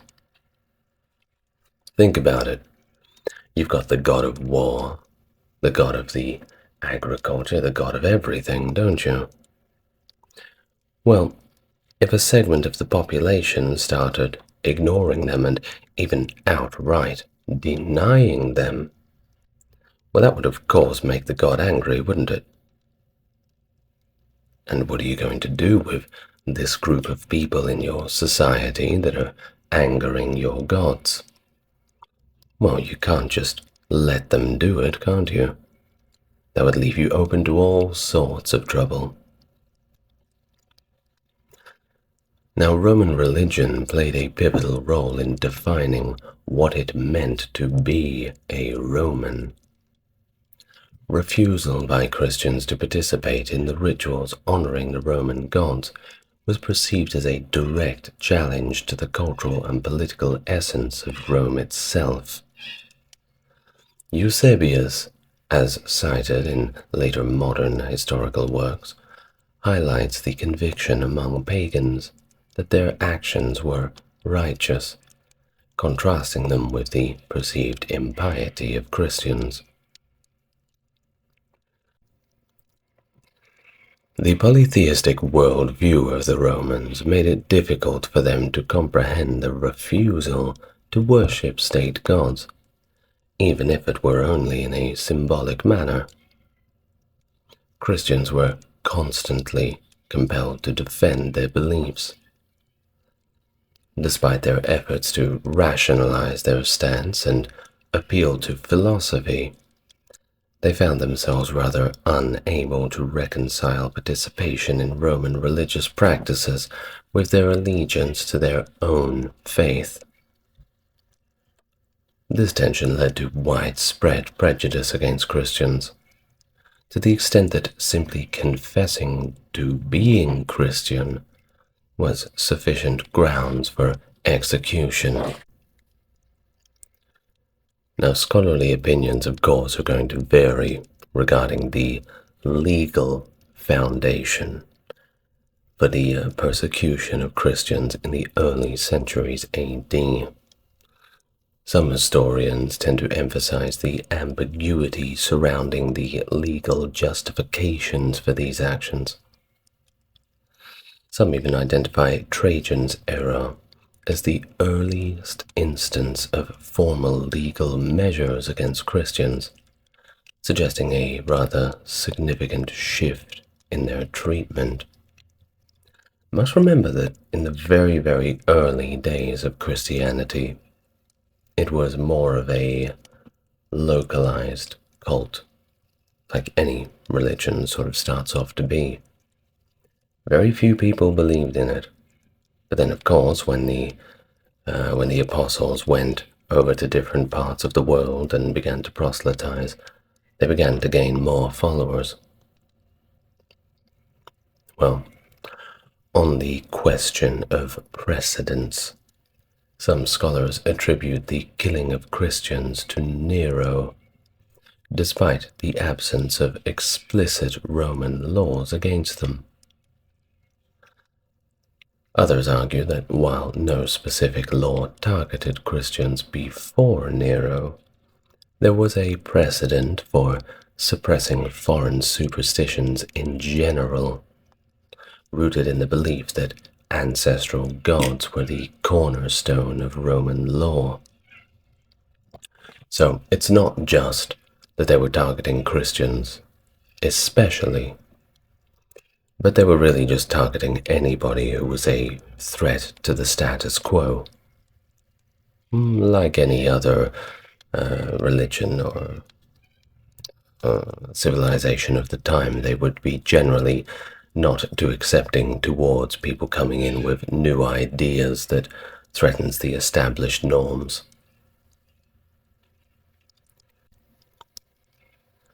Of course, it's also been suggested that the mass executions under Emperor Nero kind of established a precedent, leading to Christians being subject to capital punishment simply for their affiliation.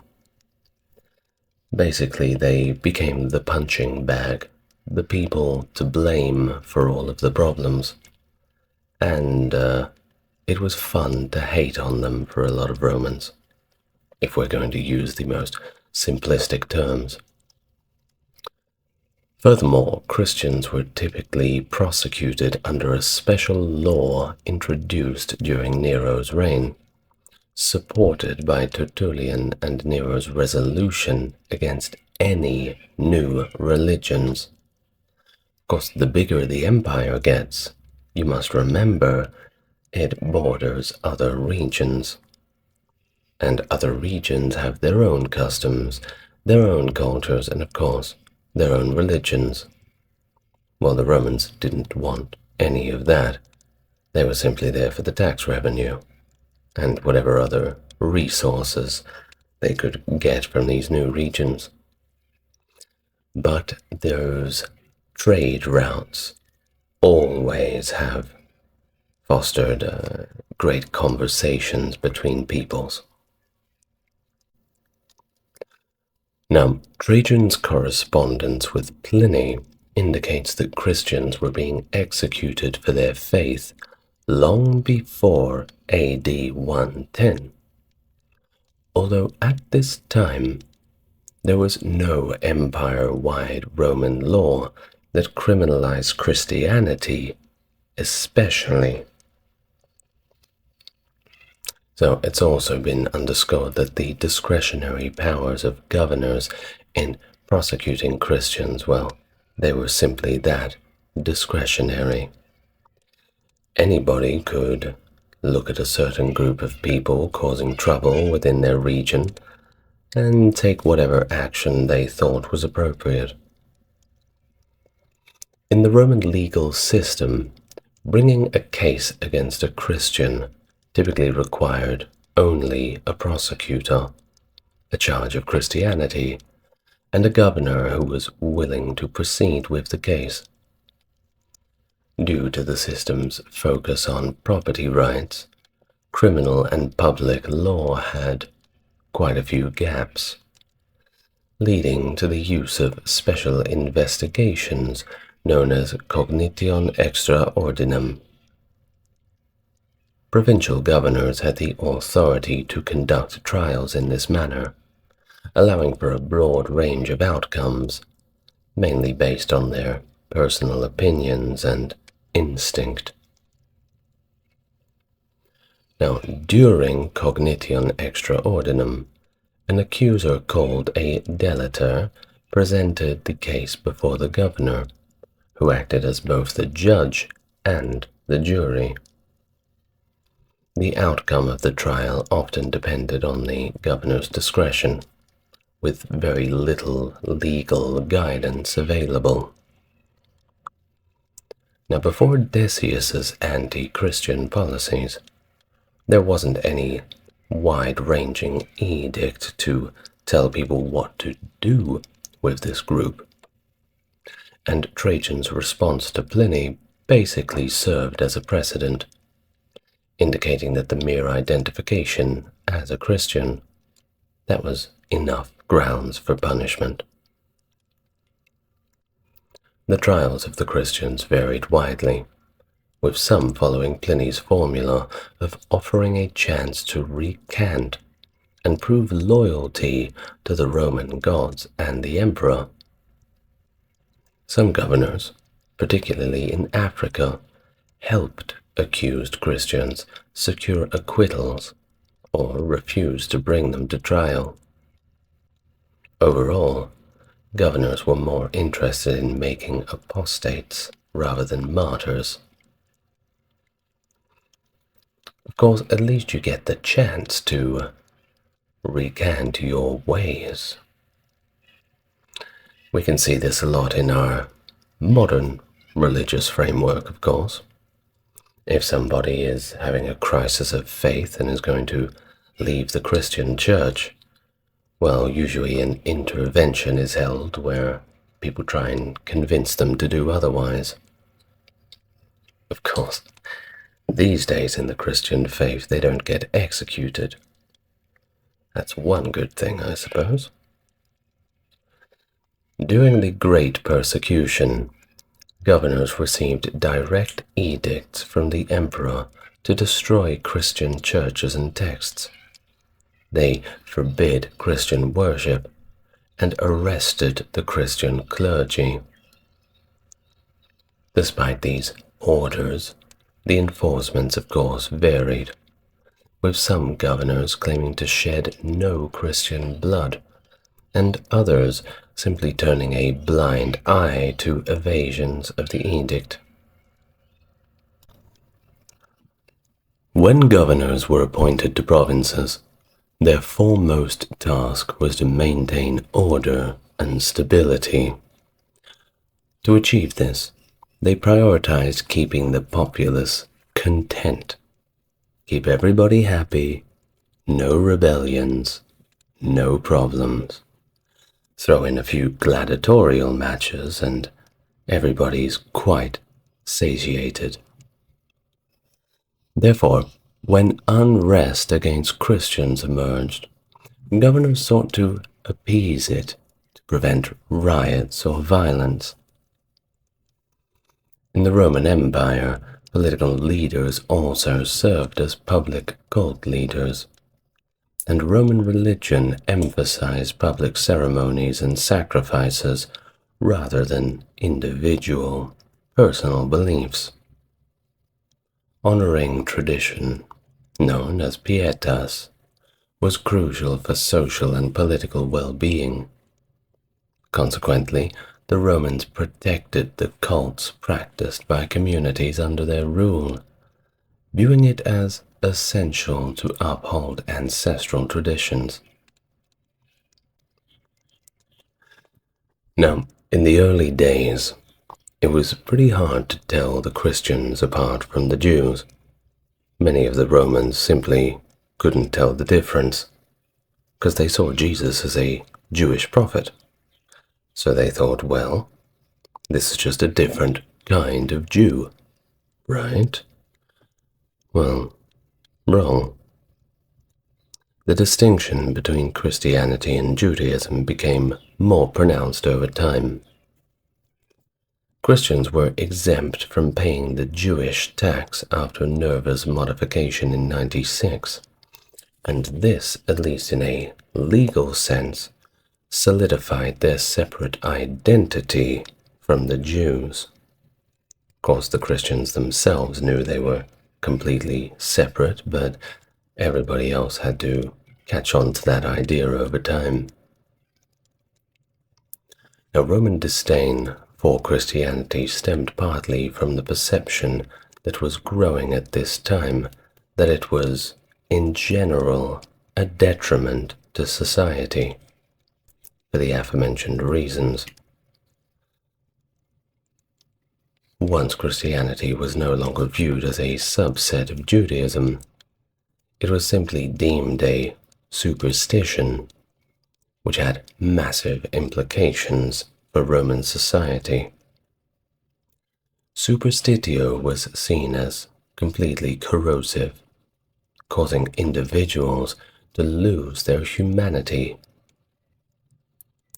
While the persecution of superstitious sects was not uncommon in Roman history, the level of persecution against Christians varied depending on the perceived threat that they posed. Christian beliefs and practices were viewed with suspicion by many Roman officials, given their worship of a convicted criminal. That's right. Refusal to swear by the emperor's genius, and criticism of Rome in their religious texts. You must remember that Jesus was found guilty by the Romans and executed by the Romans. So the Christians taking this person on as their main role model, that was definitely a slap in the face to the established order. And this is really where the false accusations, such as the incest libel, really began to kick off. And at every turn, these accusations were used to discredit the Christians. Not just that, but they were also used as an excuse to justify the persecution. You can't just take people out into the streets and beat them for no reason. Of course, the Christians, while they were being persecuted, had very little recourse to speak out. They couldn't really defend themselves too much.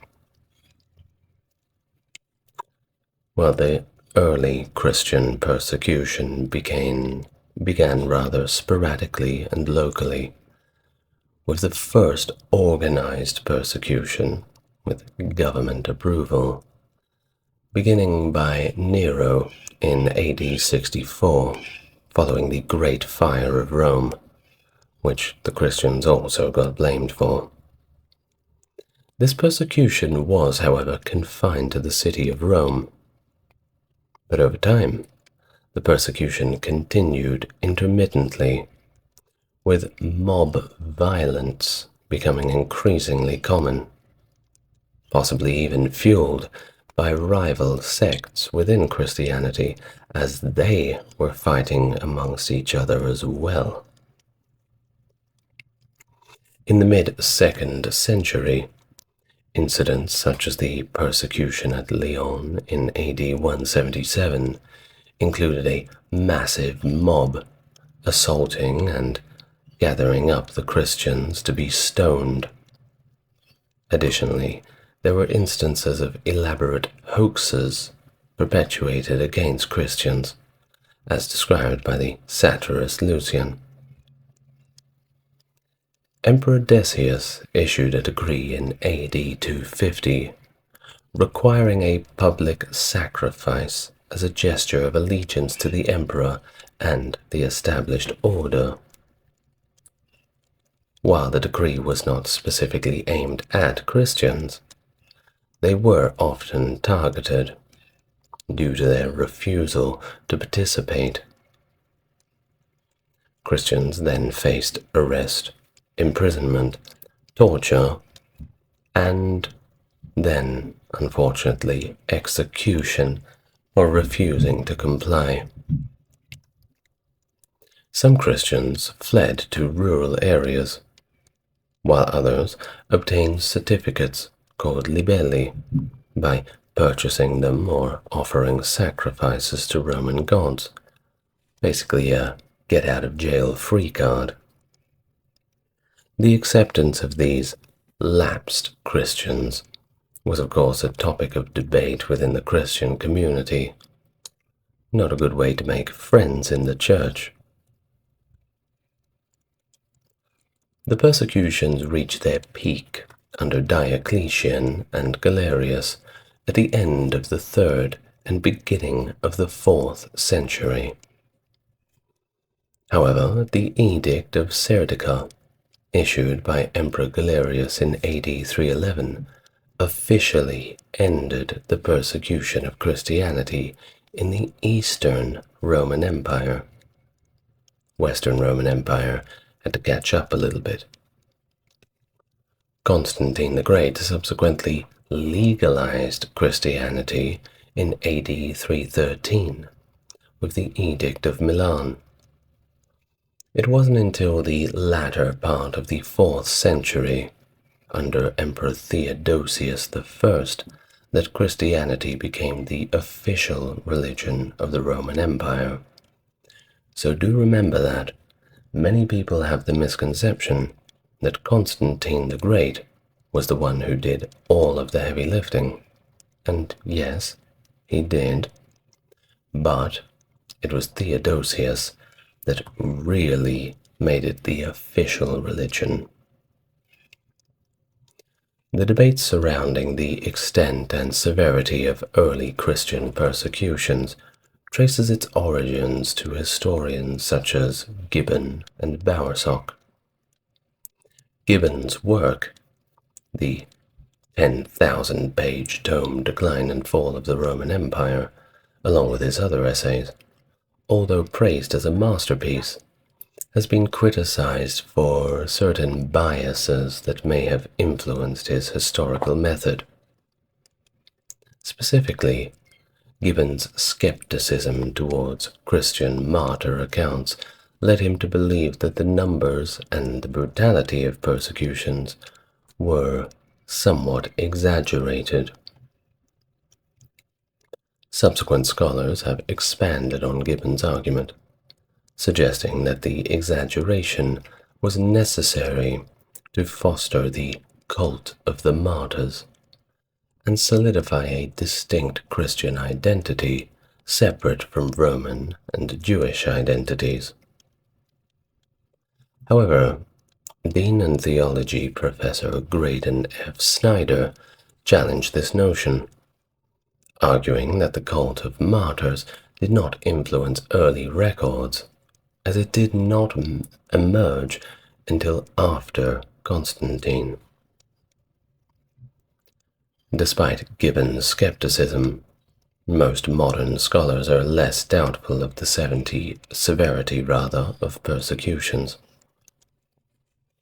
One historian of the Diocletian era emphasized that the horrors of persecution were plausible and not to be dismissed lightly. The authenticity of pre-Constantinian accounts of martyrdom remains a subject of debate, of course. These accounts, categorized into three groups, range from official records and direct testimonies to later hagiographic fantasies. Now, what about Eusebius? Well, while some question the reliability of Eusebius due to his biases and errors, many of his claims are considered dependable due to his meticulous use of original sources. For example, Eusebius's citation of Melito's Apology and Justin's Apologies corroborates imperial letters that attest to the criminalization of Christianity during Marcus Aurelius's reign. The classification of early Christian martyrs has sparked significant debate, particularly regarding the voluntariness of martyrdom and the accuracy of estimating the total number of martyrs during the Great Persecution. Now, G.E.M. Croy categorizes early Christian martyrs into three groups based on their actions leading to persecution: volunteers for martyrdom, those whose behavior attracted persecution, and those pursued by authorities without any overt act on their part. However, his broad definition of voluntary martyrdom has been criticized by other scholars, who argue that the voluntariness was not as prevalent as St. Grass suggests. Now, Bowerstock proposes that voluntary martyrdom became widespread by the end of the 2nd century, prompting church authorities to distinguish between solicited martyrdom and persecution-induced martyrdom. Candida Moss challenges the notion of voluntary martyrdom as a distinct category in early Christianity, suggesting that such distinctions only emerged in later centuries. Another modern observer, Paul Middleton, supports the validity of voluntary martyrdom as a subset of early Christian martyrdom, citing examples from early Christian texts. He suggests that while voluntary martyrdom was criticized in later Christianity, volunteers were also valorized as martyrs in the earliest Christian traditions. Now, the estimation of the total number of martyrs during the Great Persecution has also been a point of contention. St. Croix's estimate relies on Eusebius's account of martyrs in Palestine, but scholars from our modern era, like Timothy Barnes, dispute the comprehensiveness of Eusebius's intent. Others suggest that additional martyr narratives not mentioned by Eusebius may also exist, complicating efforts at arriving at a precise figure. Now, Gibbon's approach to estimating the number of martyrs has also been criticized for its dependence on assumptions about population distribution and accuracy. Subsequent estimates have varied widely, with Anglican historian W.C. Frond estimating 3,000 to 3,500 martyrs, while others suggest that over 24,000 martyrs suffered under Diocletian. Well, despite attempts to quantify martyrdom, scholars caution against relying solely on numbers to understand the sufferings of early Christians, emphasizing the limitations of statistical data in capturing the full impact of persecution on the Christian community. Well, there you have it. A somewhat brief introduction to Christian persecutions under the ancient Roman regime. In ancient Rome, the Praetorian Guard emerged as the most elite unit tasked with the protection of Roman emperors. These guards were more than just bodyguards, of course. They were a potent mix of intelligence agents, political operatives, and military elite, wielding unparalleled influence within the empire. Originally established to safeguard generals during the tumultuous periods of the Republic, their role evolved significantly under the auspices of Augustus, Rome's first emperor, who saw in them a tool to consolidate his power and ensure the security of his reign. The Praetorian Guard stood as a symbol of prestige and authority, a force capable of swaying political outcomes, and at times deciding the fate of the emperors themselves. Hello everybody and welcome. I'm the ASMR historian, here to take you back to the ancient world. Today, we talk about the Praetorian Guard. So, watch your back. You may need it. But get yourself relaxed first, as we go all the way back to ancient Rome. Allow me to begin. During the days of the Roman Republic, which spanned from 509 to 27 BC, a special group called the Praetorian Guard came into being as protectors for Roman military leaders. The earliest mention of these guards dates back to around 275 BC, when they served as bodyguards for the wealthy Scipio family. Now, back then, Roman generals, who also held public office, of course, were assigned lictors to ensure their safety.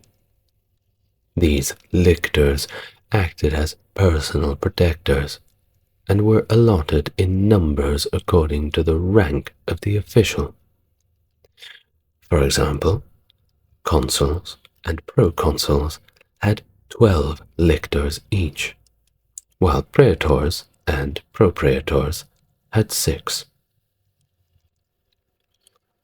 In situations where there was no designated permanent guard, high-ranking officers would form temporary units of selected soldiers to safeguard themselves.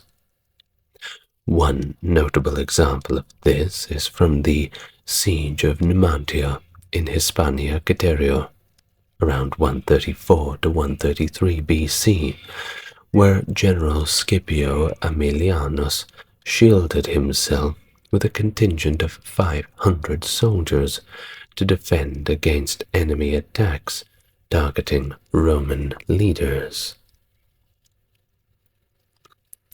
By the end of 40 BC, 2 members of the ruling triumvirate, Octavian and Mark Antony had their very own Praetorian Guards.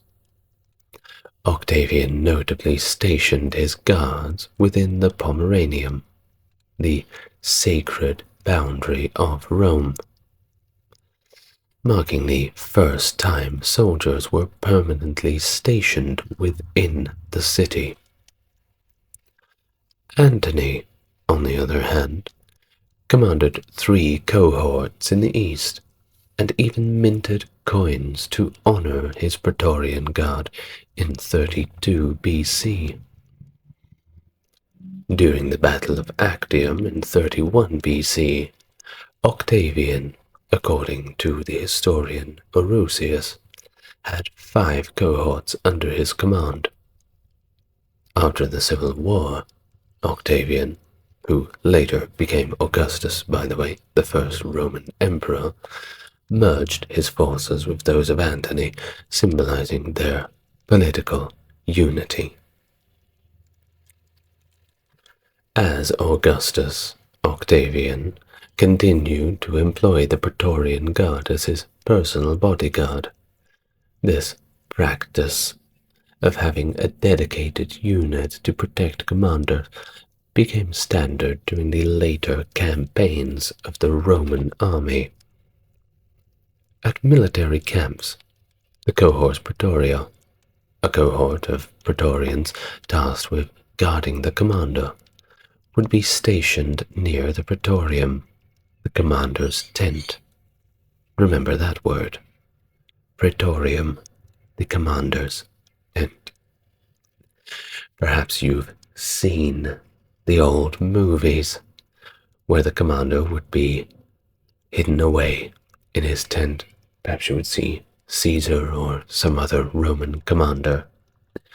And outside, you would have the very heavily armored men, one on each side of the entrance, and perhaps a couple of more on the perimeter of the commander's quarters. Well, they would have been the Praetorian Guard, the last line of defense between the commander and the ugly world. Well, with introductions out of the way, let's keep going and explain a bit more about the Praetorian Guard, as we already have an image in our head of who we are talking about and how important this group of armed militia were. The elite soldiers, known as the Praetorian Guard, were originally chosen veterans of the Roman army who served as personal protectors to the emperor. Established by Augustus, these guards accompanied him on military campaigns, ensuring the enforcement of laws and governance set forth by the Senate and the emperor. Emperor Constantine I, however, eventually disbanded the Praetorian Guard in the early 4th century. And that wasn't the only change he made. Video on Constantine coming quite soon. Now, of course, they were different from the Imperial German bodyguard, which provided close protection to early Roman emperors. That's right. A lot of the early Roman emperors preferred to have people who were less politically motivated. Of course, the German bodyguards as well helped in getting the job because, well, have you ever seen a German man before? They're genuinely quite tall, especially taller than Italians of the day. There is indeed the parable, or rather the rumor, perhaps cooked up from the Italians themselves, that when they originally crossed the Rhine and encountered German barbarians, that the German barbarians were making fun of the Italians, 1 for their shorter stature, and 2 for their shorter swords. Of course, We can imagine what kind of jokes they would possibly be making. Well, the jokes was on them, because, well, the gladius was very efficient, as the barbarians soon found out. Back to the Praetorian Guard, though. One of their privileges was being the only armed individuals allowed within that sacred boundary of Rome, known as the pomerium, as we had mentioned. Of course, you couldn't just roam the streets, no pun intended, with a weapon, unless you were one of the Praetorian Guard. In that case, you weren't a violent ne'er-do-well. You were just a guy doing his job, until you ended up killing the emperor. Their service term was shorter compared to regular legionaries, typically 12 years instead of the 16 years required in the legions, as noted by Tacitus's writings. They also got paid more than regular soldiers. Of course, they were the elite forces. They'd have to be paid more, right? Well, for example, under Nero, a Praetorian earned 3.5 times more than a legionary, supplemented by additional bonuses granted by each new emperor. These bonuses, often given during significant events like birthdays or important family occasions, were substantial and acted as incentives for loyalty. Domitian and Septimus Severus further increased their pay to 1,500 denarii per year, distributed in 3 installments. Well, I wouldn't want to be waiting 4 months at a time to get my wage. Certainly requires some stringent budgeting. But think about why a Roman emperor would want to pay the Praetorian Guards more. Of course, the people who are responsible for your safety, who could freely walk around you with weapons that could cause quite a lot of damage, or even worse. Well, you wanted to make sure that they were as happy as they could be to be employed by you. Perhaps if they wanted to switch employers, they would think twice if there was a prospect of a cut in their salary. The emperor lives to rule another day. Now, despite their higher pay and privileges, the Praetorian Guard was feared and generally disliked by the Roman populace and the Senate. There is a famous poem by Juvenal which recounts an incident where he was injured by a Praetorian soldier rushing past him, reflecting a rather negative perception of Praetorians and a general stereotype about their rude behavior. As a matter of fact, the term Praetorian in French carries a rather negative connotation, evoking the troublesome role of these ancient guards. Now, in ancient Rome, praetors were either civic or military leaders. The Praetorians were initially elite guards for military praetors under the Republic. The early Praetorian Guard was, of course, very different from what it would later become, becoming a vital force in the power politics of Rome.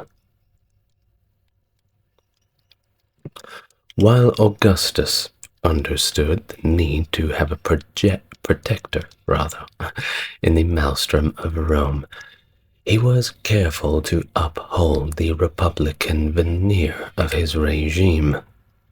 Thus, he allowed only 9 cohorts to be formed, each originally consisting of 500 men. He then increased them to 1,000 men each, allowing 3 units to be on duty at any given time in the capital. A small number of detached cavalry units named termae of 30 men each were also organized. While they patrolled inconspicuously in the palace and major buildings, the others were stationed in towns surrounding Rome. This system was not radically changed with the appointment by Augustus in 2 BC of 2 Praetorian prefects, that being Quintus Ostorius Scapula and Publius Salvius Aper, although organization and command were enhanced. Tacitus also reports that the number of cohorts was increased from 12 from 9 in AD 47. In AD 69 it was briefly increased to 16 cohorts by Vitellius, but after he was gone, Vespasian quickly reduced it again to the original number of 9. Can't have too many. Now what about under the Julio-Claudian dynasty? Of course, we saw many changes under that one. Well, let's briefly go into that. In Rome, the guard's principal duty was to mount the guard at the house of Augustus, on the Palatine, where the centuries and the termae of the cohort, those were the cavalry units again, in service mounted the guard outside the emperor's palace. The interior guard of the palace was mounted by the imperial German bodyguard, also referred to as Batavi, and the Statores Augusti, kind of like a military police, which were found in the general staff headquarters of the Roman army. Now, every afternoon, the tribunus cohortis would receive the password from the emperor personally. The command of this cohort was assumed directly by the emperor and not by the Praetorian prefect. After the construction of the Praetorian camp in 23 BC, another similar serving tribune was placed in the Praetorian camp. The guard's functions included, among many, escorting the emperor and the members of the imperial family, and of course, if necessary, to act as a sort of riot police. Certain empresses exclusively commanded their own Praetorian Guard. Now, back to Tacitus. According to him, in the year 23 BC, there were the usual 9 Praetorian cohorts. Remember that one cohort was made up of about 500 men, so 9 times 500, 4,500 men, the equivalent of the same number of a legion. These were there to maintain peace in Italy, and 3 of these were stationed in Rome. Others were in nearby towns. Of course, they could be moved around if there was rumors of political unrest.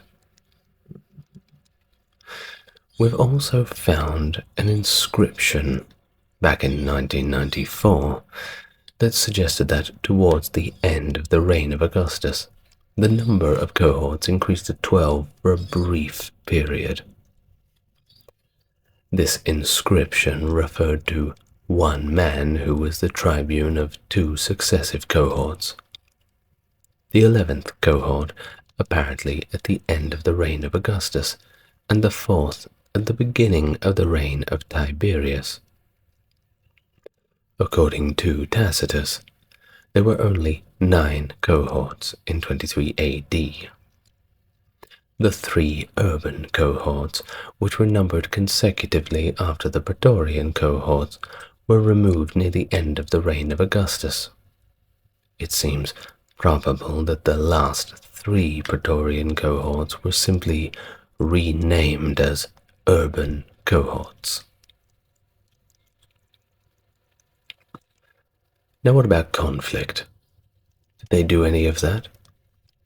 Well, the Praetorians first intervened on a battlefield since the wars of the end of the Republic, during the mutinies of Pannonia and the mutinies in Germania. On the death of Augustus in AD 14, his successor, Tiberius, was confronted by mutinies in the two armies of the Rhine and Pannonia, who were protesting about their conditions of service being worse than the Praetorians. Well, of course, the Praetorians were getting paid a lot more. People generally did not like this. Well, the forces of Pannonia were dealt with by Drusus Julius Caesar, son of Tiberius, not the Julius Caesar you're thinking of. And of course, Tiberius is not the one you're thinking of either. This is the distinct from Nero Claudius Drusus, the brother of Tiberius. Well, he accompanied this Drusus Julius Caesar by two Praetorian cohorts, the Praetorian cavalry and imperial German bodyguards.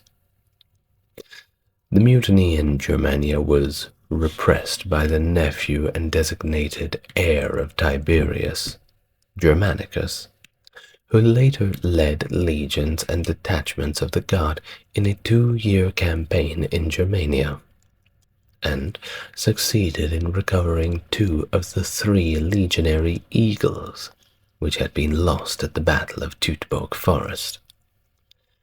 Video on that one coming up soon. Sejanus rose to prominence under the reign of Emperor Tiberius, utilizing his position as prefect of the Praetorian Guard to pursue his own ambitions. He consolidated power by gathering all the Praetorian cohorts under his command within a new camp, initially sharing the prefect title with his father during Augustus's reign. Sejanus became sole prefect in AD 15. He rather cunningly ingratiated himself with Tiberius, who struggled to gain Senate cooperation in governing the empire. However, Sejanus's ambitions led him to alienate Drusus, Tiberius's son, and upon the death of the heir apparent, Germanicus, in AD 19, Sejanus began to fear Drusus's ascent to the throne.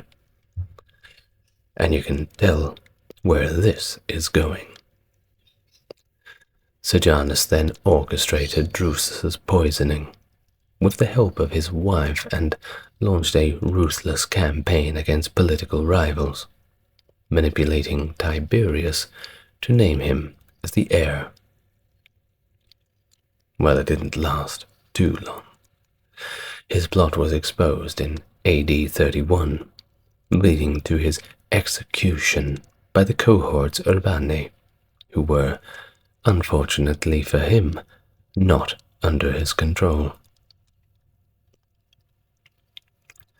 In AD 37, Caligula ascended to the throne with the support of Macro, Sejanus' successor as prefect. Under Caligula's reign, the Praetorian Guard once again expanded from 9 to 12 cohorts. Do you see a pattern? That when those rather bombastic emperors take power, they seem to want to have more guards around them. Interesting. In AD 41, resentment towards Caligula particularly from a Praetorian tribune named Cassius Chaerea, culminated in the emperor's assassination by members of the Praetorian Guard. Amidst the chaos, the Senate declared the restoration of the Republic. The Praetorians, seeking a new emperor to legitimize their existence, found Claudius, Caligula's uncle, hiding behind a curtain in the palace. They proclaimed him emperor, marking the first time the Praetorian Guard installed a ruler. Of course, no one was going to argue with them about this, because they were the ones with the weapons. Claudius, of course, rewarded them with a bonus equivalent to 5 years of their salary. Not bad. And took them with him to Britain in 43 AD. What's the money and a holiday? A pretty good deal from your new boss.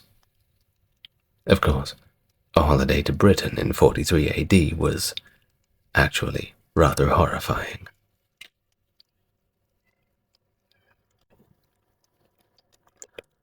Following Claudius's death by poisoning, the Praetorian Guard quickly shifted their allegiance to Nero, influenced by his Praetorian prefect Sextus Afrianus Burrus. Nero's reign saw the Guard involved in Piso's conspiracy of 65, where Tigellinus, the Praetorian prefect, led the suppression of the plot. Guardsmen were once again rewarded with a bonus of 500 denarii each. Quite profitable to be a Praetorian Guard, don't you think? In AD 68, Sabinus persuaded the Praetorian Guard to abandon Nero in favor of Galba. However, Galba refused to pay the promised bribe, leading to Otho's successful bid for power. Following Otho's defeat by Vitellius, the Praetorians were replaced by cohorts loyal to Vitellius. These ex-Praetorians later aided Vespasian's rise to power. Under the Flavian dynasty, the Praetorian Guard underwent reforms, with Titus, son of Vespasian, becoming prefect. Vespasian returned the cohort's strength to 500 men and discontinued guard service in the emperor's palace entry, while retaining guards within the actual palace itself. Domitian increased the number of cohorts to 10, and deployed the guard in conflicts again against the Dacians, resulting in the defeat of Prefect Cornelius Fuscus in AD 86. During the Antonine dynasty, significant events unfolded within the Praetorian Guard, marking a shift in power dynamics and military campaigns. Following the assassination of Emperor Domitian in 96 AD, the Praetorians demanded the execution of their prefect, Titus Petronius Secundus, who was implicated in the murder. And at the start of 98 AD, some 2 years later, upon the death of Emperor Nerva, the Guard threw their support behind Trajan, the commander of the Army of the Rhine, as the new emperor. Trajan, upon ascending to the throne, executed the remaining Praetorian prefect and all of his supporters. He then returned to Rome, likely accompanied by the newly established Equites Singularis Augusti.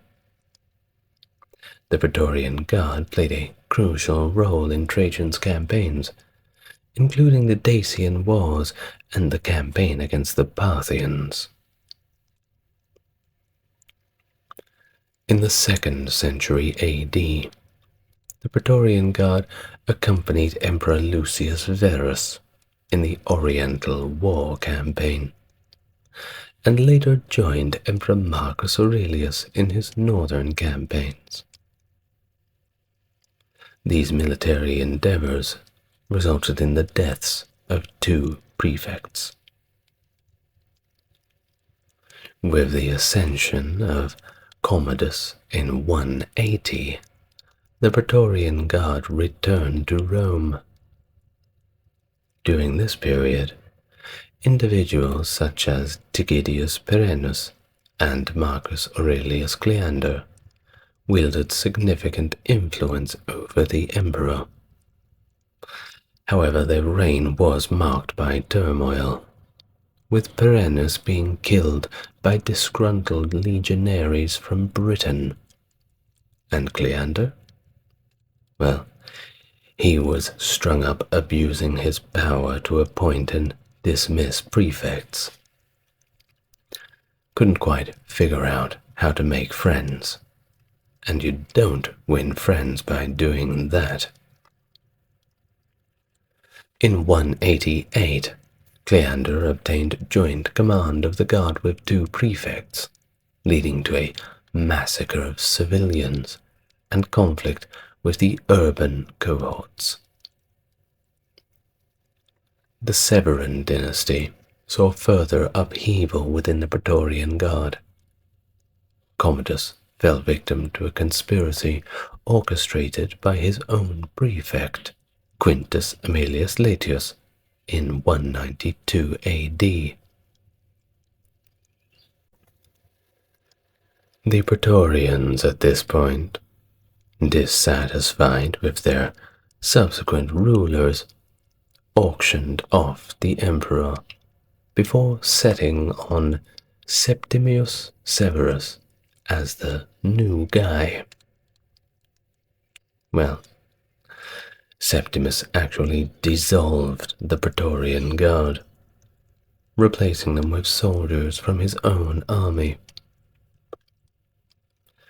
Under Septimius Severus, the new guard played a significant role in battles against rivals, such as Clodius Albinus, and accompanied the emperor on military campaigns to the Orient and Britannia. Next up, Caracalla, whose reign was marred by his controversial actions, including the assassination of his co-emperor and attempts to reform the army. His reign ended in assassination in 217. Following Caracalla's demise, the Praetorians opposed the new emperor Elagabalus, eventually replacing him with Severus Alexander in 222 AD. During this period, the role of Praetorian prefect in Italy began to resemble a more administrative position, often filled by jurists such as Papinian and the later Ulpian, whose tenure ended with his assassination by the Praetorian Guard in the presence of Emperor Severus Alexander. In the tumultuous era of the 3rd century, the Praetorian Guard found themselves embroiled in political upheaval and more military conflicts. Let's talk about a few of them. In 238 AD, during the reign of Maximinus Thrax, the Praetorian Guard faced a significant challenge when the bulk of their forces were deployed on active service. With only a small garrison remaining, the Praetorian camp was besieged by a civilian uprising in support of senators and the Gordian emperors who rebelled against Maximinus Thrax. Failing to quell the civil unrest and losing the civil war against the contenders Gordian I and Gordian II, Maximinus met his demise at the hands of his own troops.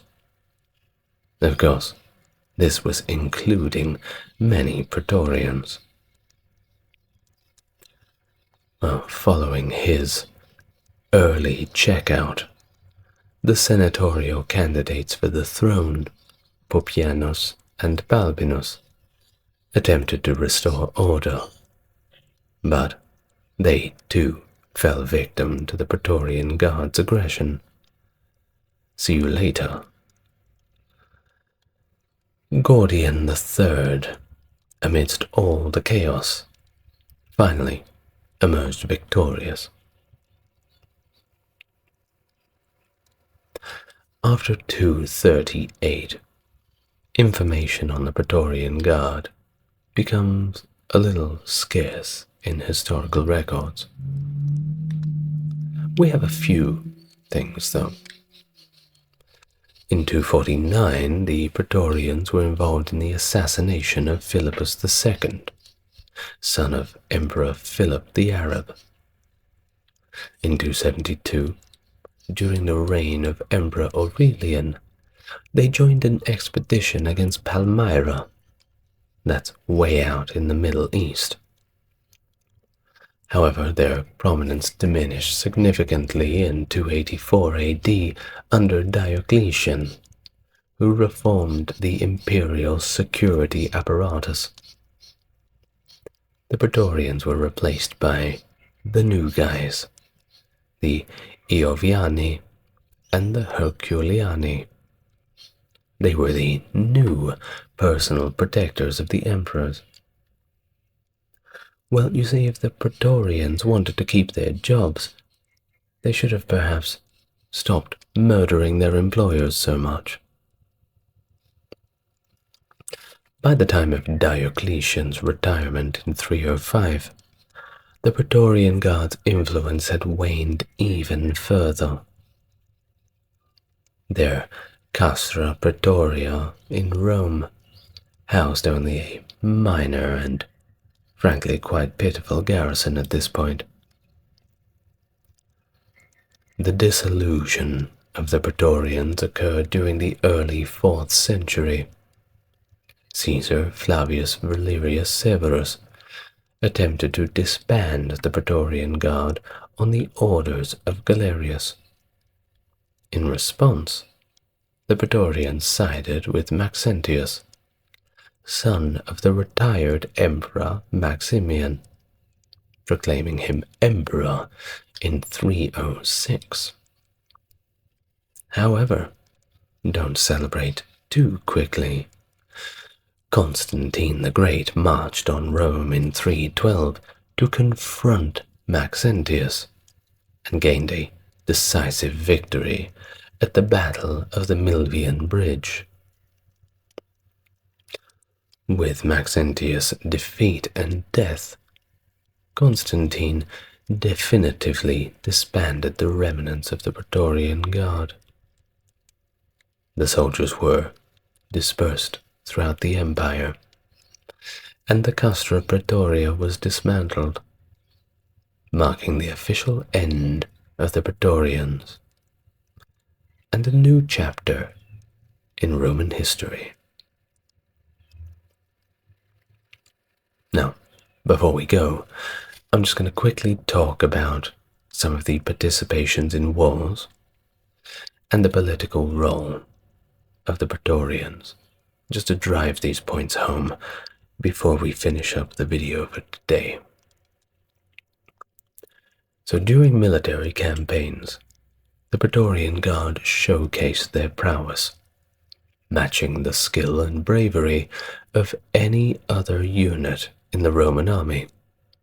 They fought just as hard and just as well.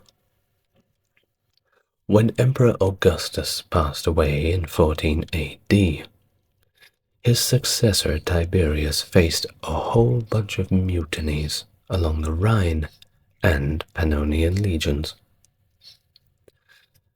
Now Tiberius' son Drusus, accompanied by the two Praetorian cohorts, Praetorian cavalry and elements of the German bodyguard, managed to stop that rebellion in Pannonia.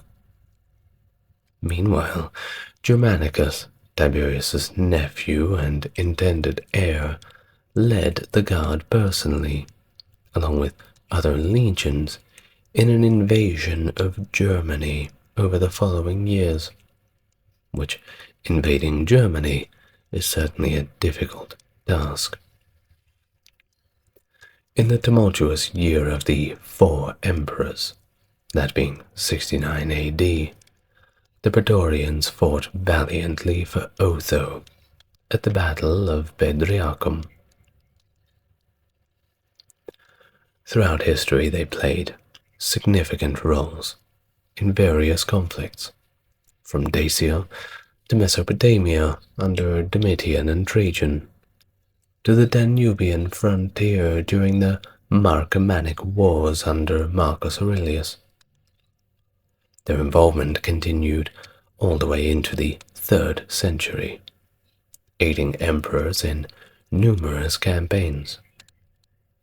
So don't have anybody tell you that they were just city boys guarding the very comfortable inner city garrisons.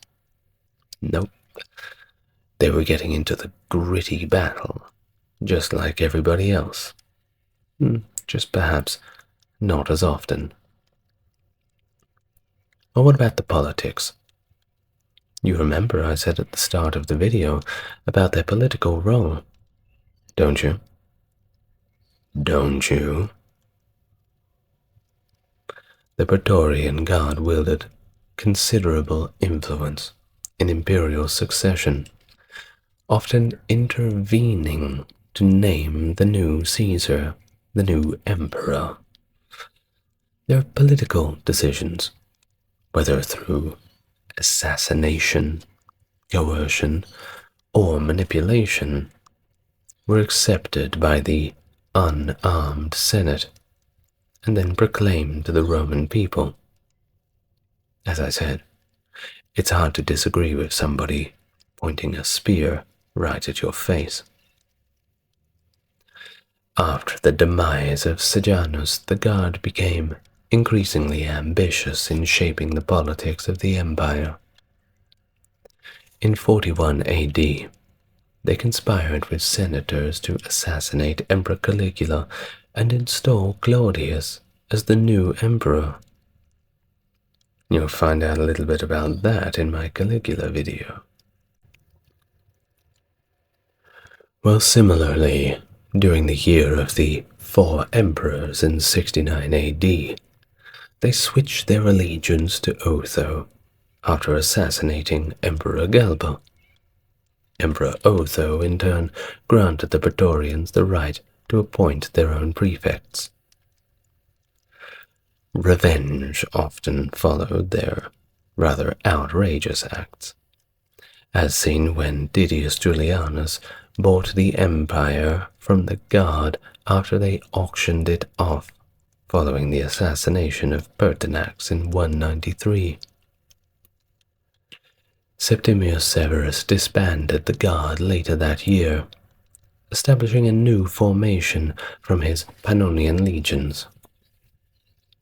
Street battles between unruly mobs and Praetorians were not uncommon during this period, and most of the time the Praetorians did most of the winning. Finally, in 271 AD, Emperor Aurelian had a successful campaign against Palmyra, utilizing Praetorian cohorts among other units, leading to the evolution of the Sacra Comitatus, a larger field escort for emperors, influenced by the structure of the Praetorian cohorts. Well, we've reached the end of our video for today. What do you think about the Praetorian Guard? For me, personally, if I had people guarding me, I'd certainly want to make sure that they were very happy with their position. Particularly since somebody else, a new boss, could always come in and offer a better deal. Of course, back in those days, if you were a Praetorian Guard, there was only one way of changing your employer. The Pyrrhic War, spanning from 280 to 275 BC, was a pivotal conflict between the burgeoning Roman Republic and Pyrrhus, the formidable king of Epirus. Initiated by a plea for aid from the Greek city Tarentum in southern Italy, Pyrrhus brought his skilled army, including war elephants, to challenge Roman dominance in the region. Despite initial successes against the Roman legions, Pyrrhus incurred heavy losses and faced dwindling support from allies. Plutarch's famous account of Pyrrhus lamenting, "One more victory like this, and we are lost," gave rise to the term Pyrrhic victory. Worn down by relentless warfare, Pyrrhus eventually turned his attention to Sicily, leaving the Romans to consolidate their strength. Returning to Italy in 275, Pyrrhus faced another battle. How did it turn out? Well, you're about to find out. Hello everyone, I'm the ASMR historian welcoming you to another extensive, long video. It's going to be great. If you'd like to support the channel, how about you go check out the Patreon? It's a good way to avoid those YouTube ads, and you'll have my eternal gratitude. Short of that, help me out in the algorithm with a like and subscribe. Well, without further ado, let's get busy with our topic for today, the Pyrrhic War. In 290 BC, following the conclusion of the three Samnite Wars, Rome had solidified its dominance over parts of central and southern Italy, forming alliances with various Italic tribes in the region. South of Rome's influence lay the Greek city-states of Magna Graecia and Tarentum, emerging as the largest and most formidable among them. The outbreak of hostilities between Rome and Tarentum was triggered by differing accounts from historians such as Appian, Cassius Dio, and Zonaras. Now, according to Appian, in 282 BC, 10 Roman ships ventured close to Tarentum's coast, led by Publius Cornelius Dolabella, who was allegedly simply sightseeing along the coast of Magna Graecia. Sightseeing. Right. Exploiting an old treaty barring Roman ships from sailing beyond Lacinium promontory near Croton, a demagogue incited the locals to attack, resulting in the sinking of 4 ships and the capture of 1 with all of its crew. However, Cassius Dio and Zonaras provided alternative narratives, omitting any mention of treaties between Rome and Tarentum. Zonaras suggested that the Tarentines associated with Romans' adversaries, including the Etruscans, the Gauls, and the Samnites, leading to suspicions and subsequent hostilities when Lucius Valerius, described as the Admiral, attempted to anchor off Tarentum's coast. The Tarentines, perceiving this as retaliation for their past actions, responded by sinking Roman ships and capturing the crew. In Cassius Dio's account, Lucius Valerius was dispatched on an errand, while the Tarentines were inebriated during the Dionysiac festival, which was basically a festival where everybody got drunk. Apparently this rather pleased the god Dionysus. Upon sighting Valerius's ships, they suspected hostile intentions, and they immediately attacked without asking any questions. One can only imagine that they may have perhaps been in an alcohol-fueled rage and thought, yeah, let's make this a party to remember by kicking in some Roman heads. The Romans, though angered by this act, initially refrained from immediate retaliation against Tarentum. Instead, they sent envoys to address the situation peacefully and diplomatically, seeking to avoid appearing passive and thus encouraging further Tarentine aggression. However, the Tarentines rebuffed the envoys and insulted them. This was the last straw for Rome, and they declared war. That was Cassius Dio's account, at least. Or at least one of them. There is another narrative by Cassius Dio, and it goes like this. The Romans became aware of Tarentum's preparation for war, and dispatched Gaius Fabricius Lucinus as an envoy to allied cities, aiming to prevent a rebellion.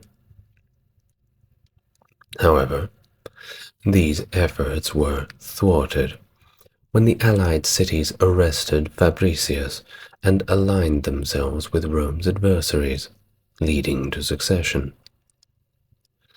Cassius Dio suggests that the Tarentines initiated hostilities, but felt rather secure in doing so, due to their belief that Rome was unaware of their plans, citing Rome's temporary embarrassments. Spoiler alert, Rome was very aware of what Tarentum was doing. This ambiguity arises from the fact that Rome sent envoys shortly after the ship attacks, followed by a declaration of war upon their insult. Little did the Tarentines know, Rome was just trying to act diplomatically, trying to show a little bit of manners, even after their ships were sunk and the crews turned into slaves. Sorry about that. Thus, it was unclear what pretense Tarentum perceived. Additionally, the mention of Gaius Fabricius's mission coinciding with the ship attack suggests a timeline where the events may have influenced each other. All of this just further complicates the narrative. This period also saw a rebellion among various Italic peoples, potentially fueled by the tensions between Rome and Tarentum. According to Appian, the Tarentines accused the Greek city of Thurii of siding with the Romans instead of fellow Greeks, leading to an attack on the Thurii. expulsion of its noble citizens, and dismissal of the Roman garrison stationed there. Now that ought to annoy the Senate, wouldn't it? Livy's Perioce noted Roman support for the Thurii during conflicts with the Lucani around 286, honoring the plebeian tribune Gaius Aelius with a statue in the Roman Forum for his proposal to aid Thurii.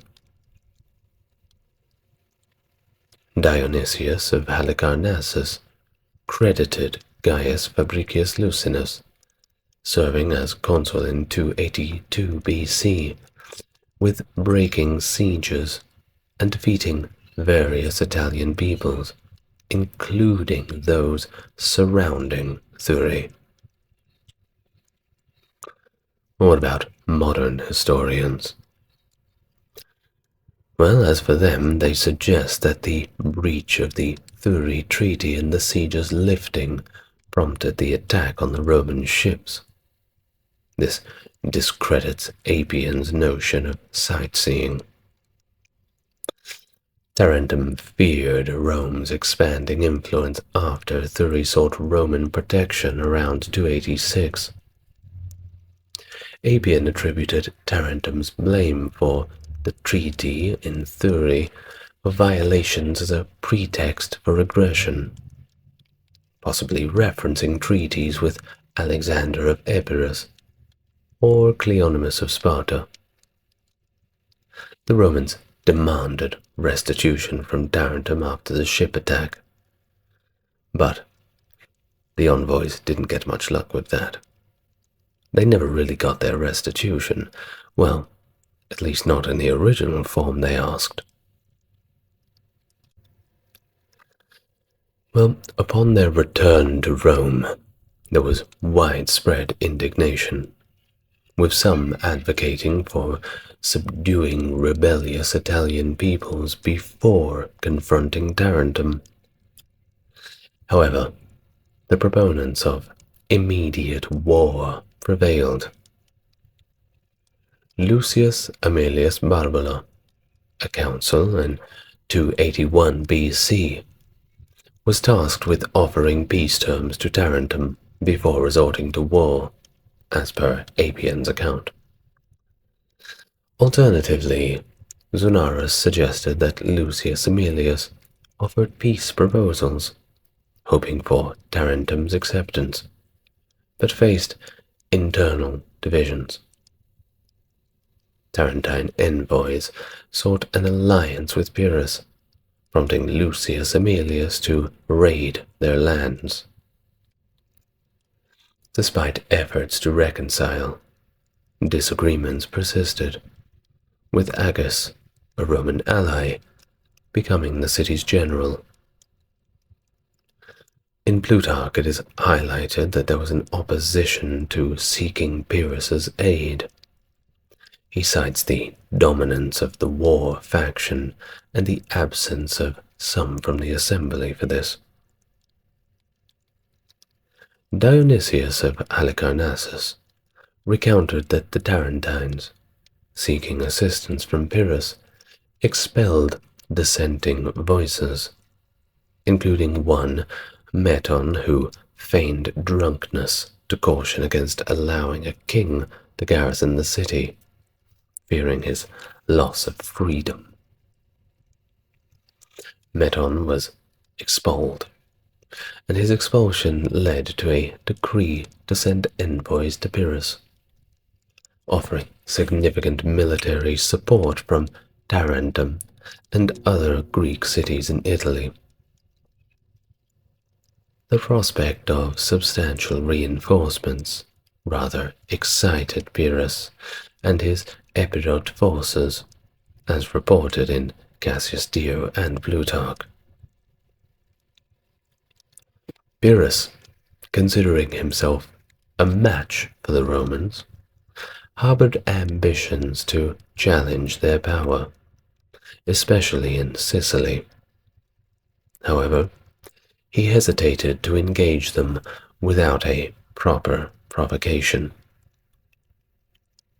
Both Cassius Dio and Plutarch highlighted the counsel of Cineas, Pyrrhus's esteemed advisor who, despite his wisdom and efforts, failed to dissuade Pyrrhus from his Italian expedition. Pyrrhus then sought support from other rulers, requesting funds from Antiochus I of the Seleucid Empire and ships from Antigonus II of Macedon. Ptolemy II of the Ptolemaic kingdom in Egypt provided troops under the condition of a limited service term, and appointed Pyrrhus as guardian of his realm during his absence, in exchange for Pyrrhus taking the bulk of his army to Italy. Xenarus recounted Pyrrhus's opportunistic response to Tarentum's call for help, insisting on a clause in their treaty to avoid prolonged stays in Italy. He detained most Tarentine envoys as hostages under the pretext of needing their assistance, while dispatching a few with Cineas and troops. Pyrrhus's arrival, shortly after Aggas's deposition, emboldened the Tarentines, who elected one of the envoys as commander. Pyrrhus then sent Milo with additional forces, securing the Acropolis as his headquarters. Meanwhile, Lucius Aemilius retreated to Apulia to avoid Pyrrhus's reinforcing troops, but was ambushed along the way by the Tarentines. Pyrrhus, unwilling to wait for spring due to the Mediterranean stormy winter, embarked for Italy, enduring a harrowing sea voyage. Never a good idea to sail at this time. Plutarch noted that many ships were lost in the storm, with Pyrrhus himself rescued by the Messapi. Only a fraction of his intended forces even managed to reach Italy at all. Pyrrhus initially refrained from imposing restrictions on the Tarentines, but later enforced military discipline and curtailed civilian liberties to prevent any defection to the Roman side. Dissenters left the city, viewing Pyrrhus as a tyrant rather than an ally. Well, that's what happens when you curtail civilian liberties, right? Nobody likes that.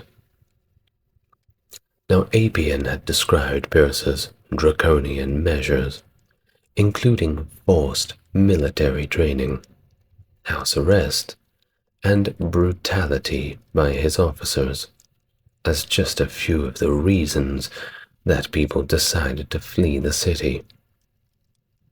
And fair enough, he sounds like a bit of a douche. Rhegium, seeking Roman protection, fell victim to internal treachery led by Decius, who manipulated circumstances to seize control, allying with the Mamertines. The Romans initially overlooked this while preoccupied with Pyrrhus, but eventually dispatched Gaius Fabricius Licinius, who recaptured Rhegium, executed the rebels, and punished Decius for treason. Before this period, Rome had never engaged in military conflict with any of the Hellenistic states in the Eastern Mediterranean. So yeah, achievement unlocked. Good job, guys. Publius Valerius Laevinus, one of the consuls for 280 BC, led a sizable army against Pyrrhus, aiming to intimidate him by marching through Lucania and seizing strategic positions. In response to this, Pyrrhus sent a letter proposing arbitration to settle disputes with the Tarentines, Lucanians, and Samnites. But Levinus was not going to accept this. He immediately smacked down the offer, asserting Rome's independence and readiness for war. Levinus even showcased his forces to Pyrrhus's scouts, underscoring Rome's military might. When the scouts came over to have a look and they were spotted, well, he essentially said, "Let's show them what we've got so they can come back and tell Pyrrhus exactly what he's up against." Because they knew that Pyrrhus would not like what he hear. Pyrrhus, yet to be reinforced by his allies, established his camp and awaited their arrival, hoping to exploit some Roman supply difficulties. When the Romans advanced, Pyrrhus positioned his troops defensively along the river Sirius, intending to engage them as they crossed.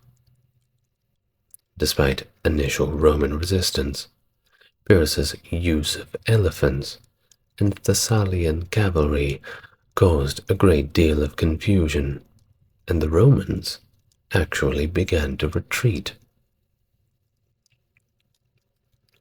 After this battle of Heraclea, Pyrrhus gained significant renown and attracted numerous allies, bolstering his forces. Despite suffering significant losses, including his best troops and some of his most trusted generals, Pyrrhus advanced within 60 kilometers of Rome, plundering territories along the way. However, the Roman Senate remained resolute, rejecting offers of peace or truce proposed by Pyrrhus through the many emissaries he sent. Now, Gaius Fabricius Lucinus, leading a Roman envoy, met Pyrrhus to negotiate the release of Roman prisoners. Although Pyrrhus expressed a desire for friendship and peace, the Romans refused any terms that would compromise their sovereignty. They eventually accepted the return of prisoners without conditions, and dispatched Cineas to Rome to negotiate further. In Rome, Cineas attempted to secure a peace treaty, but the Senate, spurred by the resolute stance of Appius Claudius Caecus, rejected the offer. Appius Claudius argued that Pyrrhus could not be trusted, and that Rome should continue the war until Pyrrhus withdrew from Italy completely. Meanwhile, Pyrrhus, aware of the growing Roman strength, prepared to march directly on Rome. However, faced with the daunting prospect of confronting the reinforced Roman army, he ultimately refrained from engaging in battle and withdrew back to Tarentum. Different historical accounts vary in their portrayal of Pyrrhus's movements following the Battle of Heraclea. Some describe him marching towards Rome, laying waste to territories along the way, while others depict him diverting through Etruria and Campania, before ultimately returning to Tarentum. Amidst these events, Rome also engaged in diplomatic efforts, sending envoys to Ptolemy II of Egypt, likely seeking support or alliances to counter Pyrrhus's growing influence in Italy. The Battle of Asculum in 279 was a pivotal moment in the conflict between Pyrrhus and Rome, with differing accounts from ancient historians regarding its specific outcome. According to Cassius Dio, Pyrrhus invaded Apulia in the following spring, capturing several places before encountering the Roman army near Asculum. Both sides hesitated to engage in battle for several days. Rumors were circulating that Publius Decius Mus, one of the Roman consuls, was preparing to perform a devotio, a sacrificial act where a commander sacrifices their life to ensure victory. This rumor bolstered the Roman morale and alarmed Pyrrhus's Italic allies. Pyrrhus attempted to reassure them, but ordered the capture of anyone wearing the distinctive garments of the Decius family. The consuls, however, rejected the need for such a sacrifice. They were confident enough in the pure strength of the Roman army. While Dio asserts that the Romans emerged victorious in the Battle of Asculum, other historians present differing accounts. Plutarch, for instance, describes Pyrrhus as the victor in the two-day battle. However, he also highlights Pyrrhus's recognition of the heavy losses suffered by his forces and the challenges he faced in replenishing them.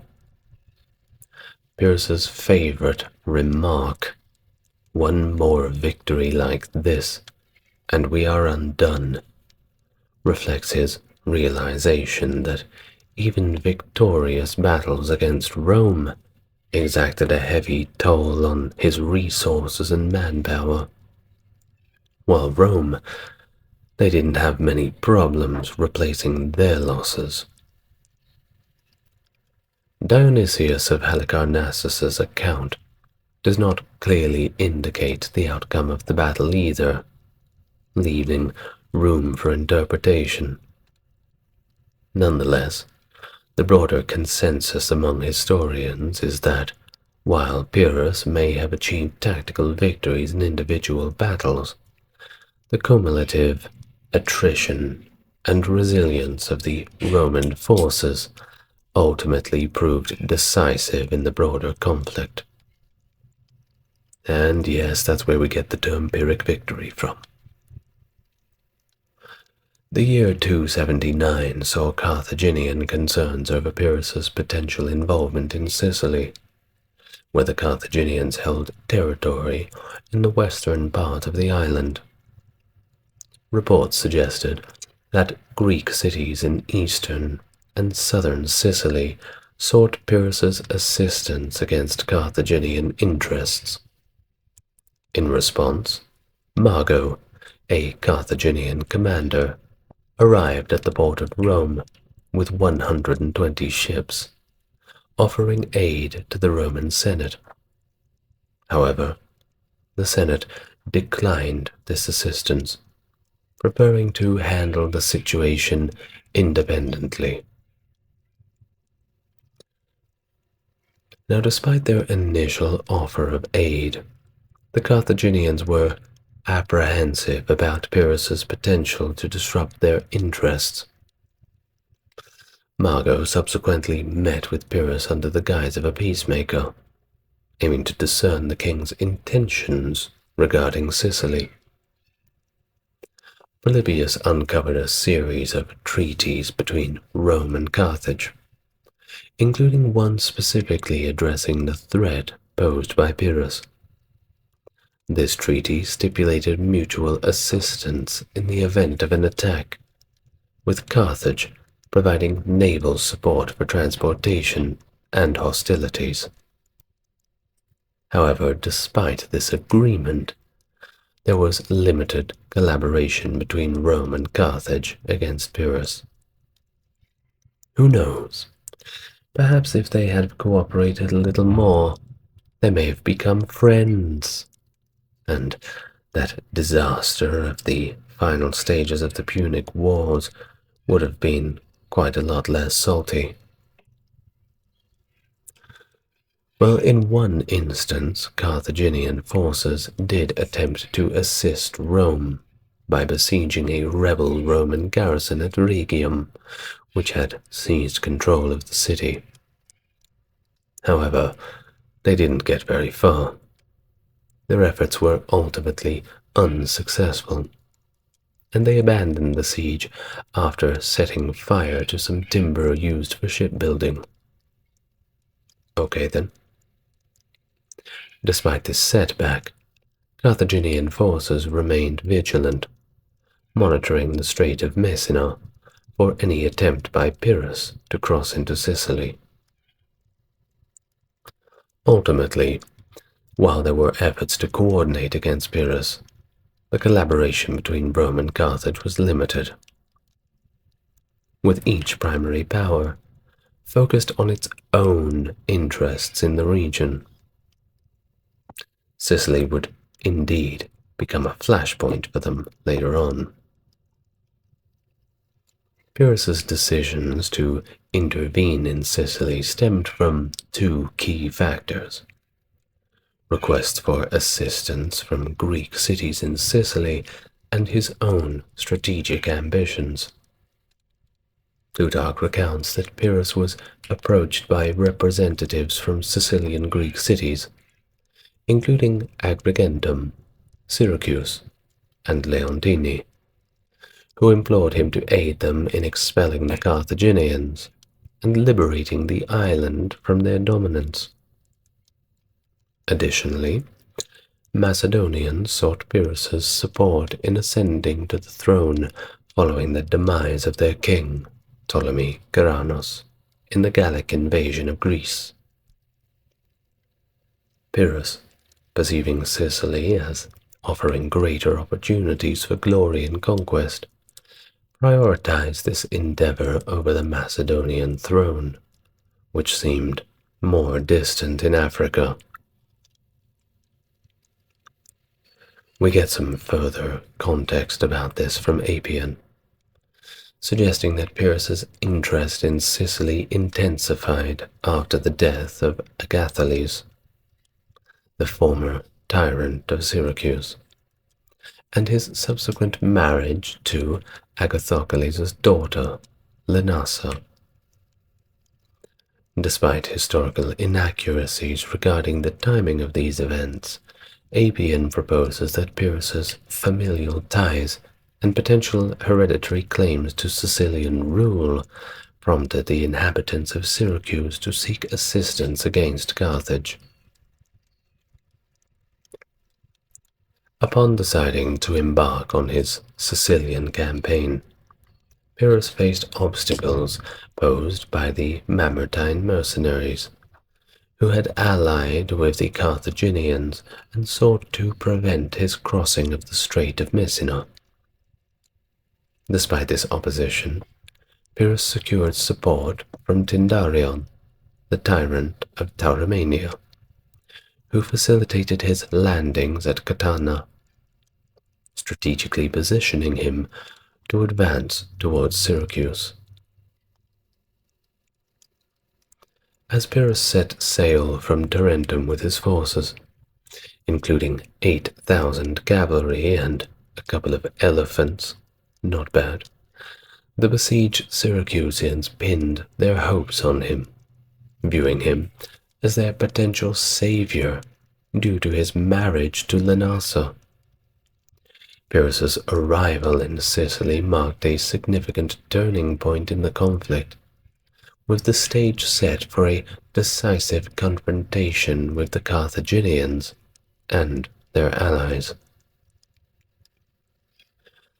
Pyrrhus's consolidation of power in Sicily was marked by strategic alliances, military conquests, and diplomatic negotiations.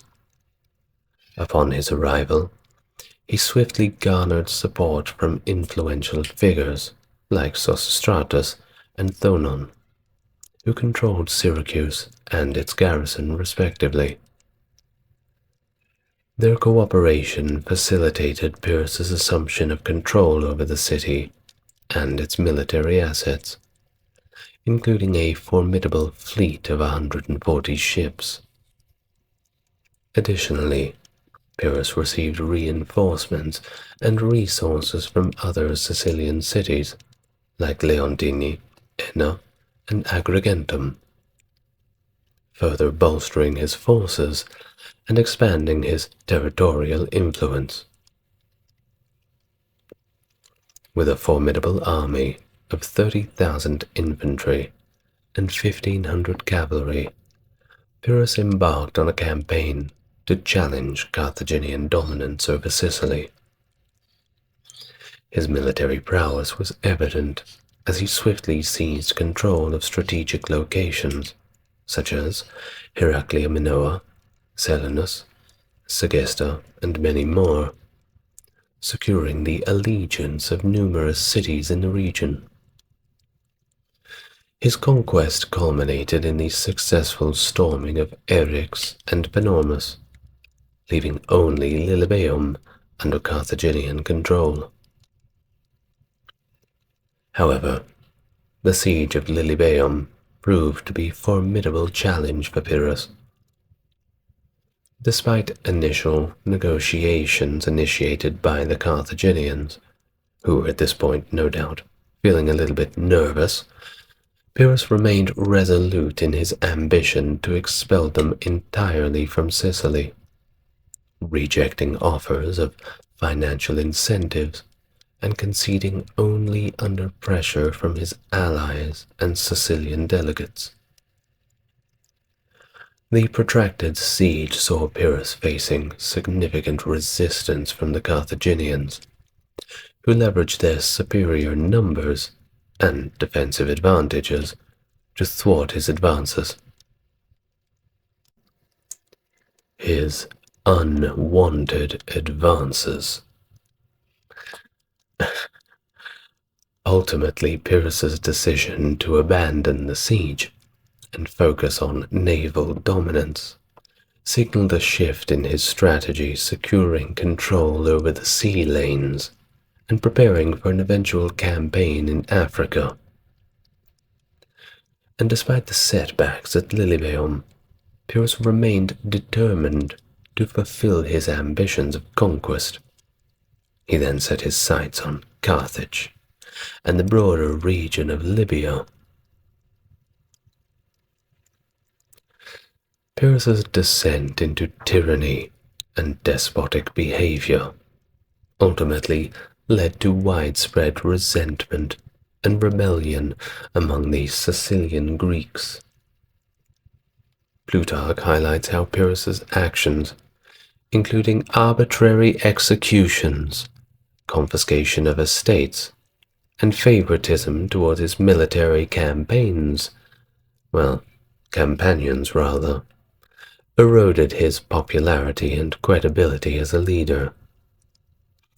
Yeah, doing these things is certainly not going to make anyone popular. Try not to confiscate anybody's estates in your own circle of friends. Suspicion and paranoia further fueled his authoritarian rule, leading to the execution of prominent figures like Thoenon and the attempted arrests of others such as Sosistratus. As discontent grew, some Sicilian cities began to align with external powers like the Carthaginians and the Mamertine mercenaries, seeking assistance against Pyrrhus's oppressive regime. The deterioration of Pyrrhus's control became evident as internal unrest escalated, prompting the intervention of the Carthaginians, who saw all of this as an opportunity to reclaim lost territories.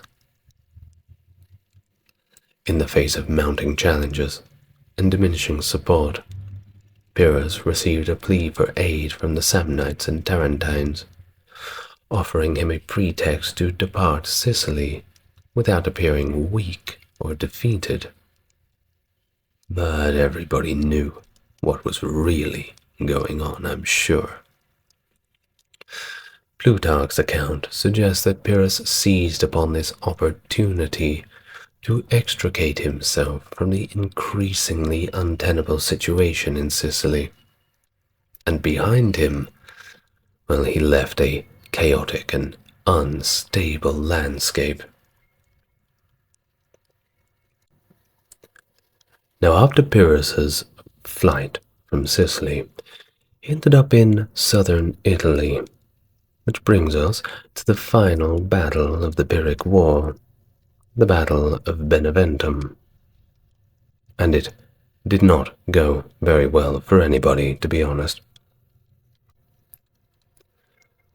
The accounts of Plutarch, Dionysius of Halicarnassus, and Cassius Dio provide varying perspectives on the Battle of Beneventum and its outcome. Plutarch's detailed narrative describes Pyrrhus's tactical maneuvers and the unfolding of the battle. Pyrrhus, despite facing challenges with his troops losing their way and arriving late to the battlefield, managed to gain ground against Manius Curius's forces.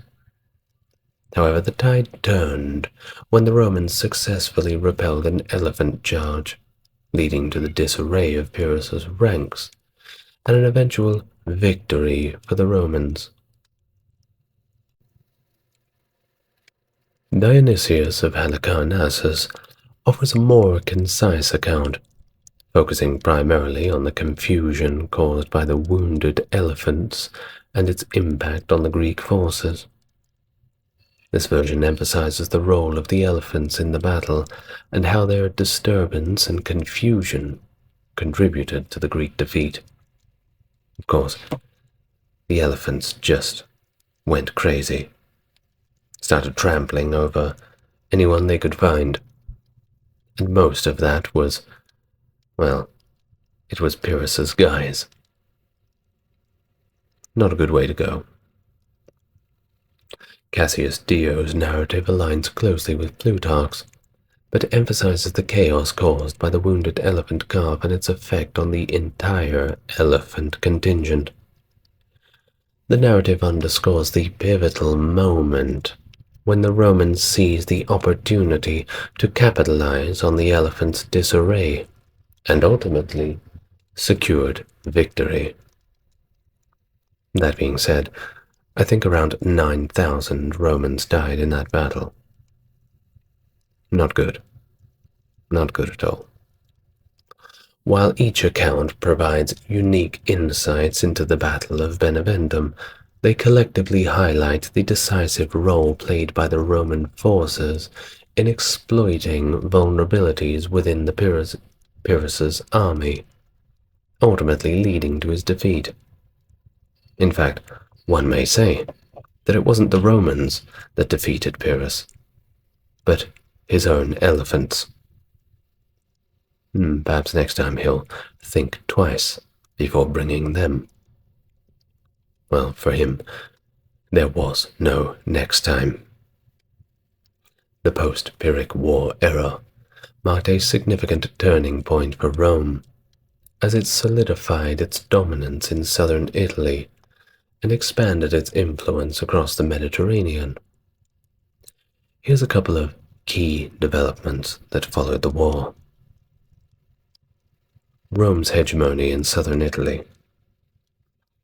With the capture of Tarentum and other strategic victories, Rome asserted its hegemony in the southern part of Italy, right down there on the end of the boot, consolidating control over various regions previously influenced by Pyrrhus and his allies. And of course, a lot of people there were happy to have the Romans, because anything was better than Pyrrhus. Conquest and colonization. Rome expanded its territory through conquest and the establishment of colonies. Cities like Brundisium and Rhegium were captured, and colonies were founded in strategic locations to solidify Roman control, and of course, facilitate further expansion. Defeat of rebellions. Rome faced rebellions from various factions, including the Samnites, Lucanians, Bruttians, and Picentes.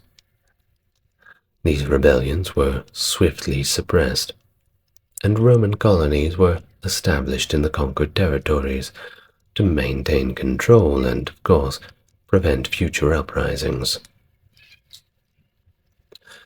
Diplomatic relations with Ptolemaic Egypt. Ptolemy II of Egypt, recognizing Rome's growing power, sought to make diplomatic relations with the rising Mediterranean force. Diplomatic exchanges and the changing of gifts between Rome and Egypt signaled the beginning of a new era of diplomatic engagement between Rome and the Hellenistic kingdoms of the East. Overall, the aftermath of the Pyrrhic War marked the ascendancy of Rome as a dominant force in the Mediterranean region and set the stage for its further expansion and influence for centuries to come. But what did you learn? Well, I thought that it was quite humorous to think that the original attack on the ships was made while all of the men were drunk and partying, having a good time. Also, the notion that the Roman ships, all 10 of them, were simply just sightseeing around the coast. Well, come on, who believes that? Whichever way it was, it's just another war, another great conflict confined to the pages of antiquity. The Roman conquest of Britain marked a significant chapter in the history of the island, altering its political, cultural, and social landscape. Initiated in 43 AD under Emperor Claudius, the conquest was a gradual process that culminated in the establishment of Roman control over most of the southern half of Britain, comprising modern-day England and Wales by the year 87 AD. The conquest was characterized by military campaigns, strategic alliances, and diplomatic negotiations, as the Roman forces sought to subdue the indigenous Celtic Britons and establish the Roman authority. Key figures such as Claudius, Vespasian, and Gnaeus Julius Agricola played instrumental roles in the expansion of Roman influence, and that is exactly what we will talk about today. Hello everyone and welcome back to ASMR Historian. I'm going to take you back now to the ancient Roman times, as the soldiers of the Roman army push further north into the great unknown, that final frontier. Before we continue, if you're new here, consider subscribing to the channel. And if you'd like to enjoy ad-free viewing, go over to the Patreon and have a look at what's on offer. It's a pretty good deal. Otherwise, like and leave a comment down below for the algorithm is just as good. Well, without further ado, let's get into the Roman conquest of Britain. During the century following Julius Caesar's expeditions to Britain in 55 and 54 BC, the island maintained diplomatic and trade relations with the Roman Empire. This period saw a growing Roman economic and cultural influence, particularly in the southern regions of Britain. Between 55 BC and the 40s AD, The arrangement established by Caesar, which involved tribute payments, the exchange of hostages, and the establishment of client states, persisted largely unchanged. Augustus, the first Roman emperor, made preparations for invasions of Britain in 34, 27, and 25 BC. However, these plans were hindered by revolts in other parts of the empire, leading to the cancellation of the first, second, and third invasions. Well, the second was technically called off due to indications that the Britons were willing to negotiate. Records from Augustus's reign indicate that two British kings, Novelianus and Tincomarus, sought refuge in Rome as supplicants. Additionally, Strabo's Geographica, written during this era, suggests that Britain contributed significant revenue to Rome through customs and duties, surpassing the potential tax revenue that you would get from direct conquest. In other words, they were already making enough money as it was. Why would they ruin it? This period of political and diplomatic engagement laid the groundwork for the eventual Roman conquest of Britain, shaping the relationship between the island and the empire in the lead-up to Claudius's successful campaign in AD 43. In the 40s AD, political tensions were mounting with Britain. The Catuvellani tribe had risen to prominence, displacing the Trinovantes as the dominant kingdom in southeastern Britain.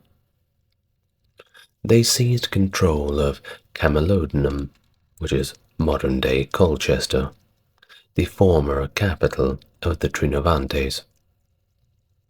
Meanwhile, the Atrebates tribe, with their capital at Caleva Atrebatum, modern-day Silchester, maintained friendly trade and diplomatic relations with Rome under the kingship of Verica. However, Caratacus of the Catuvellani eventually conquered the entire Atrebates kingdom around AD 40, leading to Verica's expulsion from Britain. During this period, there were indications that Rome under Emperor Caligula considered a campaign against the Britons. According to accounts in Suetonius's The 12 Caesars, Caligula had reportedly assembled troops in battle formation along the English Channel. That's the space of water that separates France from England. I'm sure you know that. However, instead of engaging in military action, he ordered his soldiers to collect seashells, referring to them as plunder from the ocean due to the capital and the palace. I know, it all sounds quite silly, but Caligula was not known for his sanity. There is some ambiguity in the historical record whether Caligula's instructions were to collect seashells or huts, as the term musculi could also be interpreted as soldiers' slang for engineers' huts. Well, nevertheless, this event potentially served to prepare troops and facilities that would later facilitate Claudius's invasion of Britain 3 years later. For instance, Caligula had commissioned the construction of a lighthouse at Bologna, which is modern-day Boulogne-sur-Mer, which means Boulogne on the sea, known as the Tour d'Order. This structure provided a prototype for the lighthouse built shortly after at Dubris, modern-day Dover. A perfect place to build a lighthouse, by the way, which played a strategic role in Claudius's successful invasion of Britain. It seems like such a small body of water, the English Channel, but going across in boats with their 2,000-year-old technology would perhaps make the task a little bit more daunting. That being said, there are plenty of people who have swam the English Channel. Not my idea of a good time, by the way. In 43 AD, possibly utilizing troops previously assembled by Caligula in 40 AD, Emperor Claudius launched his invasion of Britain. The invasion force was placed under the overall command of Aulus Plautinus, a distinguished senator. One of the pretexts for this invasion was to reinstate Verica, remember him, the exiled king of the Atrebatus tribe. Of course, if Rome wanted to invade somewhere, any excuse would do. Now, the exact number of legions that were sent on the invasion remains unclear. The only legion directly to have joined in was the Legio II Augusta, commanded by the future Emperor Vespasian. However, other legions are believed to have been involved as well. The 9th Hispania and the 15th Gemina, later known as Martia Victrix, and the 20th, later known as Valeria Victrix, are known to have served during the Boudiccan revolt of 60 to 61. We'll get to that a little later, suggesting their presence since the initial invasion. Nonetheless, the Roman army was, as always, flexible, with cohorts and auxiliary units being deployed and moved around as needed. Apart from Aulus Plautius and Vespasian, 3 other individuals of appropriate rank were sent to command legions, and they are mentioned in the historical sources as being involved in the invasion. Cassius Dio refers to Gnaeus Hosidius Geta, likely the commander of the 9th Hispania, and Titus Flavius Sabinus the Younger, the brother of Vespasian, also in command. Eutropius mentions Gnaeus Sentius Saturninus, although his seniority as a former consul might have made him too high-ranking for a subordinate role in the invasion, suggesting that he might have joined Claudius a little later on. The main invasion force under Aulus Plautius is believed to have crossed in 3 divisions.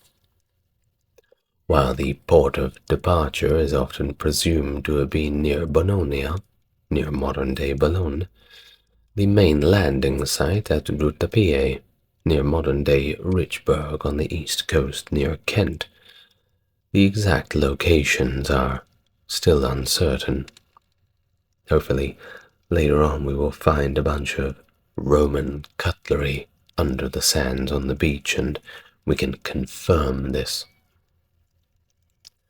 Dio does not specify the port of departure, and although Suetonius mentions that a secondary force under Claudius sailed from Bologna, it doesn't necessarily mean that the entire invasion force did so. So let's not get carried away, shall we? Richborough had a sizable natural harbour that would have been suitable for such an operation, and archaeological evidence indicates Roman military activity in the area around the expected time of the invasion. However, Dio's account suggests that the Romans sailed from east to west, while a journey from Bologna to Richborough would have been in the south to north direction. Other historians have proposed an alternative route, suggesting a sailing from Bologna to the Solent, with a landing near Noviomagus, which is modern-day Chichester, or perhaps Southampton, which was within the territory formerly ruled by the exiled king Verica. Now, the British resistance, led by Togodumnus and Caratacus, sons of the late king of the Catuvellauni, Cunobeline, put up a formidable fight against the Romans. They didn't just let the Romans walk in and push them around. A significant British force confronted the Romans at a river crossing believed to be near Rochester on the River Medway. The Battle of Medway lasted for around 2 days, during which Gnaeus Hosidius Geta, a Roman commander, was nearly captured, but, luckily for him, managed to turn the tide of the battle, decisively in favor of the Romans. Good job, Geta. Definitely the man of the hour. Geta's heroics earned him the honor of a Roman triumph, by the way, and you don't get one of them from sitting in the back seats, don't you? Additionally, at least one division of auxiliary Batavian troops crossed the river separately, further complicating the British defense. Despite their initial resistance, the British forces were gradually pushed back to the Thames. That's the river that runs through London today, the most famous river in England. The Romans pursued them across the river, resulting in some Roman casualties in the marshes of Essex, where the Romans utilized an existing bridge or constructed a temporary one for this purpose. Well, that remains uncertain, but I will say one thing: if there was no bridge, then they would have certainly made one. Nothing stops the Romans crossing a river when they're chasing after an already defeated and frightened enemy.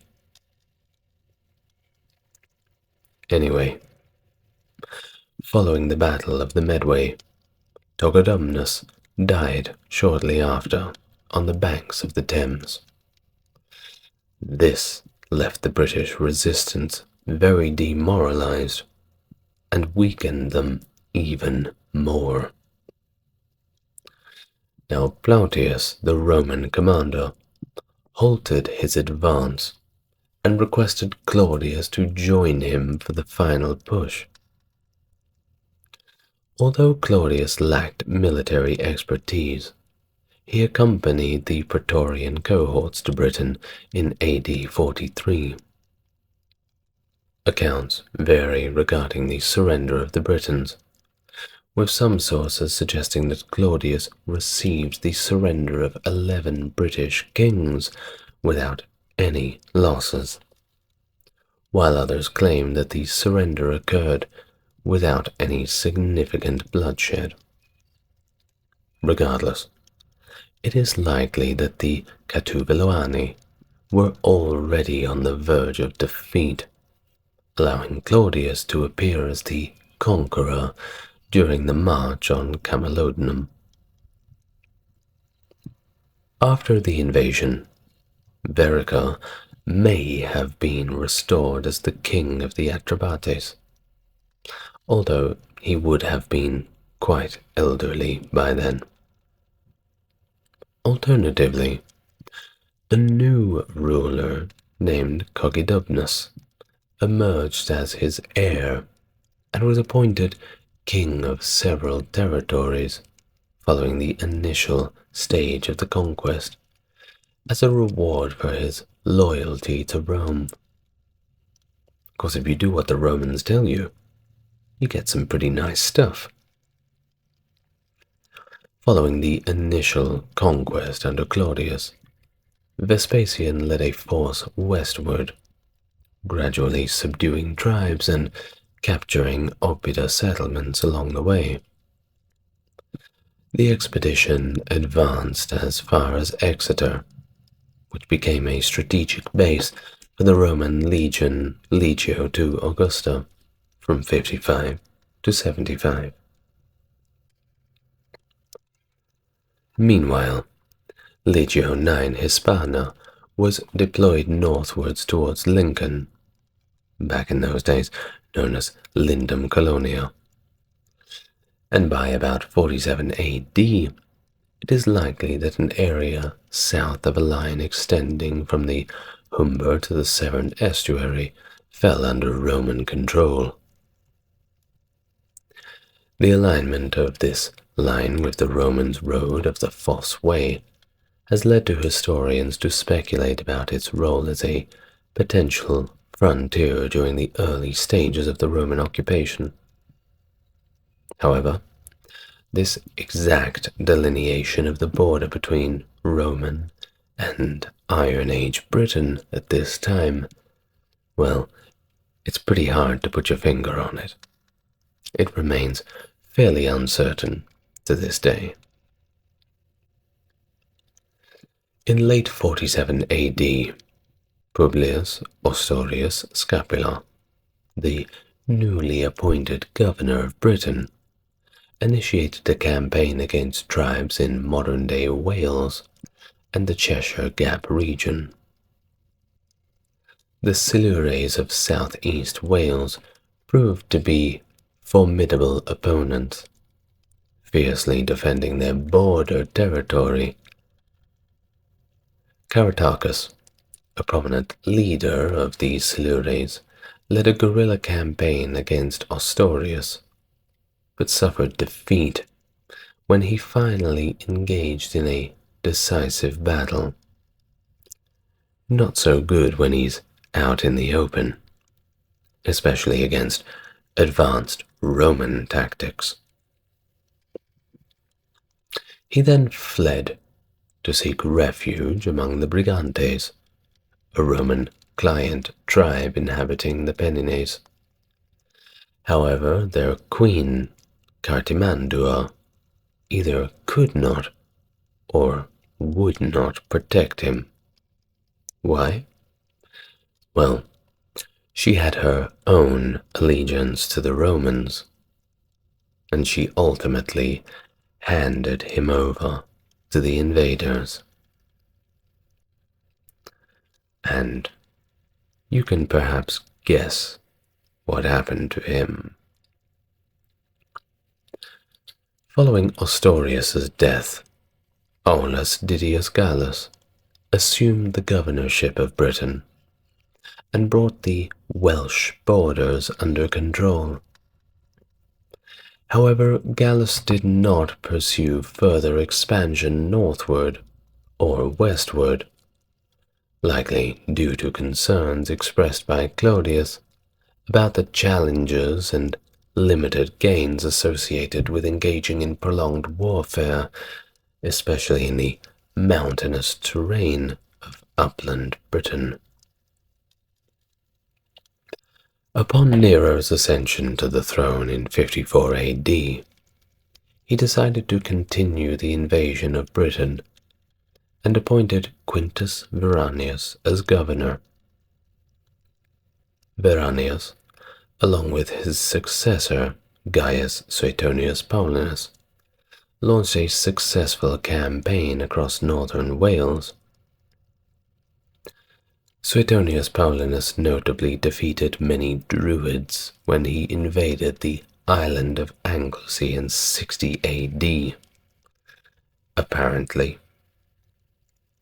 However, the final occupation of Wales was delayed due to the rebellion of Boudica, which compelled the Romans to redirect their forces to southeast in 60 or 61 AD. Well, after the suppression of Boudica's uprising, the warrior queen, subsequent Roman governors continued the conquest by advancing northward. And don't worry, you'll get your Boudica video very soon. Cartimandua, the queen of the Brigantes, faced rebellion from her husband against Venetius in 69 AD, prompting her to seek Roman assistance. However, the Romans ultimately evacuated Cartimandua, leaving Venutius in power. In 71 AD, Quintius Petilius Ceralius waged a successful war against the Brigantes, earning praise from Tacitus, along with his successor Julius Frontinus. Just before we move on, Tacitus is genuinely seen as reliable. As far as I know, if someone wants to correct me on that. But one thing I will say is, we have some mention in Tacitus's writings about Druids. Remember when I mentioned up in Anglesey? Well, you must remember that all writers, all historians are susceptible to some kind of influence from the higher-ups. Depicting the Druids of Anglesey, how they are depicted in Tacitus's writings, well, it's a little bit one-sided and unfair. I will be making a video on Druids very soon, but I just want to mention that first.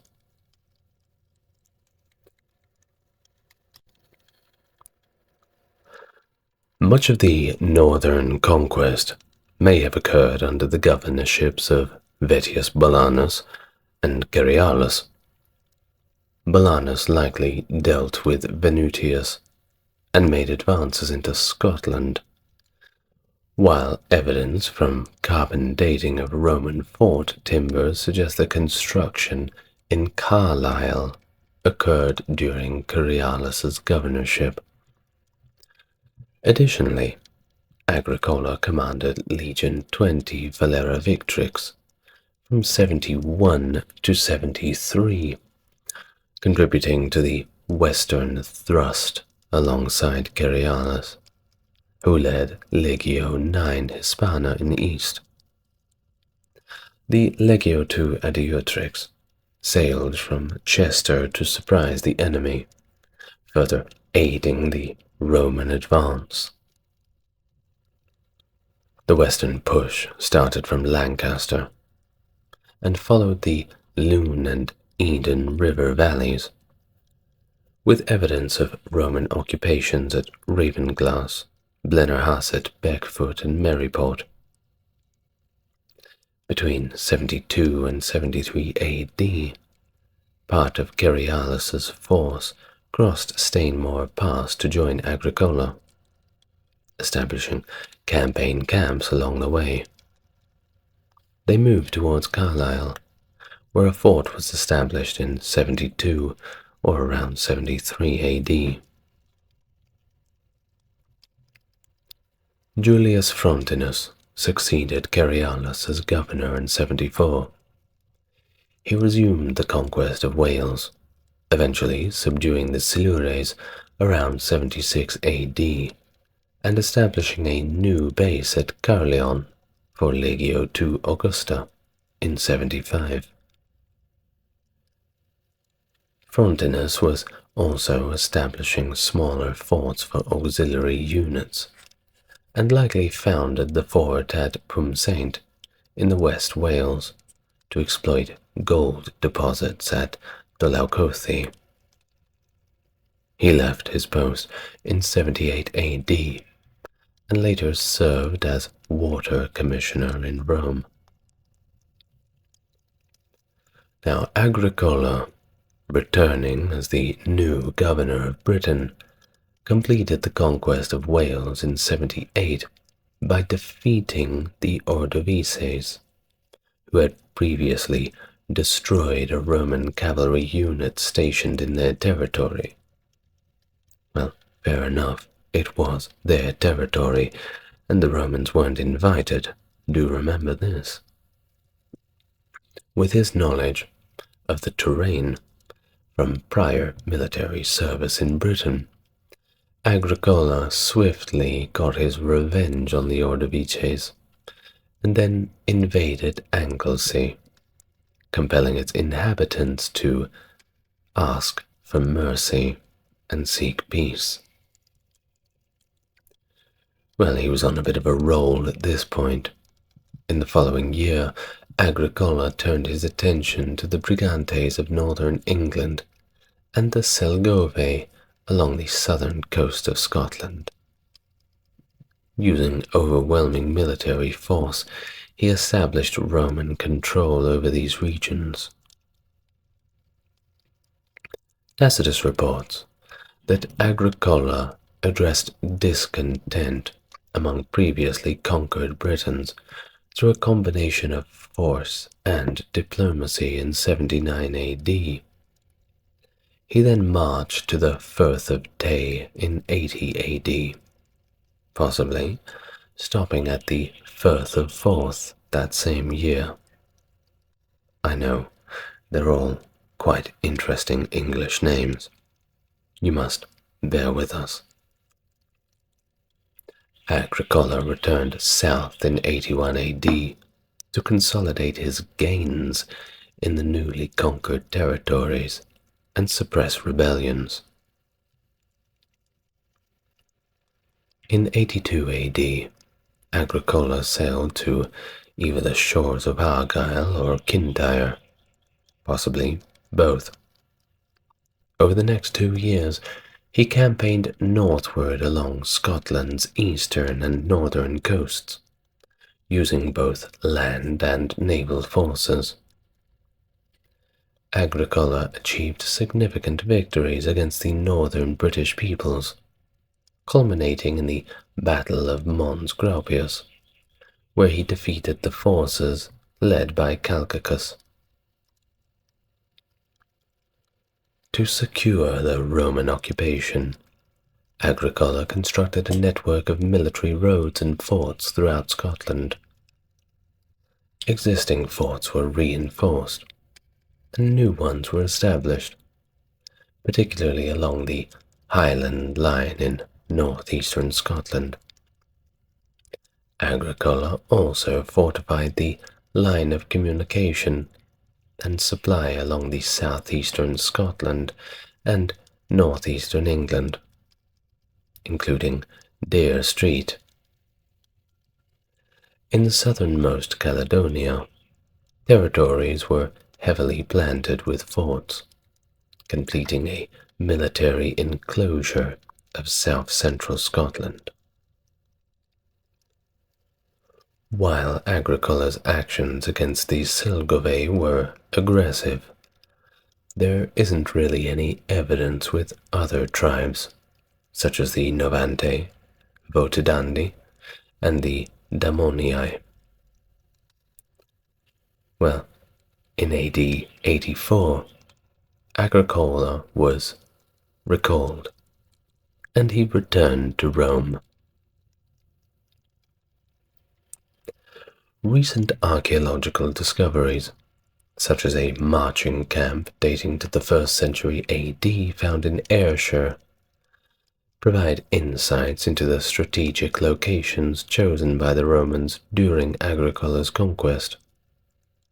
These findings, including clay-domed ovens and fire pits, shed light on the logistical aspects of Roman military operations in Britain during this tumultuous period.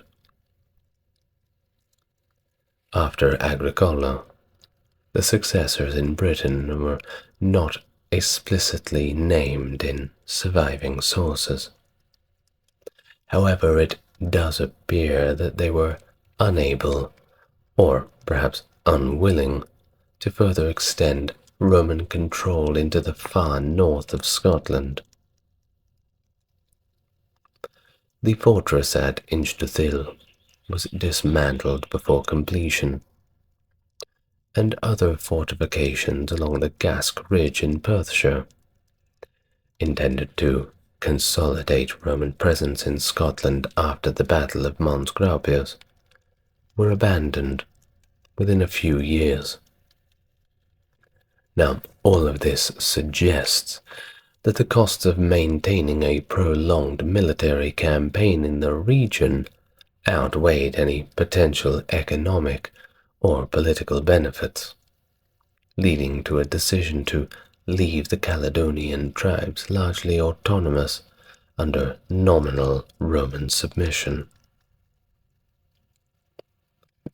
By AD 87, imperial ambitions in Scotland and Ireland had somewhat waned, leading to the withdrawal of the 20th Legion. The Romans then focused on consolidating their presence along the Staingate Road, which ran between Carlisle and Gorebridge. Carlisle then became the administrative centre, with a direct commissioner overseeing the region. Between 87 and 117, efforts were aimed primarily at consolidation, with only a few sites north of Staingate Line maintained. There is no evidence of significant military engagements resulting in the retreat from various tribes. Now, modifications to the Staingate Line began in the mid-90s AD, with reductions in the size of forts and the addition of fortlets and watchtowers between them. In addition to the Staingate Line, forts were established along the Stolway coast at Beckford, Maryport, and Borough Walls. Also, there were a few as far down as Moresby. Other forts, such as Beckford, may have been built in the late 1st century. Troutbeck Fort may have been established during the reign of Emperor Trajan, that's from 98 to 117, while forts like Ambleside were strategically positioned to take advantage of ship-borne supply routes in the Lake District. Roads were also constructed during this period, connecting forts such as Ambleside to Old Penrith and Brougham. Under the reign of Emperor Hadrian, from 117 to 138, the Roman occupation in Britain was retracted to a more defensible frontier in the area between the River Tyne and the Solway Firth. This retreat was marked by the construction of Hadrian's Wall, which began around 122 AD and still remains a site to be visited to this very day. Upon the ascension of Antoninus Pius, he sought to expand the empire's boundaries, contrary to the policies of his predecessor, who wanted to take a more defensive stance. After defeating the Brigantes in AD 139, Antoninus ordered Quintus Lollius Urbicus, the Roman governor of Britannia, to march north of Hadrian's Wall and conquer the Caledonian lowlands. Urbicus mobilized 3 legions from various parts of Britain and moved them north of the wall between 139 and 140. The initial targets of Urbicus's campaign were the Selgovae and the Otadini tribes, located northwest of Hadrian's Wall in present-day Dumfriesshire. The Romans, skilled in warfare in hilly terrain, quickly seized on strategic points and fortified these positions, including hill forts previously built by the Caledonians. Notable among these engagements was the battle at Burnswalk Hill, strategically positioned to control the western route further into Caledonia. By 142 AD, the Romans had pacified the region and successfully pushed the frontier north to the River Clyde River Forth area, where the Antonine Wall was constructed. However, the Antonine Wall was abandoned in 162, and the Romans retreated to Hadrian's Wall, which proved to be a much stronger defensive line. Despite these setbacks, Roman troops ventured into the north of modern Scotland on several occasions. There is evidence of numerous Roman marching camps in Scotland, indicating multiple attempts to subdue the region. These efforts underscore the Romans' persistent but ultimately unsuccessful endeavors to fully capture northern Britain. The most significant later expedition into northern Britain occurred in 209, led by Emperor Septimius Severus. Claiming provocation by the Mate tribe, Severus campaigned against the Caledonian Confederacy, a coalition of Brittonic and Pictic tribes in the north. He marshaled the 3 legions of the British garrison, reinforced the newly formed Parthica Legion, along with 9,000 imperial guards and auxiliary forces. These forces were supplied by fleets from the British, Rhine, and the Danube regions. According to Dio Cassius, Severus inflicted severe damage on the native tribes, but suffered significant losses due to guerrilla war tactics. How many losses? Well, Cassius estimates around 50,000 of his own men.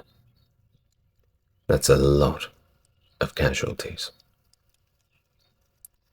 Eventually, he withdrew back to Hadrian's Wall, where he repaired and strengthened the fortifications extensively, leading later Roman authors to credit him with the construction of the wall. During negotiations for a truce to facilitate the Roman retreat, Severus's wife, Julia Domna, criticized the morals of the Caledonian women. That's not very nice, isn't it? In response to this, the wife of a Caledonian chief retorted that their women consorted openly with honorable men, unlike Roman women who engaged in secret liaisons with disreputable men. Ooh. You go, girl. This exchange is the first recorded utterance confidently attributed to a native of Scotland. Not bad. Severus died at York while planning further campaigns, and his plans were abandoned by his son Caracalla. In 306, Emperor Constantius undertook a campaign into northern Britain, reaching the far north and winning a major battle before returning south.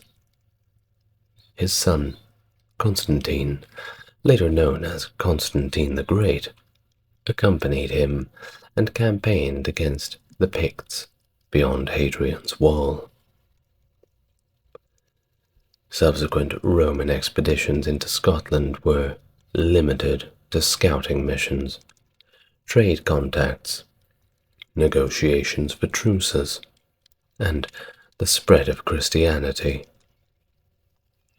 The extent of Roman interaction with Hibernia, that's modern-day Ireland, remains a subject of debate among archaeologists.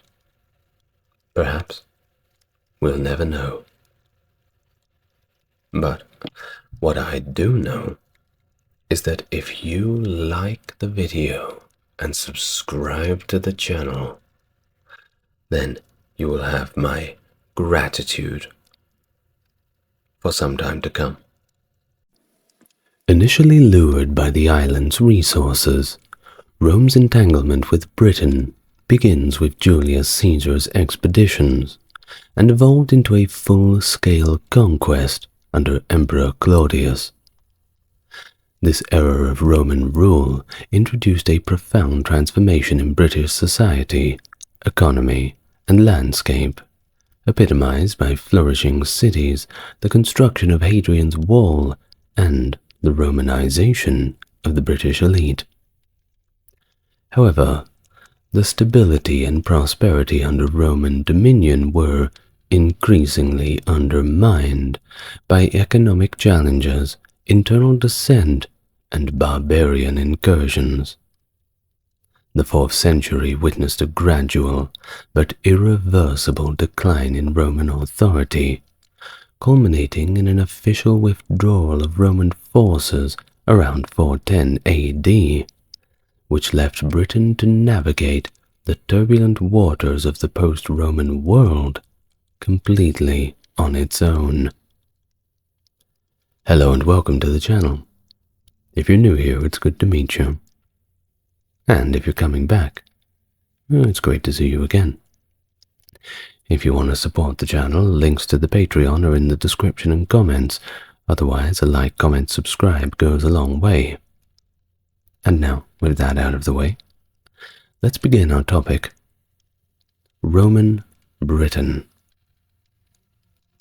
The ancient world, including the Greeks, Phoenicians, and Carthaginians, were well aware of Britain, engaging in trade for the coveted Cornish tin as early as the 4th century BC. Known as the Tin Islands, or Cassiterides, these lands were thought to be situated along Europeans' western shores. Notable figures, such as the Carthaginian mariner Himilco and the Greek explorer Pythias, are believed to have explored Britain during the 6th to 5th centuries BC and the 4th century respectively, although its existence was sometimes questioned or deemed mythical by certain scholars of the time.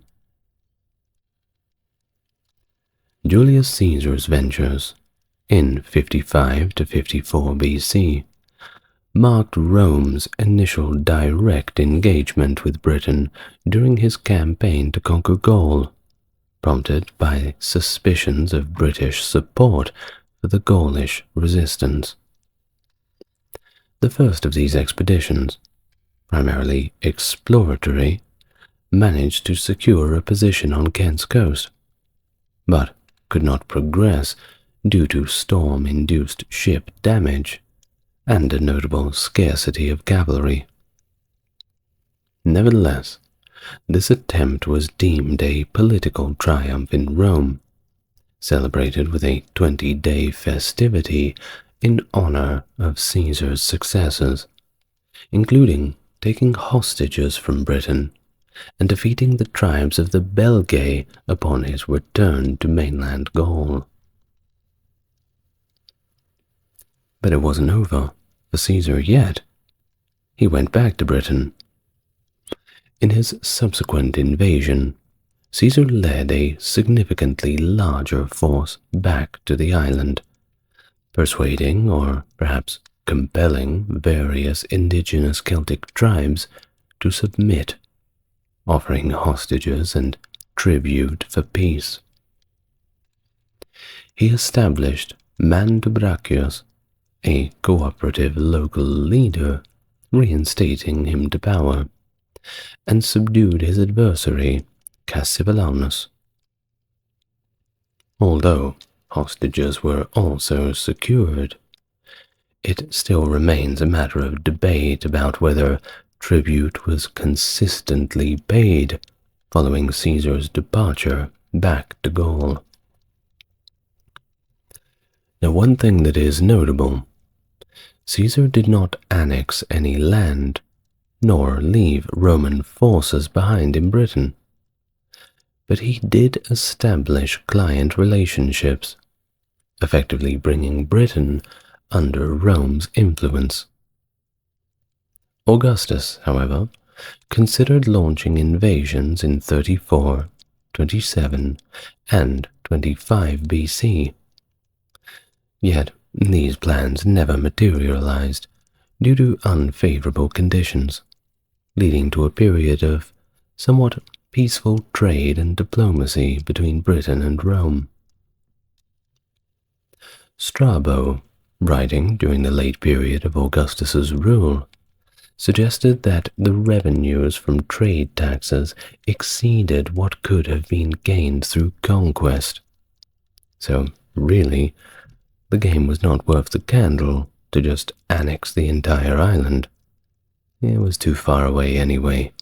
Stretching out the baggage train like that is way too complicated. Now, this era saw an uptick in luxury imports in southeastern Britain, corroborated by modern archaeological findings. So, of course, the Brits had gained somewhat of a taste among the upper classes for Roman goods. Strabo also recorded British monarchs who sought diplomatic relations with Augustus, who mentioned receiving British rulers seeking asylum in his historical records. And notably, during Tiberius's Germanic campaigns in 16 AD, Roman ships blown off course to Britain returned with quite a few interesting tales to tell. Well, the fact that they returned, that is a feat in itself. Now, Rome, at least at this time, preferred to maintain a balance of power among southern British tribes, notably backing the powerful Cassivellani under Tasciovanus's lineage and the Atrebates led by Commius's descendants.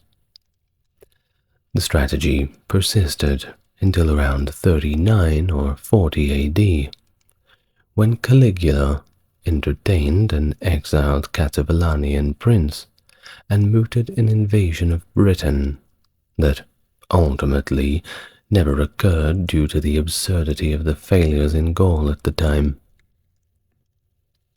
Now, Claudius's successful invasion in 43 AD was ostensibly to support Verica of the Atrebates, who was another British leader in exile.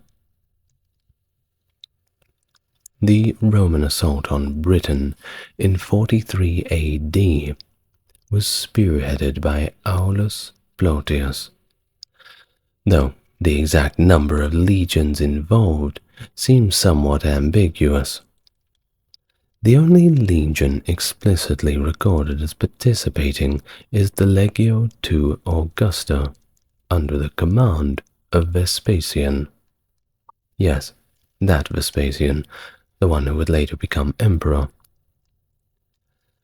But It's also speculated that the Legio IX Hispana and several other legions played critical roles in the suppression of the Boudiccan revolt around 60 to 61. Well, it seems that these other legions, including the 20th Valeria Victrix and the 15th Gemina, later known as Martia Victrix, were part of the initial landing force. So they certainly showed up with their guns loaded.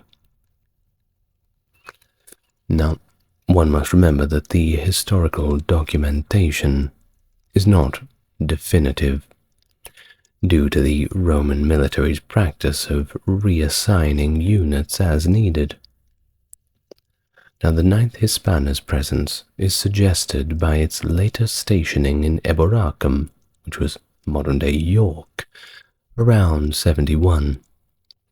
There's also an inscription there dated to about 108, before it met its end somewhere in the empire's eastern territories, which was possibly due to the Bar Kokhba revolt.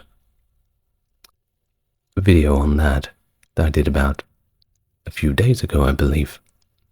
Fresh in the memory. Now, a mutiny among troops was actually one of the main things that delayed the invasion, which was only quelled after an imperial freedman convinced them of the importance of their mission beyond the familiar world. Well, after a great deal of talking about this, they set off in 3 groups, likely making landfall at Richborough in Kent, with a possible secondary landing near Fishburn in West Sussex. The Roman forces quickly engaged and overcame the Catuvellauni and their allies in 2 significant battles, one likely near the Medway River, and one other by the Thames. The Thames is the river that runs through modern-day London, by the way. The conflict saw the death of Togodamus, one of their leaders, though his brother, Caratacus, escaped to continue resistance efforts elsewhere. Awaiting Claudius's arrival with heavy reinforcements, including war elephants and artillery, Plautius paused his advance by the Thames.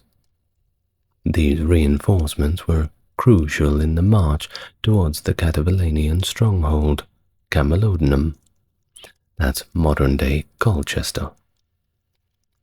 In parallel, Vespasian was instrumental in pacifying the southwest, while treaties were secured with other tribes and Cogidubnus was installed as a client king over multiple regions, stabilizing Roman power and influence in the newly conquered lands.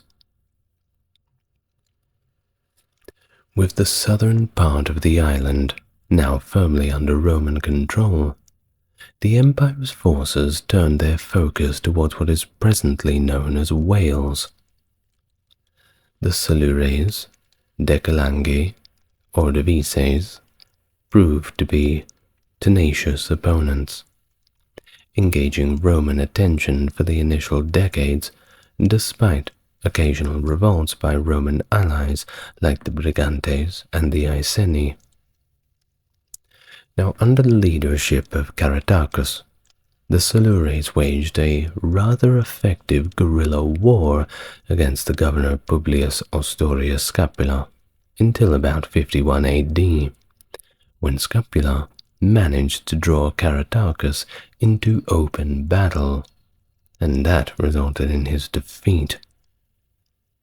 It's much more difficult to fight Romans when they're on even ground, and much easier to just jump out of the forest and start stabbing.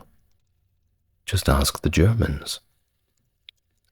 Now, seeking sanctuary with the Brigantes, Caratacus was unfortunately betrayed by their queen, Cartimandua, who promptly handed him over to the Romans.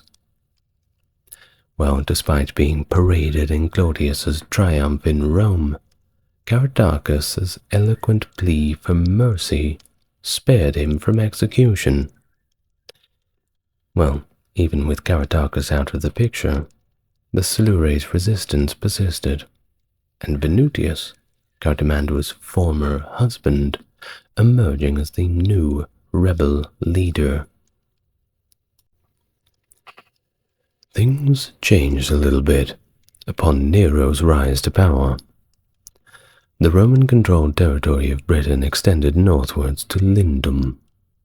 The newly appointed governor, Gaius Suetonius Paulinus, undertook a campaign against the Druid stronghold of Mona, also known as Anglesey, in 60 to 61 AD, decimating the Druid population and destroying their sacred groves.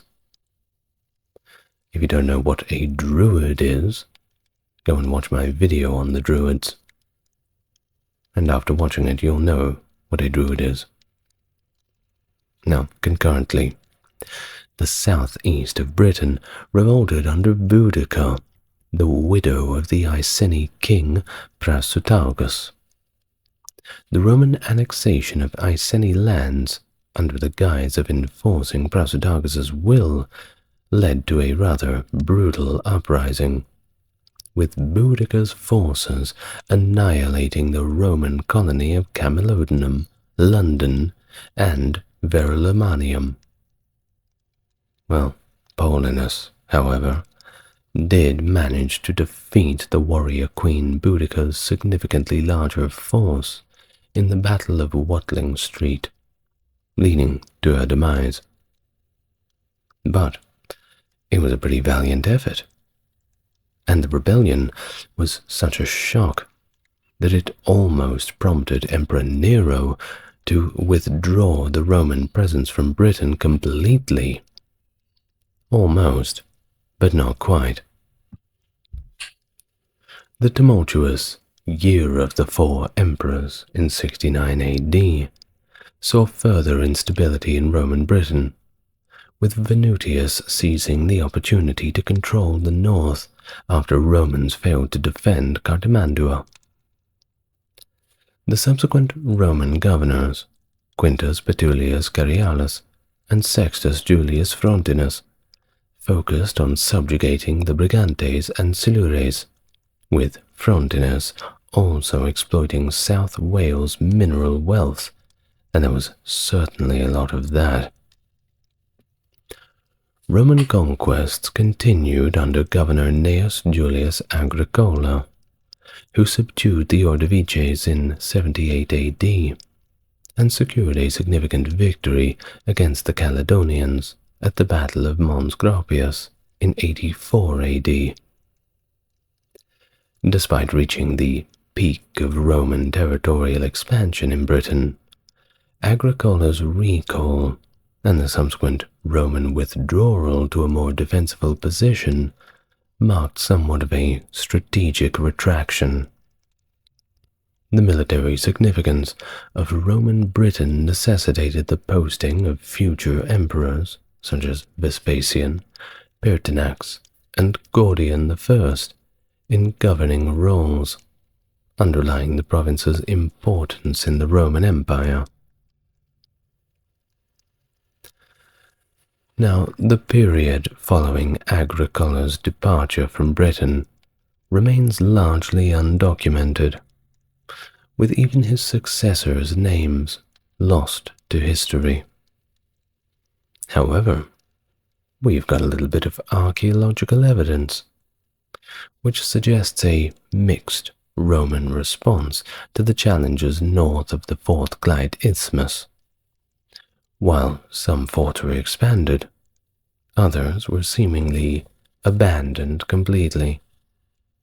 And by 87 AD, the Roman frontier had at least somewhat stabilized along the Staingate.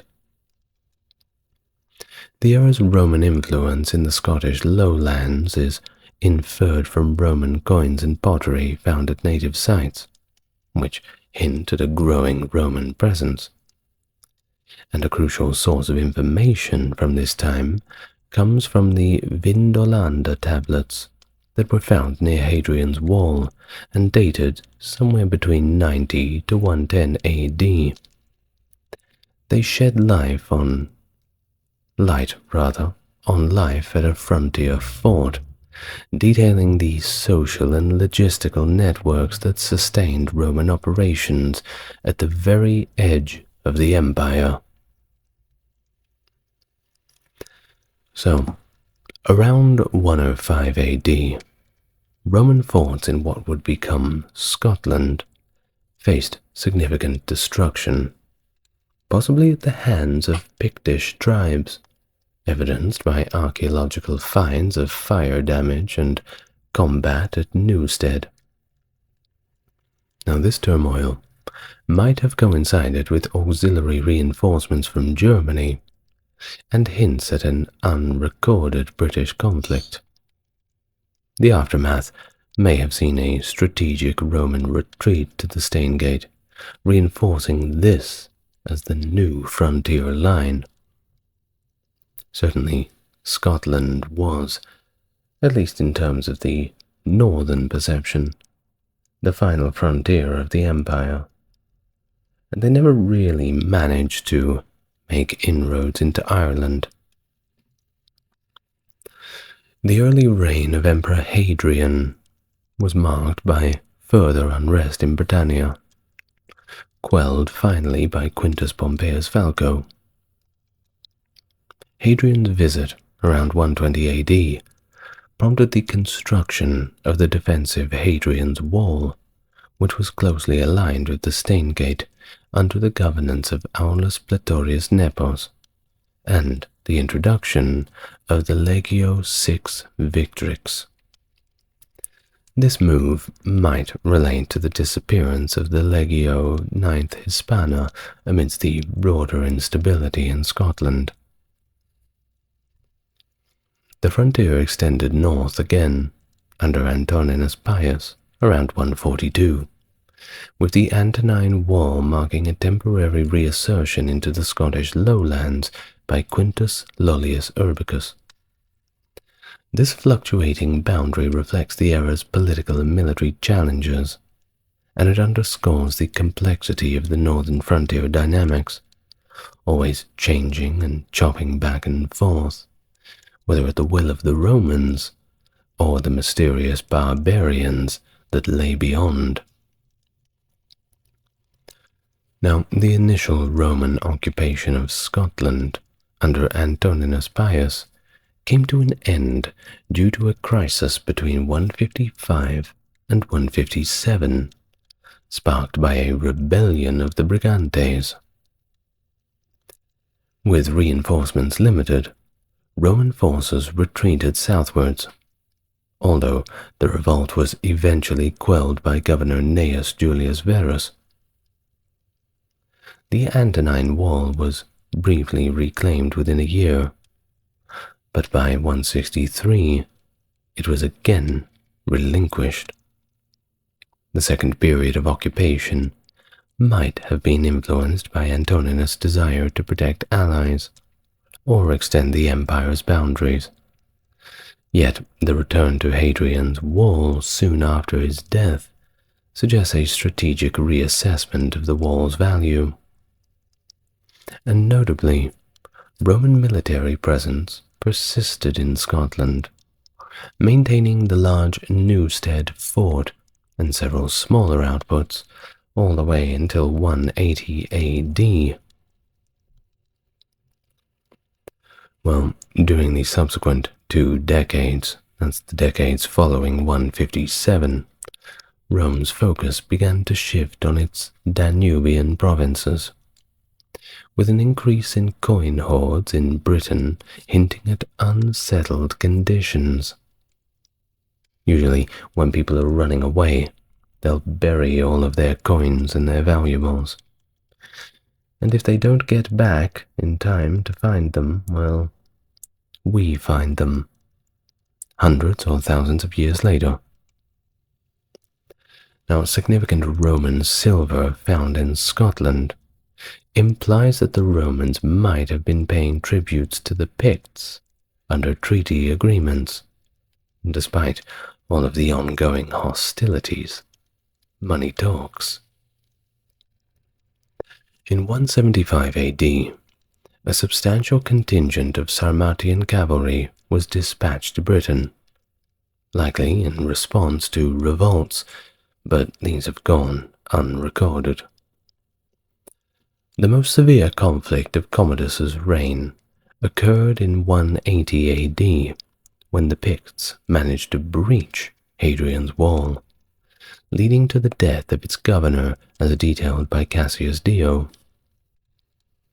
Ulpius Marcellus's appointment as the new governor brought a temporary peace, at least for 4 years until 184, when he faced a mutiny over his stringent policies.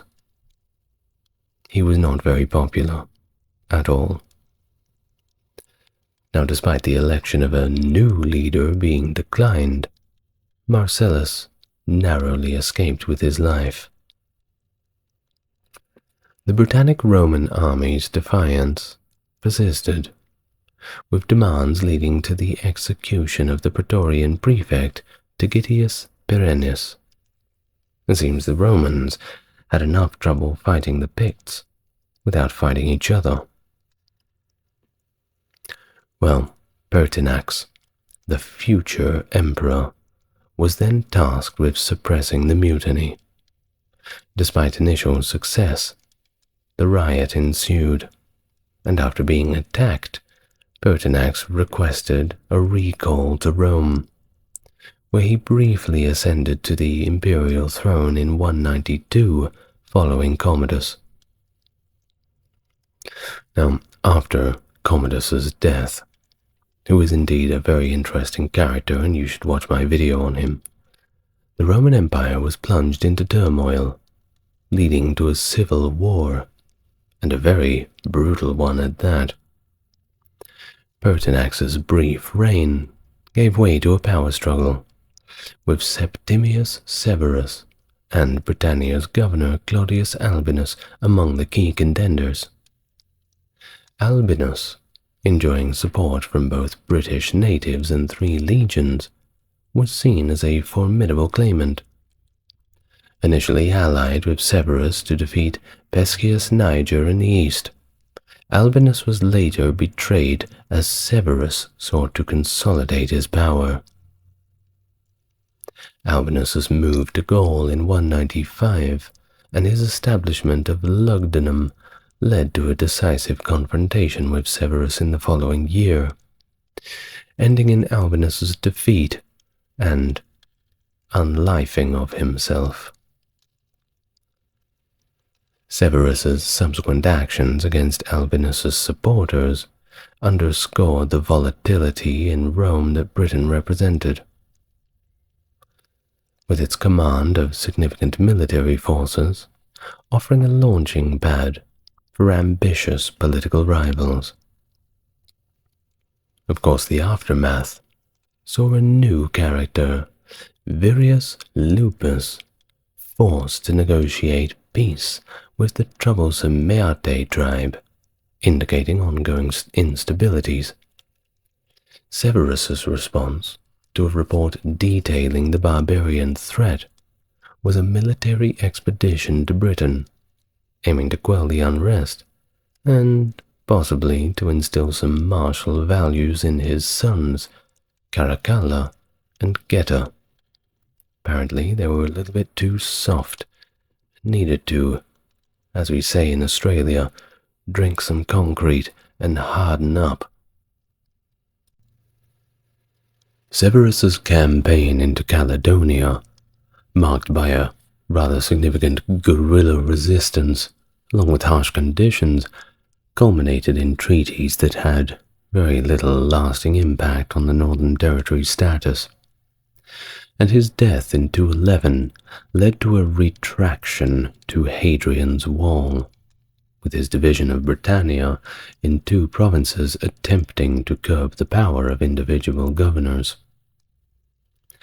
Now this period, known as the Long Peace, saw efforts to manage internal and external pressures, including piracy, which led to the development of the Saxon shore forts.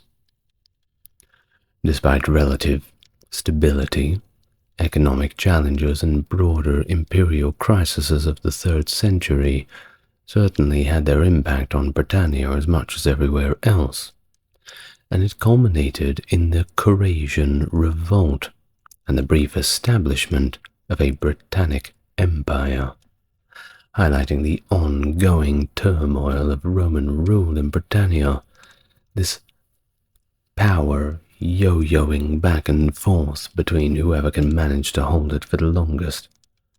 Kind of like a game of hot potato, but just passing around the politics of the Britannic Empire, or whatever we want to refer to it to, depending on the time. Now, under Diocletian's reorganization, Roman Britain was structured into a diocese governed by a vicarius, positioned beneath a Praetorian prefect, notably Junius Bassus from 318 to 331, who resided in Augusta Trevornum, that's Trier in modern tongue. The vicarius, headquartered in Londinium, the diocese chief city, oversaw the diocese administration, and Londinium, alongside Eboracum, remained pivotal as the provincial capitals, with the territory subdivided into smaller provinces to enhance administrative efficiency. Another significant shift in authority redefined the roles within the province. Civilian and military powers were separated.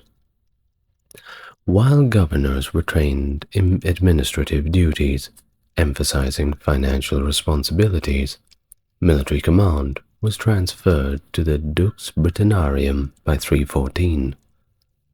This figure commanded the northern region troops, particularly those guarding Hadrian's Wall, enjoying a considerable amount of autonomy due to the geographical distance from central Roman governance.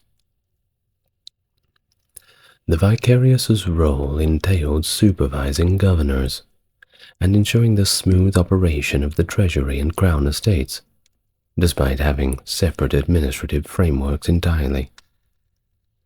As the top civilian authority in the region, the vicarius had broad oversight over administrative processes, exerting control, albeit not absolute, over the governors.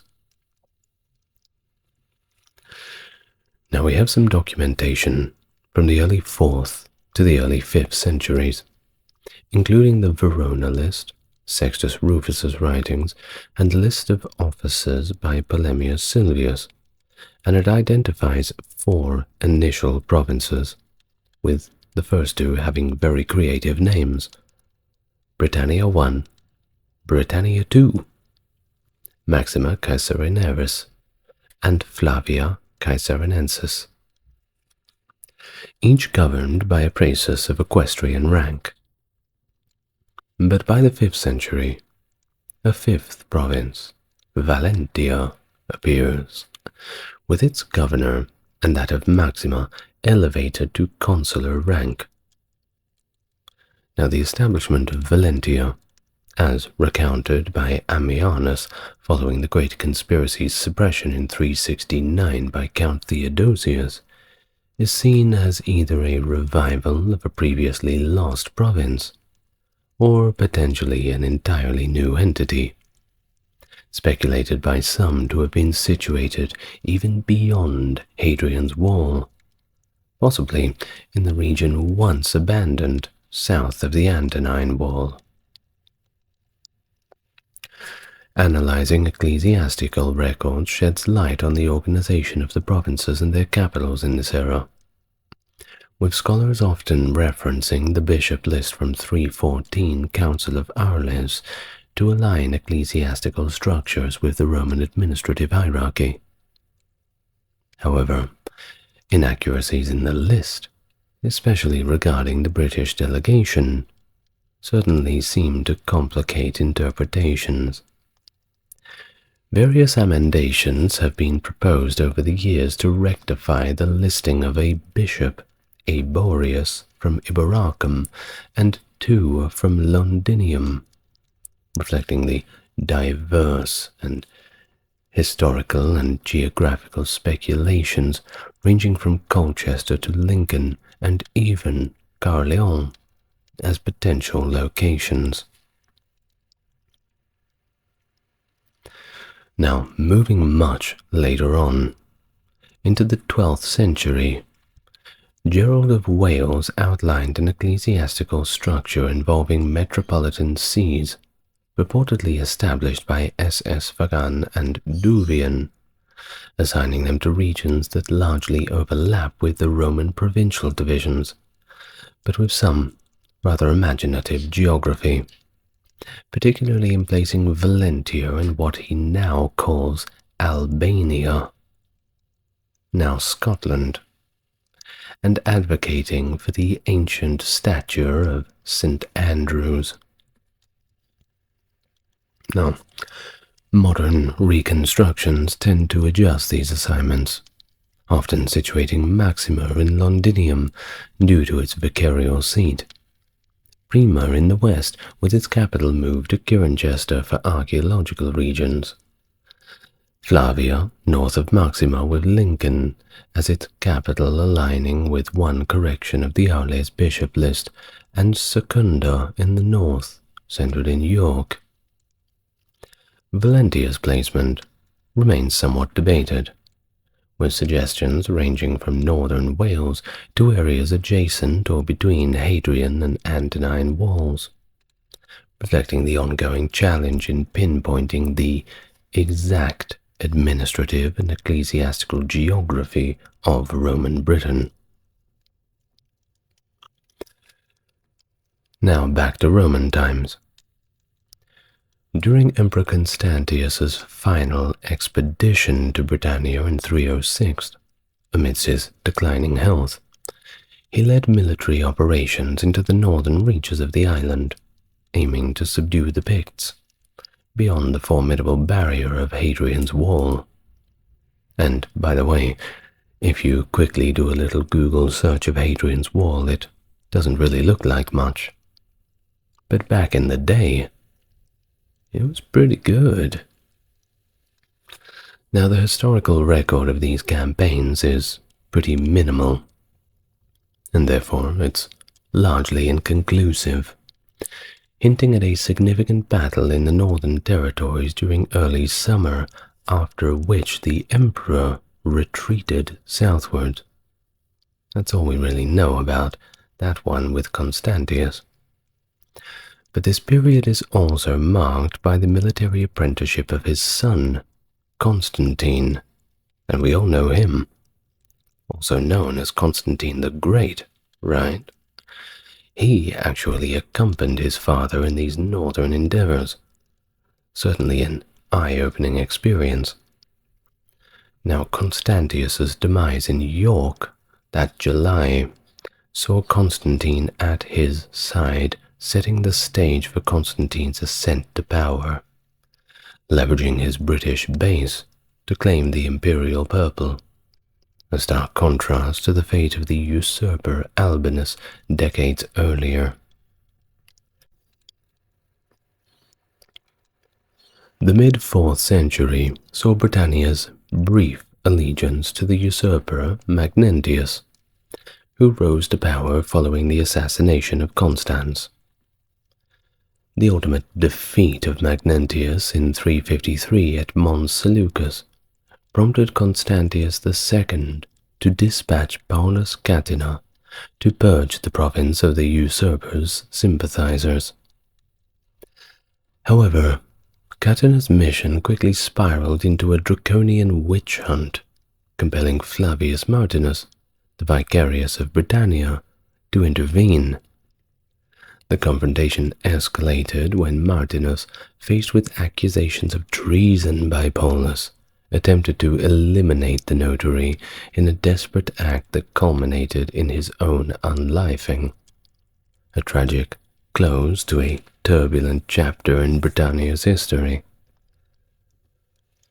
And as the 4th century advanced, Britannia found itself increasingly under siege, facing relentless incursions from eastern Saxons and western Scoti. The western Scoti were the Irish. They were just effectively calling them Western Scots. Now, despite a network of coastal forts that were established circa 280 to counter these threats, the simultaneous onslaught by Saxons, Picts, Scoti, and the Attacoti in 367, coupled with the internal dissent among Hadrian's Wall's garrison, brought the province to its knees in an event often termed the Barbarian Conspiracy. Now, this catastrophic breach saw the decimation of Britannia's western and northern defenses, leading to widespread urban pillage. Now, the crisis was eventually quelled by Count Theodosius in 368, who initiated a series of strategic military and administrative reforms after a landing at Bononia, which is modern-day Bologna-Semer, and setting up operations in Londonium. Through a combination of amnesty for deserters and military resilience, Theodosius managed to restore order, capture Hadrian's Wall, and re-establish control over the beleaguered province, culminating in the establishment of Valentia as the new province to enhance governance in the north. This period also saw the appointment of Dulcitus as the new Dux Britanniarum and the introduction of Civilis to oversee civilian affairs. But it couldn't all be safe and sound. The precarious stability was again disrupted in 383, when Magnus Maximus, proclaiming himself emperor, rallied forces at Saguntium and embarked on campaigns that extended across the Western Empire, even achieving victories against the Picts and the Scots. His military endeavors, however, drained Britannia of critical defenses, leading to the desertion of strategic forts and enabling Irish incursions and settlements in the north of Wales.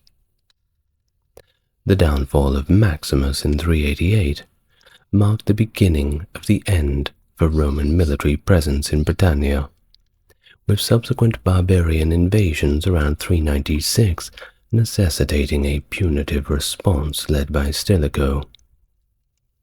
Although peace was momentarily restored in 399, the empire's dwindling military resources prompted further withdrawals by 401 to counter the threat of Alaric I of the Visigoths, signaling a fading grip of Rome over not only its distinct Britannic province, but of its own namesake. Now, the prevailing historical perspective depicted a broad economic downturn at the dawn of the 5th century. But some archaeological discoveries do challenge this narrative, and it prompts a bit of a reassessment of the written knowledge. The consensus acknowledges certain developments, though, a trend towards more luxurious, yet fewer urban residences, the rich getting rich, the poor getting poorer, which is generally not a good thing. There was also a cessation in new public constructions, except for fortifications, and also a proliferation of dark earth layers, as described by some texts, indicating a heightened horticultural activity within city boundaries. An example of early urban decline is seen in the late 3rd century repurposing of Silchester's basilica for industrial use, a change that was likely sanctioned by authorities. Now, contrary to earlier beliefs, the desertion of certain locales appears to have occurred later than initially assumed, while many structures were repurposed rather than demolished. Moreover, barbarian incursions predominantly targeted exposed rural areas over the urban centers. Evidence from villas like Chedworth and Great Casterton suggests that economic hardships were not universal, as demonstrated by the laying of new mosaic floors during this period. Well, despite a general decline, some areas, such as Verulamium and Cirencester, saw the construction of new buildings, and urban centers like Canterbury and Cirencester as well continued to thrive into the 5th and even the 6th centuries amidst expansive agricultural estates. Which I suppose is kind of like saying now, if you would have a millionaire sitting in his nice apartment, saying to you, "I don't know what you're complaining about. It all seems fine to me. I just put a new swimming pool in." That's pretty much the situation in Chedworth and Great Casterton. Now, by the latter part of the 4th century, urban vitality had significantly waned, and it was mirrored by the scarcity of coins that were minted between 378 and 88, which gives us a potential for an economic contraction, reduced military presence, or perhaps general instability during Magnus Maximus's reign. That was 383 to 87. Although coin circulation did see a modest recovery in the 390s rather, it did fall short of prior levels, and quite obviously, with copper coinage becoming exceedingly rare post-402. Despite the presence of silver and gold coins in hoards, indicating their continued existence in the province, by 407 the influx of new Roman coins had dwindled, and by 430 coin-based trade had likely completely ceased. Of course, after this, the Romans were gone. The people of Britannia were left to their own devices.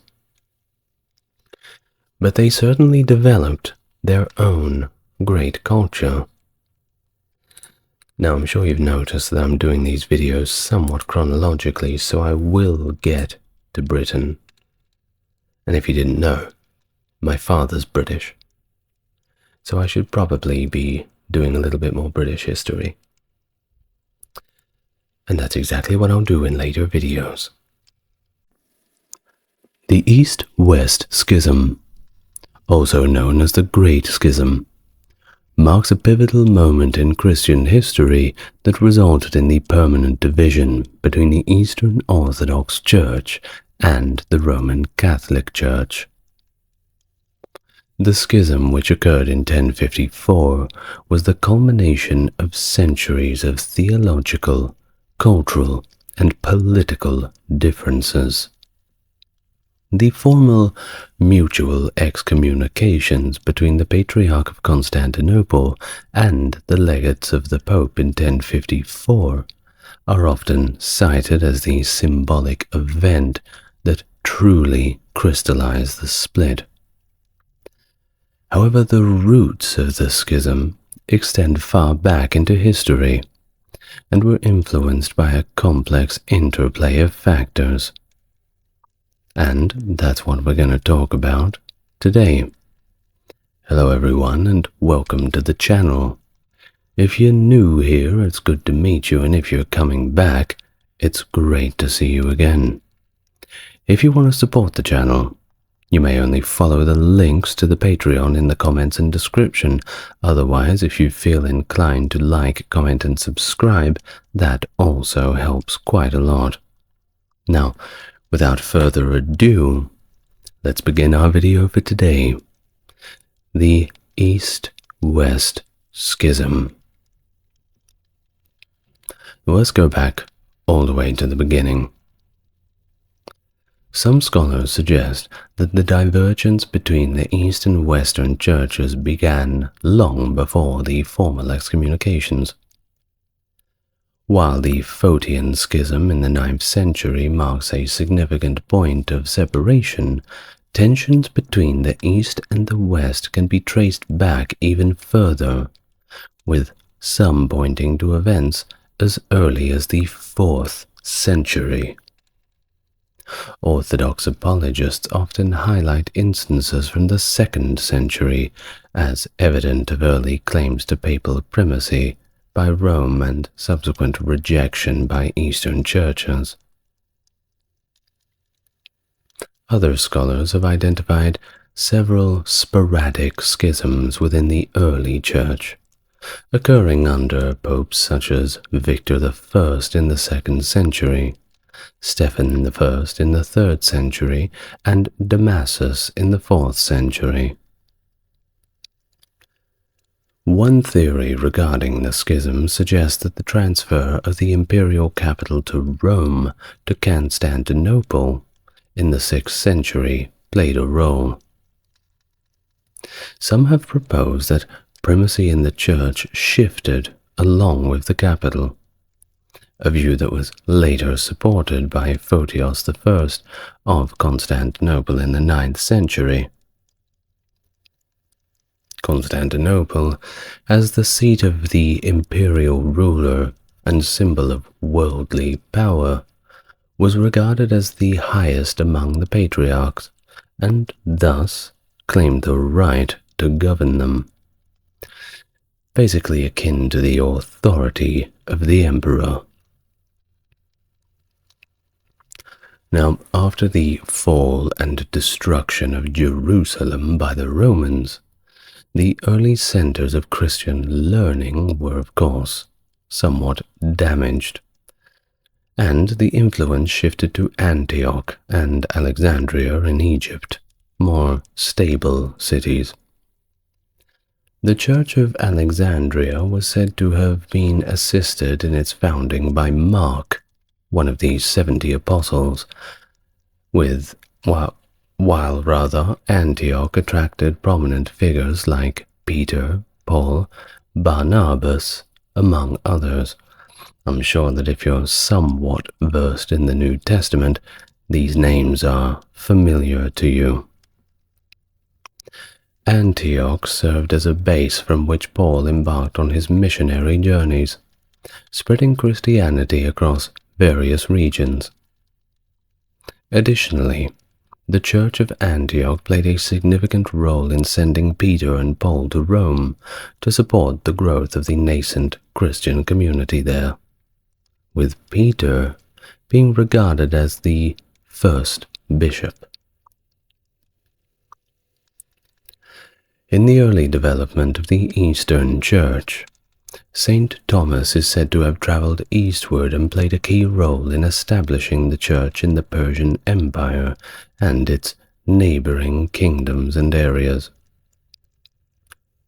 On the other hand, Saint Addai and Saint Mary, 2 of the 70 apostles, are credited with much of the work in Persia. The Church of the East, therefore, grew to prominence, rivaling the Mediterranean Church in size, at least at the time, the 6th to the 8th centuries, when it expanded into the Far East. Now, during the 4th century, theological debates and questions proliferated across the Roman Empire, as the emperors sought to exert control over the Church. The influence of Greek speculative thought on Christian theology led to a proliferation of divergent and, frankly, conflicting opinions among many theologians. Some, of course, influenced by politics and other things that influence religious authorities. Amidst this intellectual ferment, the fundamental commandment of Christ to love others as oneself often seemed overshadowed by more abstract and avant-garde theological debates, not quite seeing the forest for the trees, it seems. Theological disputes were not merely academic, but they were used as weapons in power struggles among bishops, as of course being labeled a heretic was a means for one bishop to depose another. Consequently, tensions arose within the church when leaders were perceived to overstep their bounds, or when theological disagreements escalated into actual conflicts with much broader implications. The early Christian empire, if we may refer to it as such, experienced a significant shift in its politics, with politics being one of the first institutions to undergo change. By the 5th century, Western imperial power began to wane, even before the invasion of the barbarian kings. We're talking about the Visigoths, who were being pushed into the Roman Empire's territory by Hunnic incursions from the east. And by the way, around this time, don't think that the entire empire had just flicked the switch and become Christian. That was simply not the case. Many people were still holding to their old beliefs. In fact, in 410, when Rome was being sacked by the Visigoths, a lot of the bishops there thought, well, perhaps it's the old gods that are angry with us. Well, shall we perform some sacrifices, everybody? So, of course, in living memory, people were still having some old nostalgia. Now, this decline in secular authority was accompanied by a rise in the power and influence of the Pope, which was a relatively new office as well. And this resulted in a blurring of the lines between secular and ecclesiastical authority. Prior to ecumenical councils, Rome held a prominent position in Christianity, owing to its status as the capital of the Roman Empire. Of course, it's the eternal city, right? Well, while bishops from the eastern and southern Mediterranean regions recognized the persuasive leadership of the Bishop of Rome, they did not view him as infallible, nor acknowledge any judicial authority over them. The Bishop of Rome did not like this. While Rome's claim to special authority over other churches was rooted in its connection with the apostles Peter and Paul, the important ones. Despite gaining increasing recognition as a center of Christianity in the first 3 centuries, historical documents from that period do not unequivocally assert or recognize the papal primacy of Rome. Now, after Jerusalem, the Church of Rome naturally emerged as the primary center of Christianity, of course due to its early and significant Christian population. Constantine made sure of that one. The city was closely associated with the Apostle Paul, who preached there and was actually martyred there, as well as the Apostle Peter, who met a similar fate. In Orthodox liturgy, that's the Eastern Orthodox liturgy, Peter and Paul are revered as the wisest apostles and princes of the Church of Rome.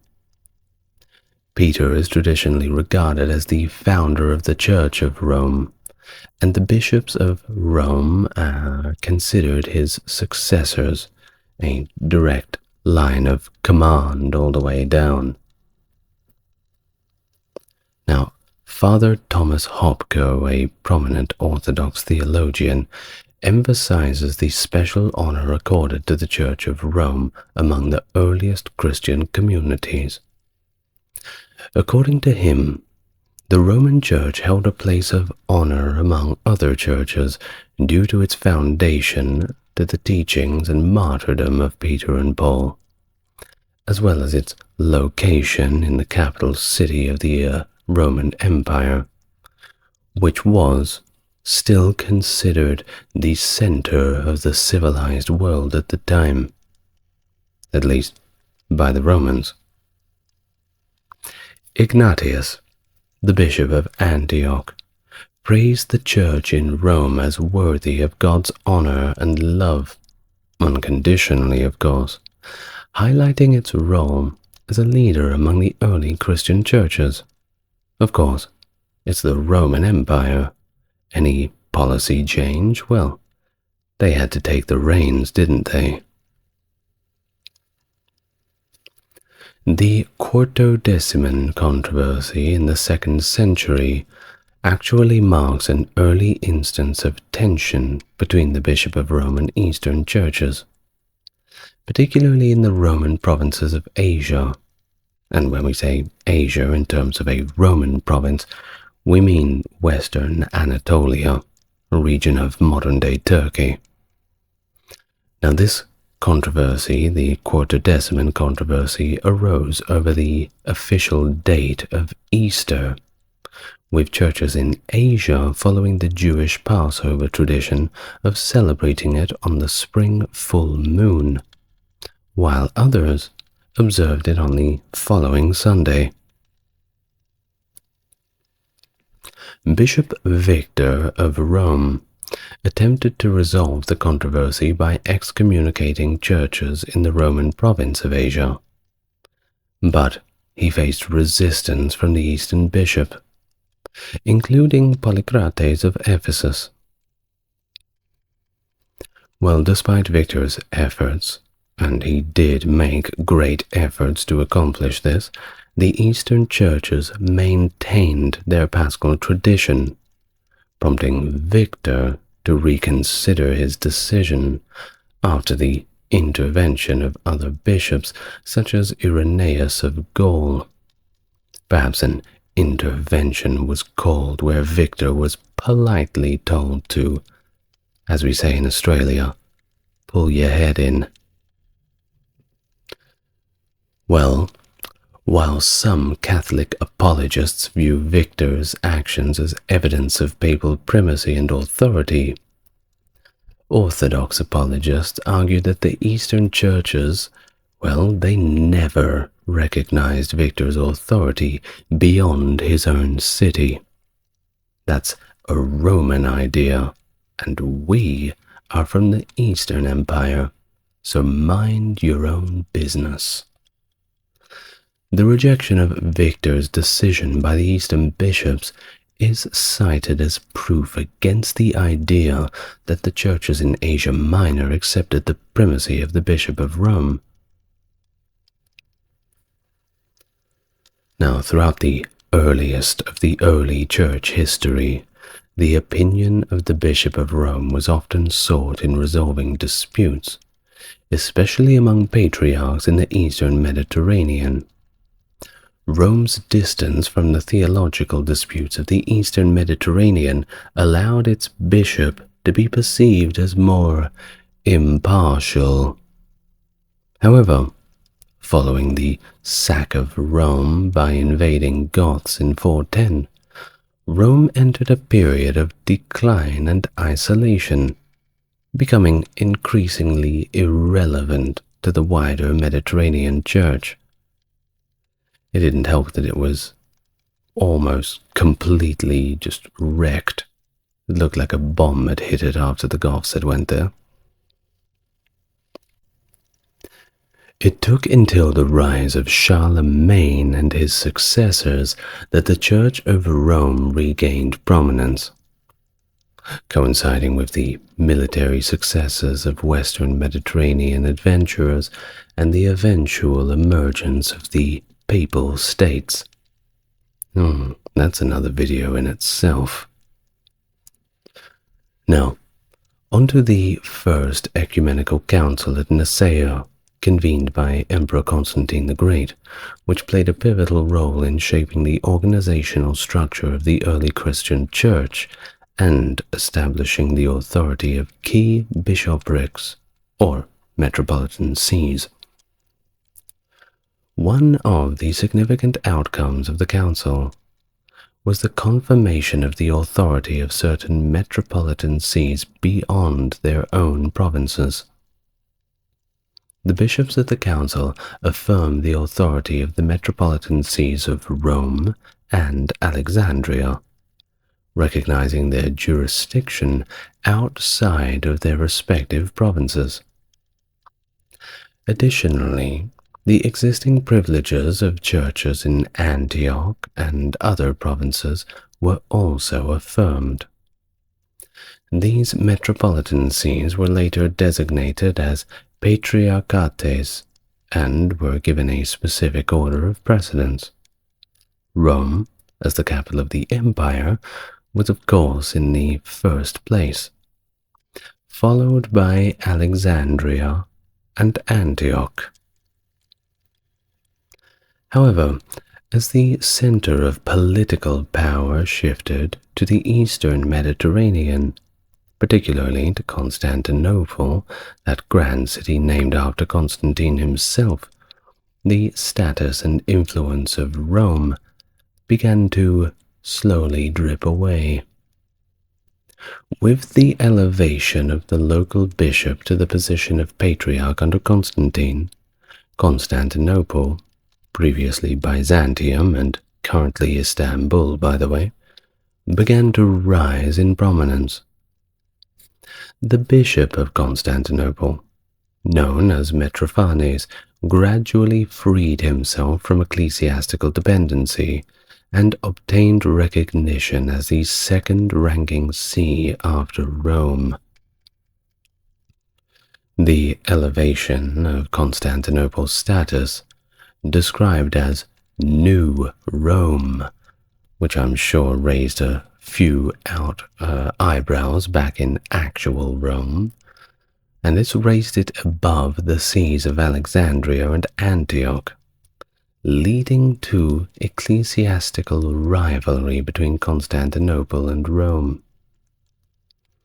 Now this rivalry, along with Alexandria's objections to Constantinople's promotion, fueled a struggle between the two sees in the first half of the 5th century. You see how far this all goes back? Old grievances. Now, Rome, asserting its authority based on the theory of the three Petrine sees, with Rome in the first place, supported Alexandria's objections to Constantinople's elevation, and of course they would. However, after the Council of Chalcedon in the year 451, the position of Patriarchate of Alexandria was weakened due to a division within its Christian population, with the majority following a form of Christianity termed monophysitism.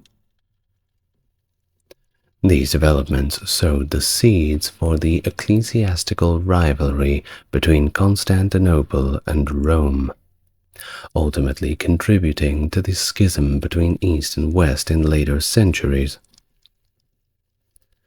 Now, rewinding back a little bit, the Second Ecumenical Council, convened by Emperor Theodosius I in 381, marked another significant development in the ecclesiastical history of the Christian Church. The council elevated the See of Constantinople to a position ahead of the other major metropolitan sees, except for Rome. It also divided the Eastern Roman Empire into 5 separate dioceses, each managed by a synod of bishops, with special privileges granted to Alexandria and Antioch. Following this council, tensions arose between the bishoprics of Rome and Constantinople, particularly regarding their respective positions of authority within the Church. In 382, a synod in Rome under Pope Damasus I protested against the elevation of Constantinople and reaffirmed Rome's status as the Apostolic See. Successive popes, such as Syricius, Innocent I, Boniface, and Celestine, asserted increasing authority for the See of Rome, claiming jurisdiction over major judicial cases and emphasizing the primacy of Rome in matters of ecclesiastical discipline. Now, Pope Leo I and his successors continued to assert Rome's authority, rejecting certain decisions of ecumenical councils such as the Council of Chalcedon. Remember that one? Well, the Acadian Schism from 484 to 519 further highlighted the division between East and West, with Pope Hormosidas insisting on declarations affirming communion with the Apostolic See of Rome. Pope Gelasius I emphasized the distinction between the power of civil rulers and that of bishops, asserting the supreme authority of the Bishop of Rome in religious matters. Pope Nicholas I also reinforced the idea of papal supremacy, claiming authority over all churches on earth. These assertions of papal primacy only contributed to the growing tension between the East and West.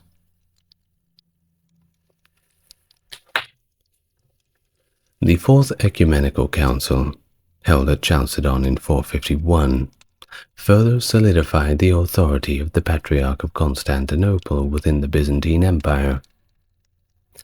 The council granted the Archbishop of Constantinople jurisdiction over the provinces of Pontus and Thrace, elevating its status among the patriarchates. Additionally, an agreement ratified between Antioch and Jerusalem established Jerusalem's jurisdiction over 3 provinces, placing it among the 5 Great Sees. The order of precedence among the patriarchs within the Byzantine Empire was established as follows: the Patriarch of Rome, the Patriarch of Constantinople, then Alexandria, Antioch, and Jerusalem. While the Pope was considered first among equals, whatever that means, the authority of Constantinople was increasingly recognized, especially given its status as the imperial capital. Also, Constantinople was just generally the place to be. Alexandria was pretty good, but Rome, well, it was, let's just say, after all the barbarian invasions and massacres, it had somewhat lost some of its land value. Now, Pope Leo I, although his delegates were absent during the council, recognized its ecumenical status and confirmed its doctrinal decrees. However, he rejected Canon 28 of the council, arguing that it infringed upon the rights of Alexandria and Antioch and contradicted the 6th Canon of Nicaea. Despite Rome's opposition, the influence of Constantinople as the residence of the emperor only continued to grow. Now, Canon 28, let's quickly just clear that up.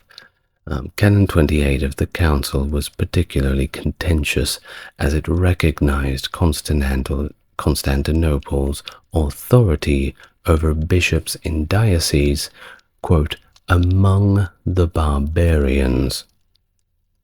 Now, that could be interpreted in many ways. It also led to friction between the East and West, although the issue became irrelevant after the mutual excommunications of 1054. Nevertheless, debates persist regarding the applicability of this canon to the authority of the Patriarchate of Constantinople. And furthermore, Canon 9 of the Council conferred upon Constantinople the privilege of resolving disputes between bishops and the metropolitan of their province, further enhancing its own authority within the ecclesiastical hierarchy. Disunion within the Roman Empire significantly contributed to disunity within the Church. Emperor Diocletian's division of the administration of the eastern and western portions of the empire in the early 4th century all but set the stage for subsequent political fragmentation. While leaders like Constantine aimed to reunite the empire, somewhat naively, it remained divided, with Theodosius the Great being the last emperor to rule over a united Roman Empire. And following his death in 395, the empire permanently split into western and eastern halves, each under its own emperor. The sack of Rome in 410 by the Visigoths further isolated Rome from the churches in the eastern and southern Mediterranean. Full video on that if you're interested. Go and have a look in the, I think it's in the Roman History playlist, should be. Now, this isolation of Rome suited many of the patriarchs and bishops in those regions. The Western Roman Empire eventually collapsed in the 5th century, as it was overrun by Germanic tribes, and Odoacer, the bearded barbarian, declared himself king of all Italy in 476, and the Romans were all too dead to dispute it. Meanwhile, the Eastern Roman Empire, or Byzantine Empire, continued to thrive, recovering territories in Western Mediterranean in the 6th century, before eventually losing them all again. Bad luck, I suppose. The collapse of civil government in the West left the Church with significant influence in many areas, with bishops often assuming secular administrative roles. Christianity in these regions became subject to the laws and customs of various Germanic peoples. Linguistic and cultural differences between the East and West further exacerbated these divisions. It was bad enough already without all of those linguistic faux pas. Latin was dominant in the West, while Greek prevailed in the East. The decline in individuals proficient in both languages made communication between the two halves of the Church increasingly difficult. That being said, if you were versed in both Latin and Greek, you could do very well for yourself. The linguistic and cultural divergence led to different approaches to religious doctrines and the development of distinctive rites.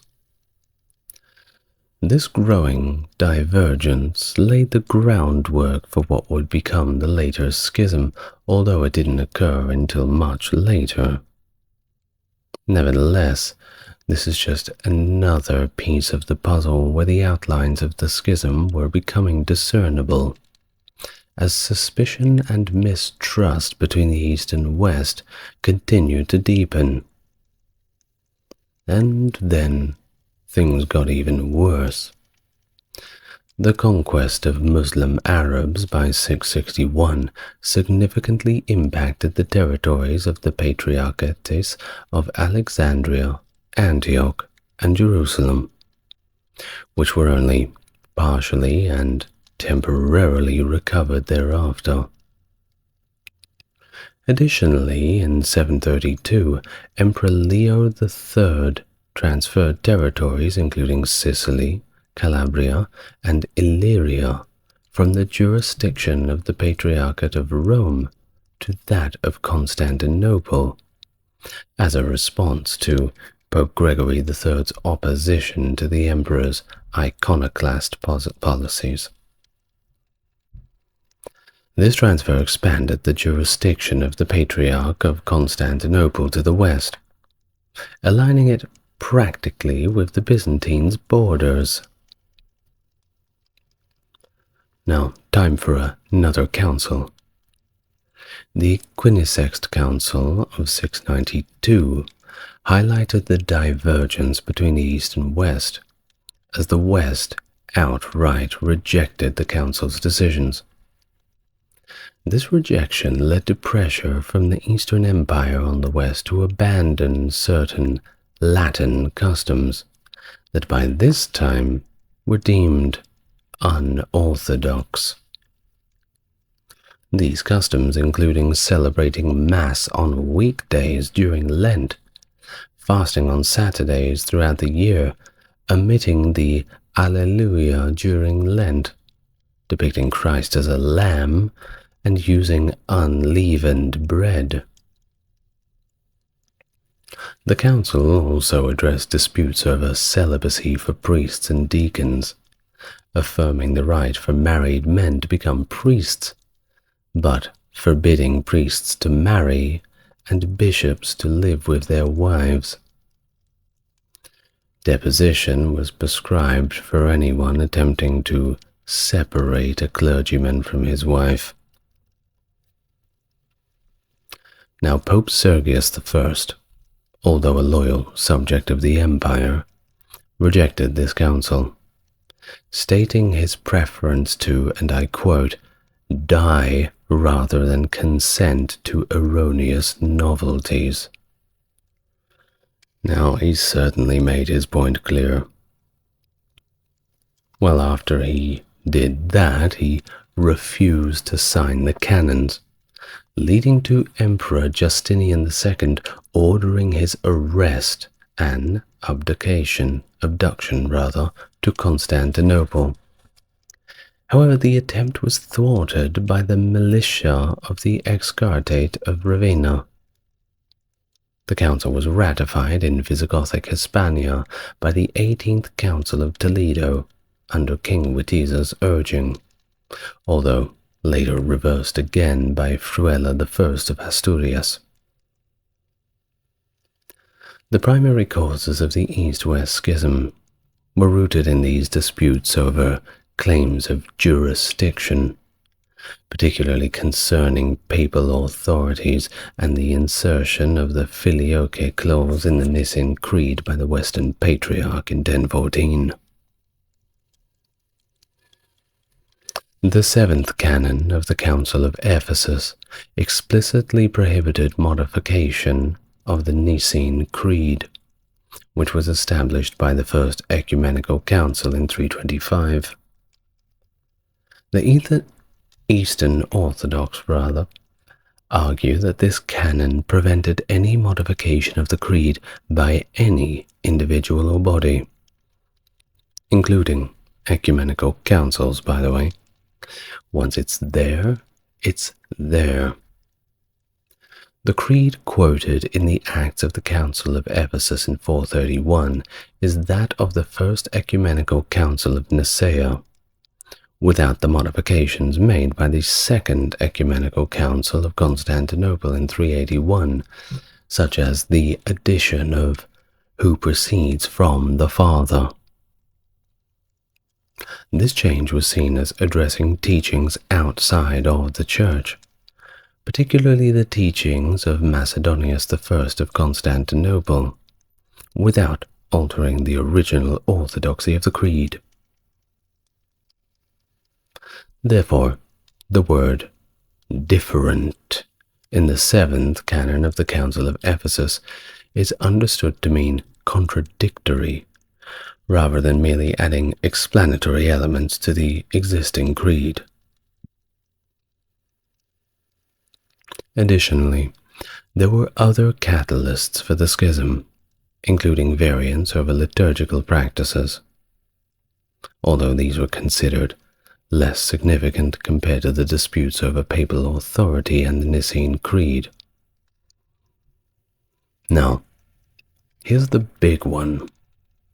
The major break between the churches of Rome and Constantinople occurred in 863 and lasted for several years due to a series of events surrounding the deposition of Patriarch Ignatius of Constantinople and his replacement by Patriarch Photios, enforced by Byzantine Emperor Michael III. In response to the deposition of Ignatius and the appointment of Photios, Pope Nicholas I held a synod at the Lateran in 863. This synod reverted the decisions made in 858, confirmed Ignatius as Patriarch, and anathemized Photios. However, this intervention by the Pope was viewed as unacceptable by the East, as it was seen as an intrusion into the process of election and confirmation of patriarchs in the ecclesial jurisdictions outside Rome's authority. Additionally, the Pope's attempt to remove Photios and reappoint Ignatius was seen as meddling in matters of imperial authority and the internal affairs of the Eastern churches, and they certainly did not appreciate that. Well, in response to the actions of Pope Nicholas I, Patriarch Photios convened a council in 867 at Constantinople. The council deposed Pope Nicholas I, condemned the teaching of the Filioque Clause, and excommunicated Nicholas. Pope Adrian II succeeded Nicholas after his death. However, the council's decisions were later annulled by the Constantinople Council in 869–70. Following the Council of Constantinople of 870, the Council of Constantinople in 880 restored the conclusions of the Council of 867. The Roman Catholic Church rejects the councils of 861, 67, and 880, but accepts the councils of 870. I know, it's so easy, right? Now, I'm going to skip forward a little bit. Leading up to 1054, relations between the papacy and the Byzantine court were relatively positive. Emperor Constantine IX and Pope Leo IX were allied against pretty common enemies, particularly the Normans, who were imposing Latin customs in areas under their control, with papal approval, by the way. However, the defeat of the papal forces at the Battle of Civitae in 1053, where Pope Leo IX was captured and imprisoned, strained relations between the papacy and the Byzantine court. The absence of the Lombard Catapran Argyrus, a key figure in the alliance between Pope Leo and Constantine, further exacerbated the rift. Meanwhile, Patriarch Michael I of Constantinople made it a habit of criticizing Western practices, such as the use of unleavened bread, which he deemed as Judaistic. The criticism was conveyed to Pope Leo IX by Humbert of Mormotiers, who then translated it into Latin and brought it to the Pope's attention. In response, Pope Leo sent a letter to the Patriarch Michael Caralius, citing the donation of Constantine, a forgery that claimed papal primacy, which the Patriarch then rejected. The situation escalated when Humbert, along with other legates, arrived in Constantinople in the April of 1054 to address the ongoing disputes. However, their reception was hostile, and they stormed out of the palace, leaving behind a contentious letter for the Patriarch. The Patriarch refused to recognize their authority, and when Pope Leo IX died later that month, the legates continued to assert their authority despite the legal technicality of their mandate ending with the Pope's death. Well, the events leading up to the proper Great Schism in 1054 reached a climax when the papal legates, frustrated with Patriarch Michael of Constantinople's refusal to address the issues at hand, got together and decided to take drastic action. On July 16, 1054, they issued a charter of excommunication directed against Patriarch Michael, Archbishop Leo of Ohrid, and their followers. Well, this charter listed 11 accusations against Michael and his supporters, ranging from promoting eunuchs to the episcopacy, to refusing communion to women who were menstruating. The legates then entered the Hagia Sophia during divine liturgy and placed the charter on the altar, officially excommunicating those named. The Hagia Sophia is the main church, or rather, was the main church in Constantinople.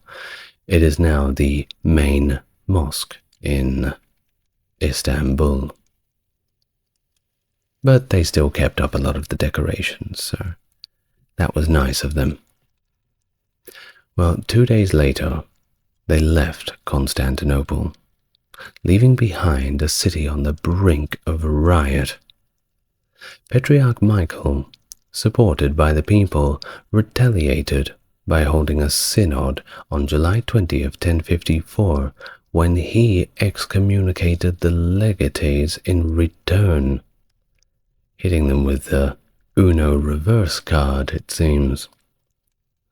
The tension between the papal legates and the Byzantine authorities escalated further when the Patriarch had Argyrus's family arrested to appease the angry populace. Although an imperial envoy attempted to invite the legates back for further discussions, they failed to return and departed for Rome. In response, Patriarch Michael presided over the synod that formally anathemized the legates on July 24, 1054, and burned copies of their charter while placing the original in the Patriarchal Archive. The events surrounding the Great Schism of 1054, particularly the actions of Cardinal Humbert and Patriarch Michael I, were marked by confrontations and mutual excommunications. However, these actions did not immediately lead to a complete and irreversible schism between the East and Western churches. Cardinal Humbert's choice as a papal legate was criticized, as both he and Patriarch Michael I were described as men of stiff and intransigent temper. Their initial encounter was unfriendly, and the Patriarch refused to engage further with the legates.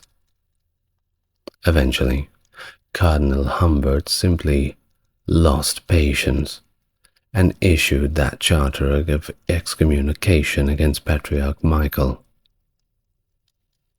Well, it was more of a game of, oh yeah, well how about this? Each trying to outdo each other. Now, although these events are the ones that were often cited as the consummation of the schism in 1054, it's important to note that the schism was not finalized by these mutual excommunications. The charter of excommunication targeted only Patriarch Michael Sulluranius, Archbishop Leo of Ohrid, and their adherents, without implying a general excommunication of the Byzantine Church. It was targeted more at individuals rather than the overall structure. And because of this, this dispute could have potentially been resolved without leading to a permanent schism, similar to the excommunication of any of the bishops that weren't towing the line or perhaps had too many of their own ideas. Well, the schism began to deepen when other Eastern patriarchs rallied behind Cerularius, a move bolstered by the support of Emperor Michael. However, some have questioned the validity of the charter, given that Pope Leo had passed away at the time, raising doubts about the legate's authority to issue such a document at all.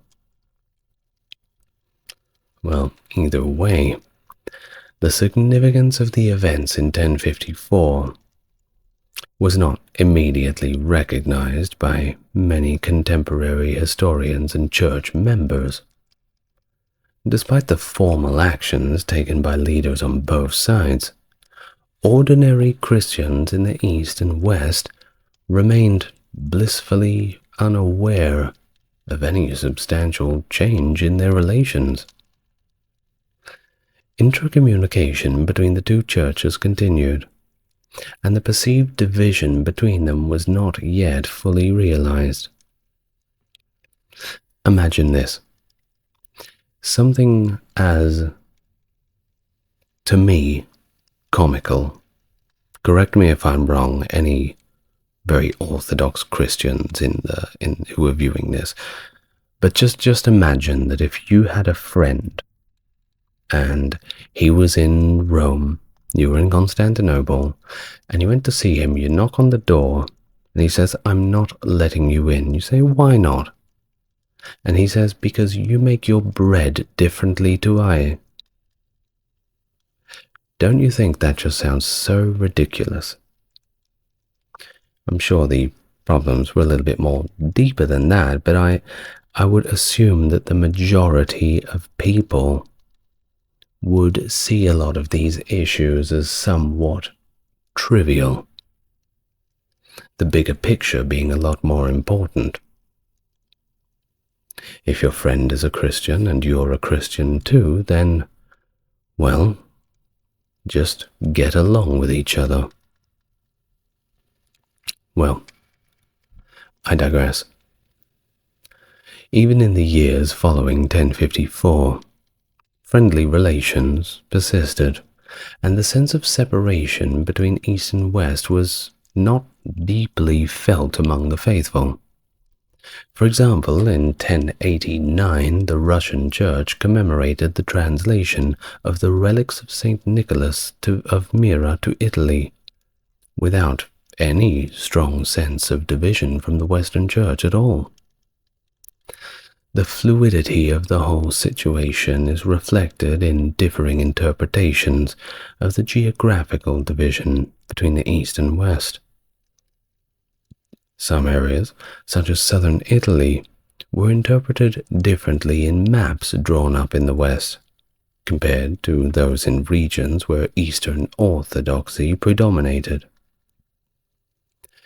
Well, additionally, even in regions where rulers officially aligned with one church, there were instances of individuals and communities adhering to the other side. Efforts to reconcile the churches were made by both popes and patriarchs in the centuries following the events of 1054. However, various factors and historical developments over time only contributed to a widening of the separation between the East and Western churches. And you can certainly see it in so many aspects, how different the Eastern Orthodox Church is to the Catholic Church, and to the rather more, I call it, Americanized Christianity that we see in the United States. Everybody has their own beliefs, certainly. Well, thank you very much for listening. It's been a bit of a long video, so I appreciate your patience. I hope that you learned something. I know that I did. I'd like to thank my Mega Chad patron, that would be Stark Factory, making his glorious contribution, and I would like to thank you for listening so far, and thank you in advance for hitting the subscribe button. I'm almost at 3,000 subscribers. This to me is quite incredible, as only 2 or so months ago I had 0. Perhaps you're watching this video sometime in the far future, where I have 10,000, 100,000, or perhaps even 1,000,000. Deus Vult.